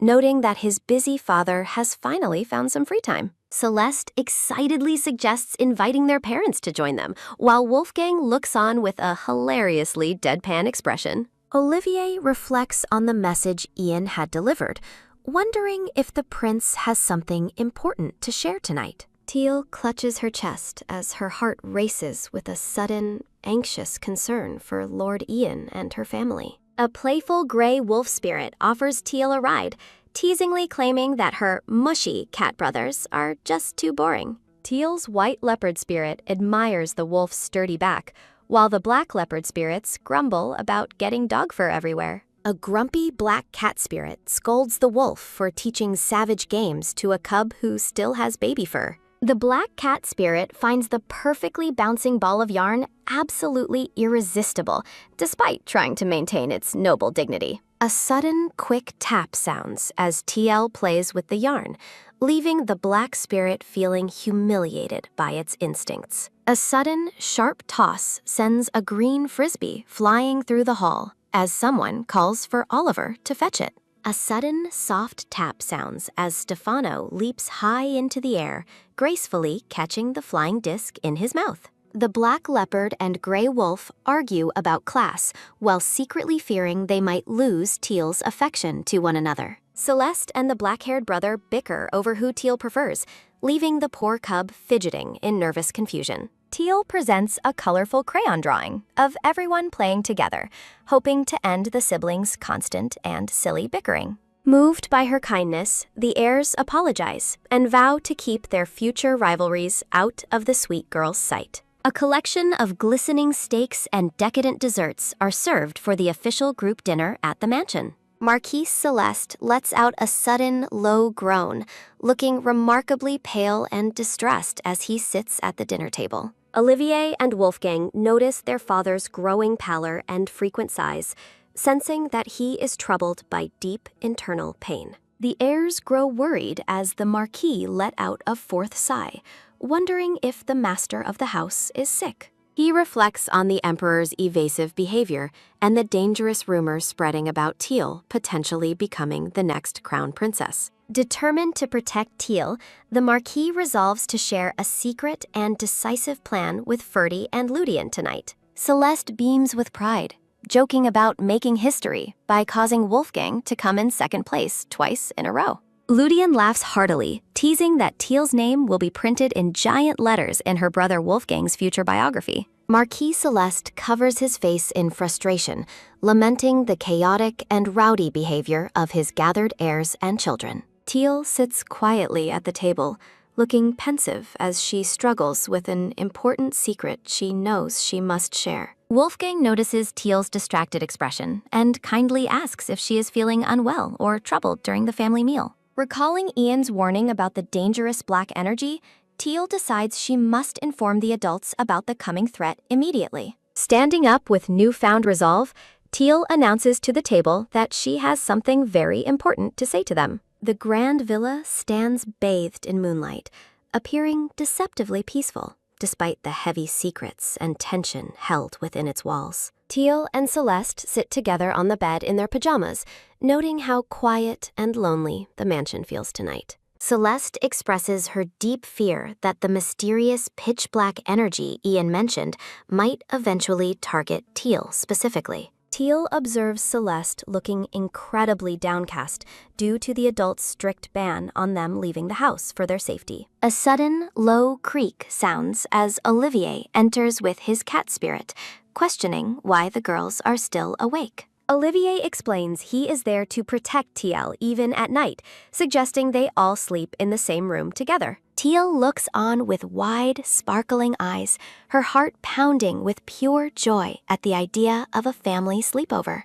Olivier feels awkward entering a girls-only space, while his black cat spirit teases him for his hesitation and pajamas. Teal giggles happily, feeling completely at ease and safe now that her siblings are all gathered together in one room. Celeste mentions the upcoming fireworks show, but quickly sighs, realizing they are all forbidden from attending the dazzling event. Olivier and Celeste clumsily try to comfort Teal by claiming the famous fireworks are actually boring and not worth seeing. Celeste looks away with a guilty expression, deeply regretting bringing up the show Teal would have loved to see. A sudden, heavy silence falls over the group as they sit together on the bed, feeling somber and restricted. A sudden, sharp clap sounds as Celeste suggests they share fun stories from their travels to cheer Teal up. The black cat spirit begins a story about a beastman tug-of-war, which Celeste immediately rejects as an incredibly boring topic.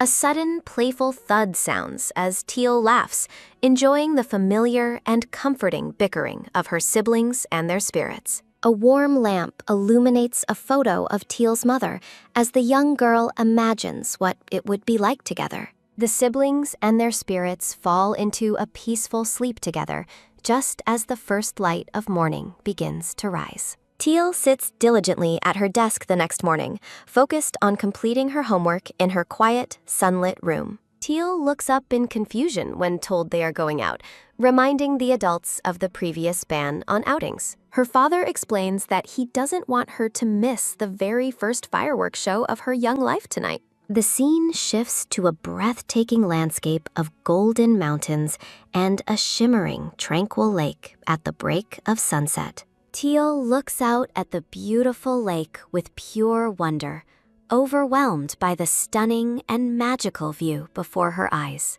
A grand palace stands nestled among lush hills, illuminated by the warm, golden light of the setting sun. Knights line the slopes overlooking a shimmering lake as the family prepares for an exclusive fireworks display. Teal looks deeply moved, her eyes shimmering with gratitude for the great lengths her father went to for her. A sudden light tap sounds as Celeste runs through the woods, waving her hand to catch Teal's attention. Celeste gleefully informs Teal that Wolfgang has prepared an exceptionally splendid boat for their evening on the water. A magnificent, ornate golden boat rests at the pier, its gilded decorations sparkling brilliantly in the fading sunlight. Teal is overwhelmed with excitement, exclaiming that she has never seen a boat so fancy and pretty before. A sudden, soft swish sounds as Wolfgang, dressed in his formal best, politely offers his hand to the princess. Radiating pure joy, Teal takes Wolfgang's hand with a bright smile,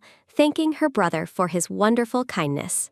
A sudden, low whoosh sounds as the men on the dock channel magical energy to propel the festive boat. Raising a hand, the man conjures a swirling vortex of magic to escort his young guests to a happy place. A sudden, loud splash sounds as the golden boat surges forward across the lake, leaving a trail of foam. Leaning over the railing, Teal finds the cool spray and the boat's rapid movement incredibly refreshing and fun. Flower-shaped lanterns drift peacefully upon the water, meticulously set afloat by the knights to enhance the magical evening. The ornate boat sails toward the center of the lake, offering a perfect view of the upcoming fireworks show. A sudden, quick thump sounds as Teal's heart races with excitement, her eyes sparkling as she watches the horizon. Against a shimmering backdrop, Teal whispers a soft confirmation, signaling her readiness for the night's grand celebration. Vibrant fireworks erupt in a kaleidoscope of colors, lighting up the night sky and reflecting in Teal's wide eyes. Watching the display, Celeste playfully notes that, while pretty, it doesn't match the magic of Teal's fish spirit. Teal gazes upward in awe, mesmerized by the way the fireworks look like stars gathering and then scattering. A sudden, happy chirp sounds as the group shares a moment of lighthearted pride while watching the brilliant display. Wolfgang explains that the fireworks carry prayers to the goddess Lucette, wishing for light to drive away the darkness. The mention of darkness makes Teal pensive, her thoughts drifting back to the ominous energy Lord Ian revealed. Teal looks toward the distant castle, wondering if Lord Ian is watching alone and wishing they were together. A sudden, gentle tickle sounds as a colorful feather floats down, surprising Teal in the middle of her thoughts. Celeste presents Teal with the pretty feather, revealing it to be a magical gift intended for her future safety. Wolfgang expresses concern over the gift's potential danger, while Celeste insists the wind magic will keep Teal safe. A magical diagram illustrates how vine power will wrap around and protect Teal during flight if she's in danger. Teal listens intently as Celeste warns her to keep the one-time use item safe and only use it for escapes. A sudden, sharp snap sounds as Wolfgang scolds his sister's manners, leading to another round of silly sibling bickering. Teal cradles the precious gift close to her heart, resolving to keep the special feather safe at all costs. Wolfgang recalls a terrifying past crisis when his fire-based mania caused a brother to lose consciousness, nearly ending everything. Celeste scolds him for the past danger, while Wolfgang marvels at how fast Teal was during the incident. Turning to Teal, Celeste asks if she was frightened when she courageously ran into the fire to save him. Teal recalls the heat, explaining that her desire to save her brother was far stronger than any fear. A sudden, high squeak sounds as spirits imagine Teal's fur catching fire, highlighting the great risk she took. A sudden, firm pull sounds as Celeste hugs Teal, strictly banning her from going near the dangerous fire again. Wolfgang sighs, admitting he spent time researching his powers because he was so deeply worried about Teal's safety. Wolfgang reveals his discovery that his fire refuses to burn Teal, demonstrating it with a test of her fur.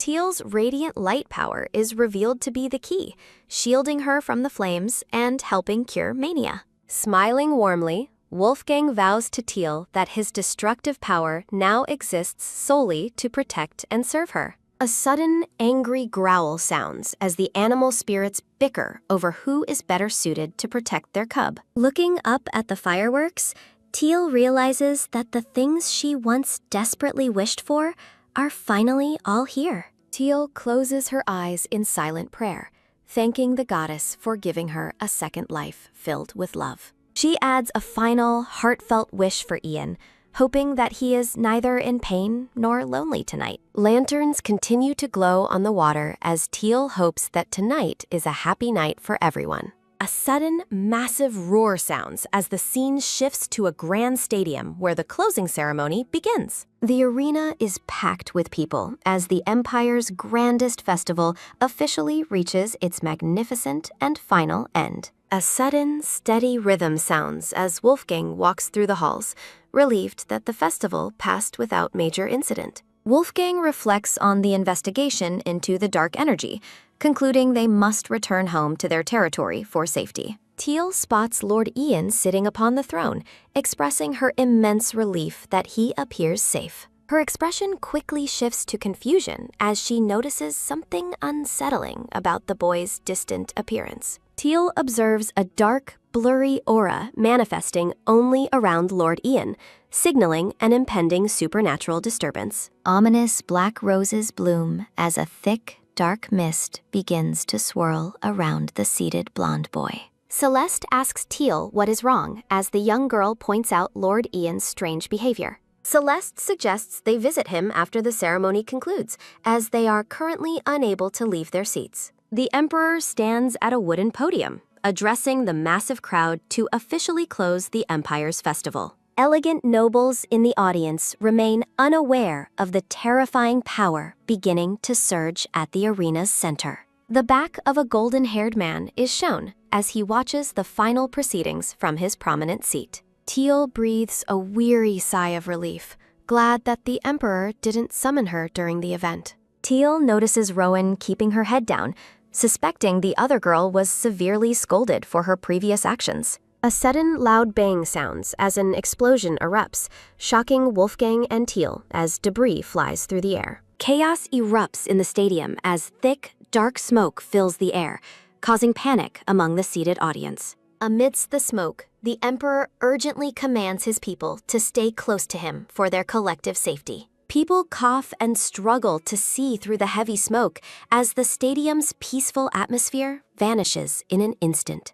A man gasps in pure horror as the smoke clears, revealing the terrifying manifestation in the center. A sudden, low hum sounds as a massive, dark energy vortex begins to tear through the stadium floor. Knights and spectators are violently tossed around as the black hole's powerful suction begins to consume the arena. Lord Ian stands motionless amidst the swirling darkness, his eyes reflecting the cold and destructive power he's unleashing. A sudden, sharp scream sounds as the darkness pulses, radiating a wave of pure terror through the crowd. The black hole continues to expand, relentlessly pulling in nearby decorations and people into its shadowy depths. A sudden, fierce roar sounds as more people are swept away by the unnatural gravity of the subspace vortex. The Emperor calls out to Ian, while knights desperately try to establish a protective barrier around the royals. A sudden, heavy crash sounds as fire and falling debris further escalate the chaos within the stadium.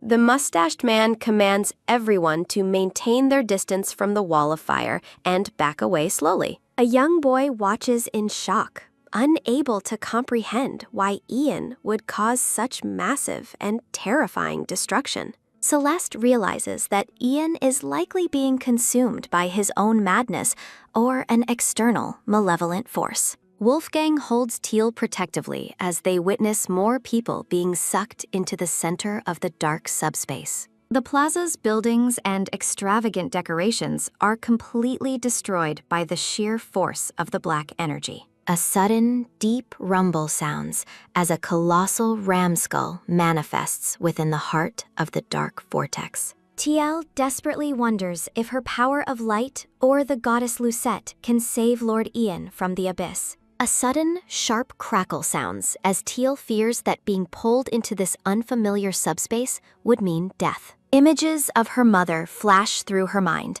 heightening her fear of losing Lord Ian to the darkness forever. A sudden, frantic cry sounds as Teal pleads with the darkness not to take Ian away from them. A sudden, bright flash sounds as a brilliant golden light begins to emanate from Teal's small, determined form. Fishy suddenly emerges from the radiance, answering Teal's silent plea for help and guidance in this crisis. Teal looks to her spirit, wondering if their combined strength can withstand the pull of the dark vortex. Wolfgang warns Teal not to use her power yet, insisting they are safe behind the fire barrier. Teal realizes she must act alone, fearing her father would stop her if she explained her reckless plan. A sudden, soft rustle sounds as Teal remembers the magical feather she was given for an emergency escape. Wolfgang looks down in surprise, sensing a sudden and powerful shift in the energy around his young daughter. Ian's past gentle words about avoiding danger echo in Teal's mind as she prepares to break her promise. Teal mentally apologizes to Ian, resolving to be reckless just this once to save his life. A sudden, loud puff sounds as a cloud of white smoke erupts where Teal was just sitting. A sudden, high whistle sounds as Teal transforms into a small white cub and takes flight with the feather. Teal continues her heartfelt apology to her father as she soars through the air toward the dark center. Wolfgang screams Teal's name in pure desperation as he watches his daughter fly into the heart of danger. A sudden, low whoosh sounds as the tiny cub glides through the turbulent sky with unwavering determination. Lord Ian wavers within the shadows, feeling himself being slowly consumed and sucked into the abyssal void. A sudden, desperate chirp sounds as TL calls out to Ian,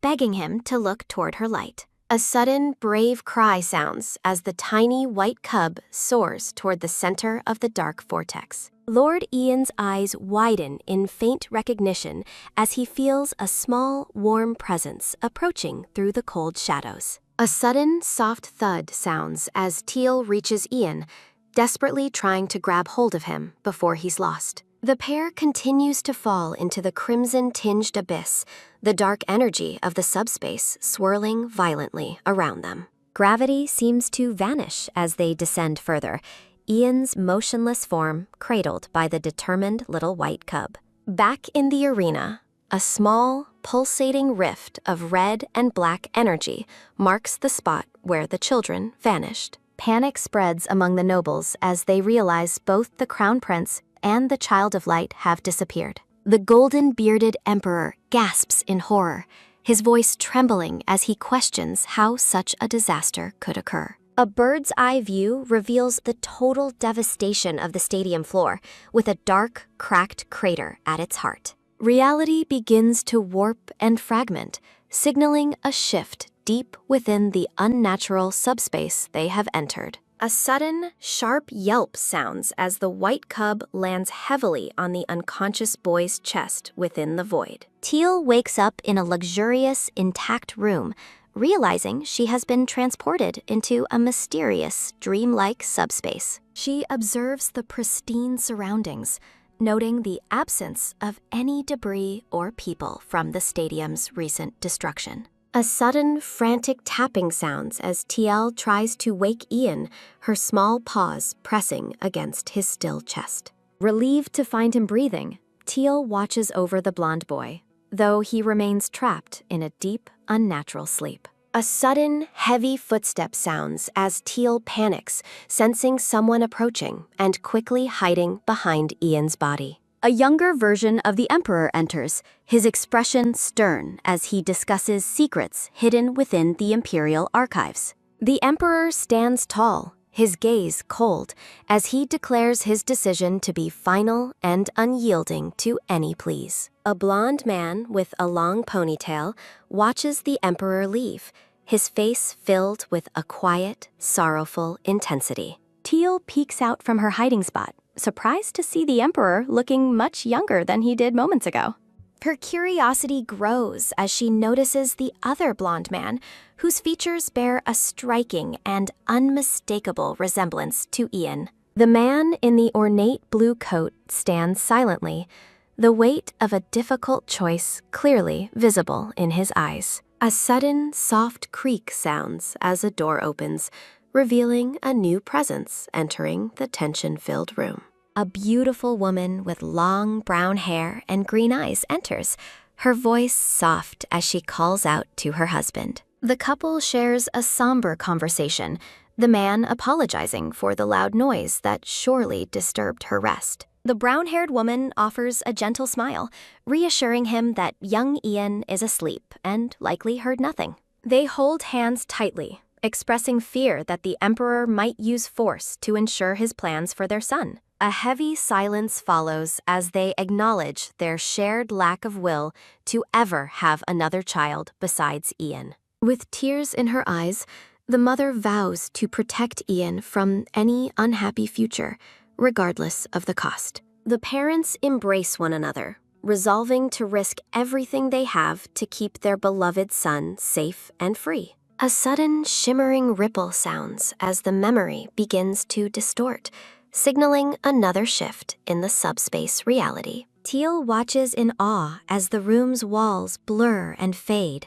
the scenery transforming into a new, terrifying location. A sudden, dizzying whirl sounds as Teal loses her footing, the world spinning as the next memory takes hold. Teal clings desperately to Ian's jacket, determined not to lose him, as the memories become increasingly dark and chaotic. A sudden, ominous crackle sounds as the smell of smoke fills the air, putting Teal on high alert. A massive, raging fire is shown engulfing a grand mansion, the flames lighting up the dark night sky. Teal realizes they are witnessing a tragic event from Ian's past, manifesting as a dangerous and fiery subspace. Two figures, Ian's parents, walk toward the inferno, their silhouettes etched against the brilliant, destructive light of the flames. A sudden, desperate chirp sounds as Teal runs toward them, fruitlessly trying to warn them of the impending danger. Teal spots a young, pale boy standing at a window,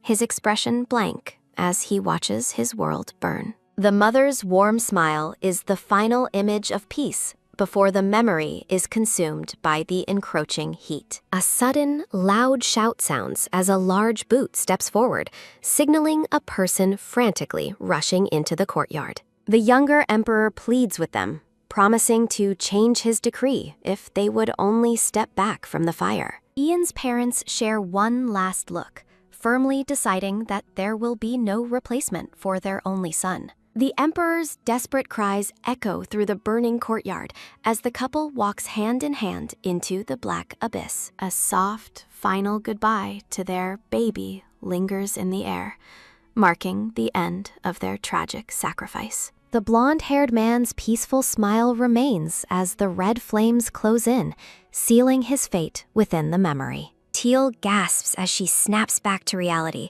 her spirit fish circling her as the visions finally dissipate. Shaken by what she saw, Teal realizes she has witnessed the traumatic core of Ian's long-held pain and loneliness. Teal looks around the darkened subspace, urgently searching for where Lord Ian has gone after his memories faded. A sudden, sharp yelp sounds as the white cub lands on a soft, ornate pink cushion. Teal observes the cushion, surprised by its sudden transformation into a larger, more lavish and sparkling object. The white cub notices a faint glow behind the cushion as her spirit fish swims nearby. Teal excitedly identifies the glowing orb as the holy relic she once gave to Lord Ian. A sudden, quick tap sounds as Teal approaches the relic, hoping her strength can restore its fading light. A sudden, soft squeak sounds as the determined white cub concentrates her power atop the glass orb. A sudden, bright flash sounds as a surge of radiant energy erupts from the restored holy relic. The room becomes brilliantly lit, allowing Teal to see her surroundings clearly for the first time. Teal scans the area, noting that all the people around her remain in a deep, unnatural sleep. A sudden, low hiss sounds as an ominous mass of dark energy begins to manifest in the room.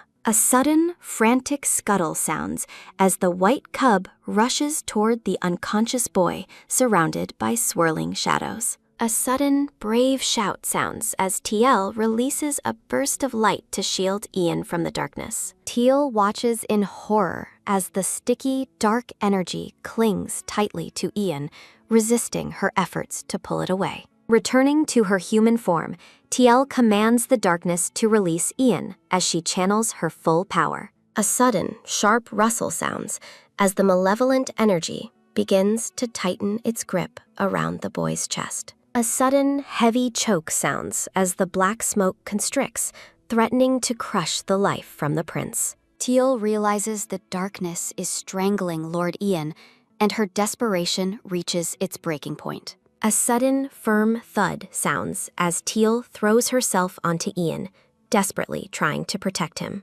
Crying out for the power of light, Teal prepares to sacrifice everything to save the blonde boy. A sudden, blinding flash sounds as Teal releases an enormous wave of energy to purify the dark mass. A sudden, heavy breath sounds as the light fades, leaving Teal exhausted within the silent, empty room. Relieved, Teal sees the darkness has vanished, leaving the unconscious Ian safe in her arms. Teal gently shakes the boy, pleading for him to wake up and open his eyes. A sudden, soft jolt sounds as Teal notices a mysterious, glowing mark on the back of Ian's neck. She stares at the luminous, bird-like symbol, wondering what secrets are hidden within the boy's heritage. Back at the ruined stadium, Wolfgang desperately asks if there is truly no way to save the children. The golden-bearded emperor explains that only the subspace master can interfere, recalling his failed search through ancient archives. Wolfgang and his companion wait in tense silence, their faces etched with grief and helplessness. Knights gasp as a brilliant blue rift suddenly tears open in the sky above the crater. Gravity shifts as the people previously swallowed by the vortex begin to fall back into reality. A sudden, loud gasp sounds as the arena floor is covered with the returned, unconscious nobles. Knights confirm that the victims are alive and uninjured, though they remain in a deep slumber. Wolfgang frantically searches the crowd, his voice trembling as he calls out for his missing daughter. A sudden, sharp cry sounds as Wolfgang's attention is drawn to another figure appearing in the rift. Teal and Ian descend gently together, the young girl holding the boy close as they return safely. Teal sits beside the still unconscious prince, completely drained of strength, but relieved the nightmare has finally ended.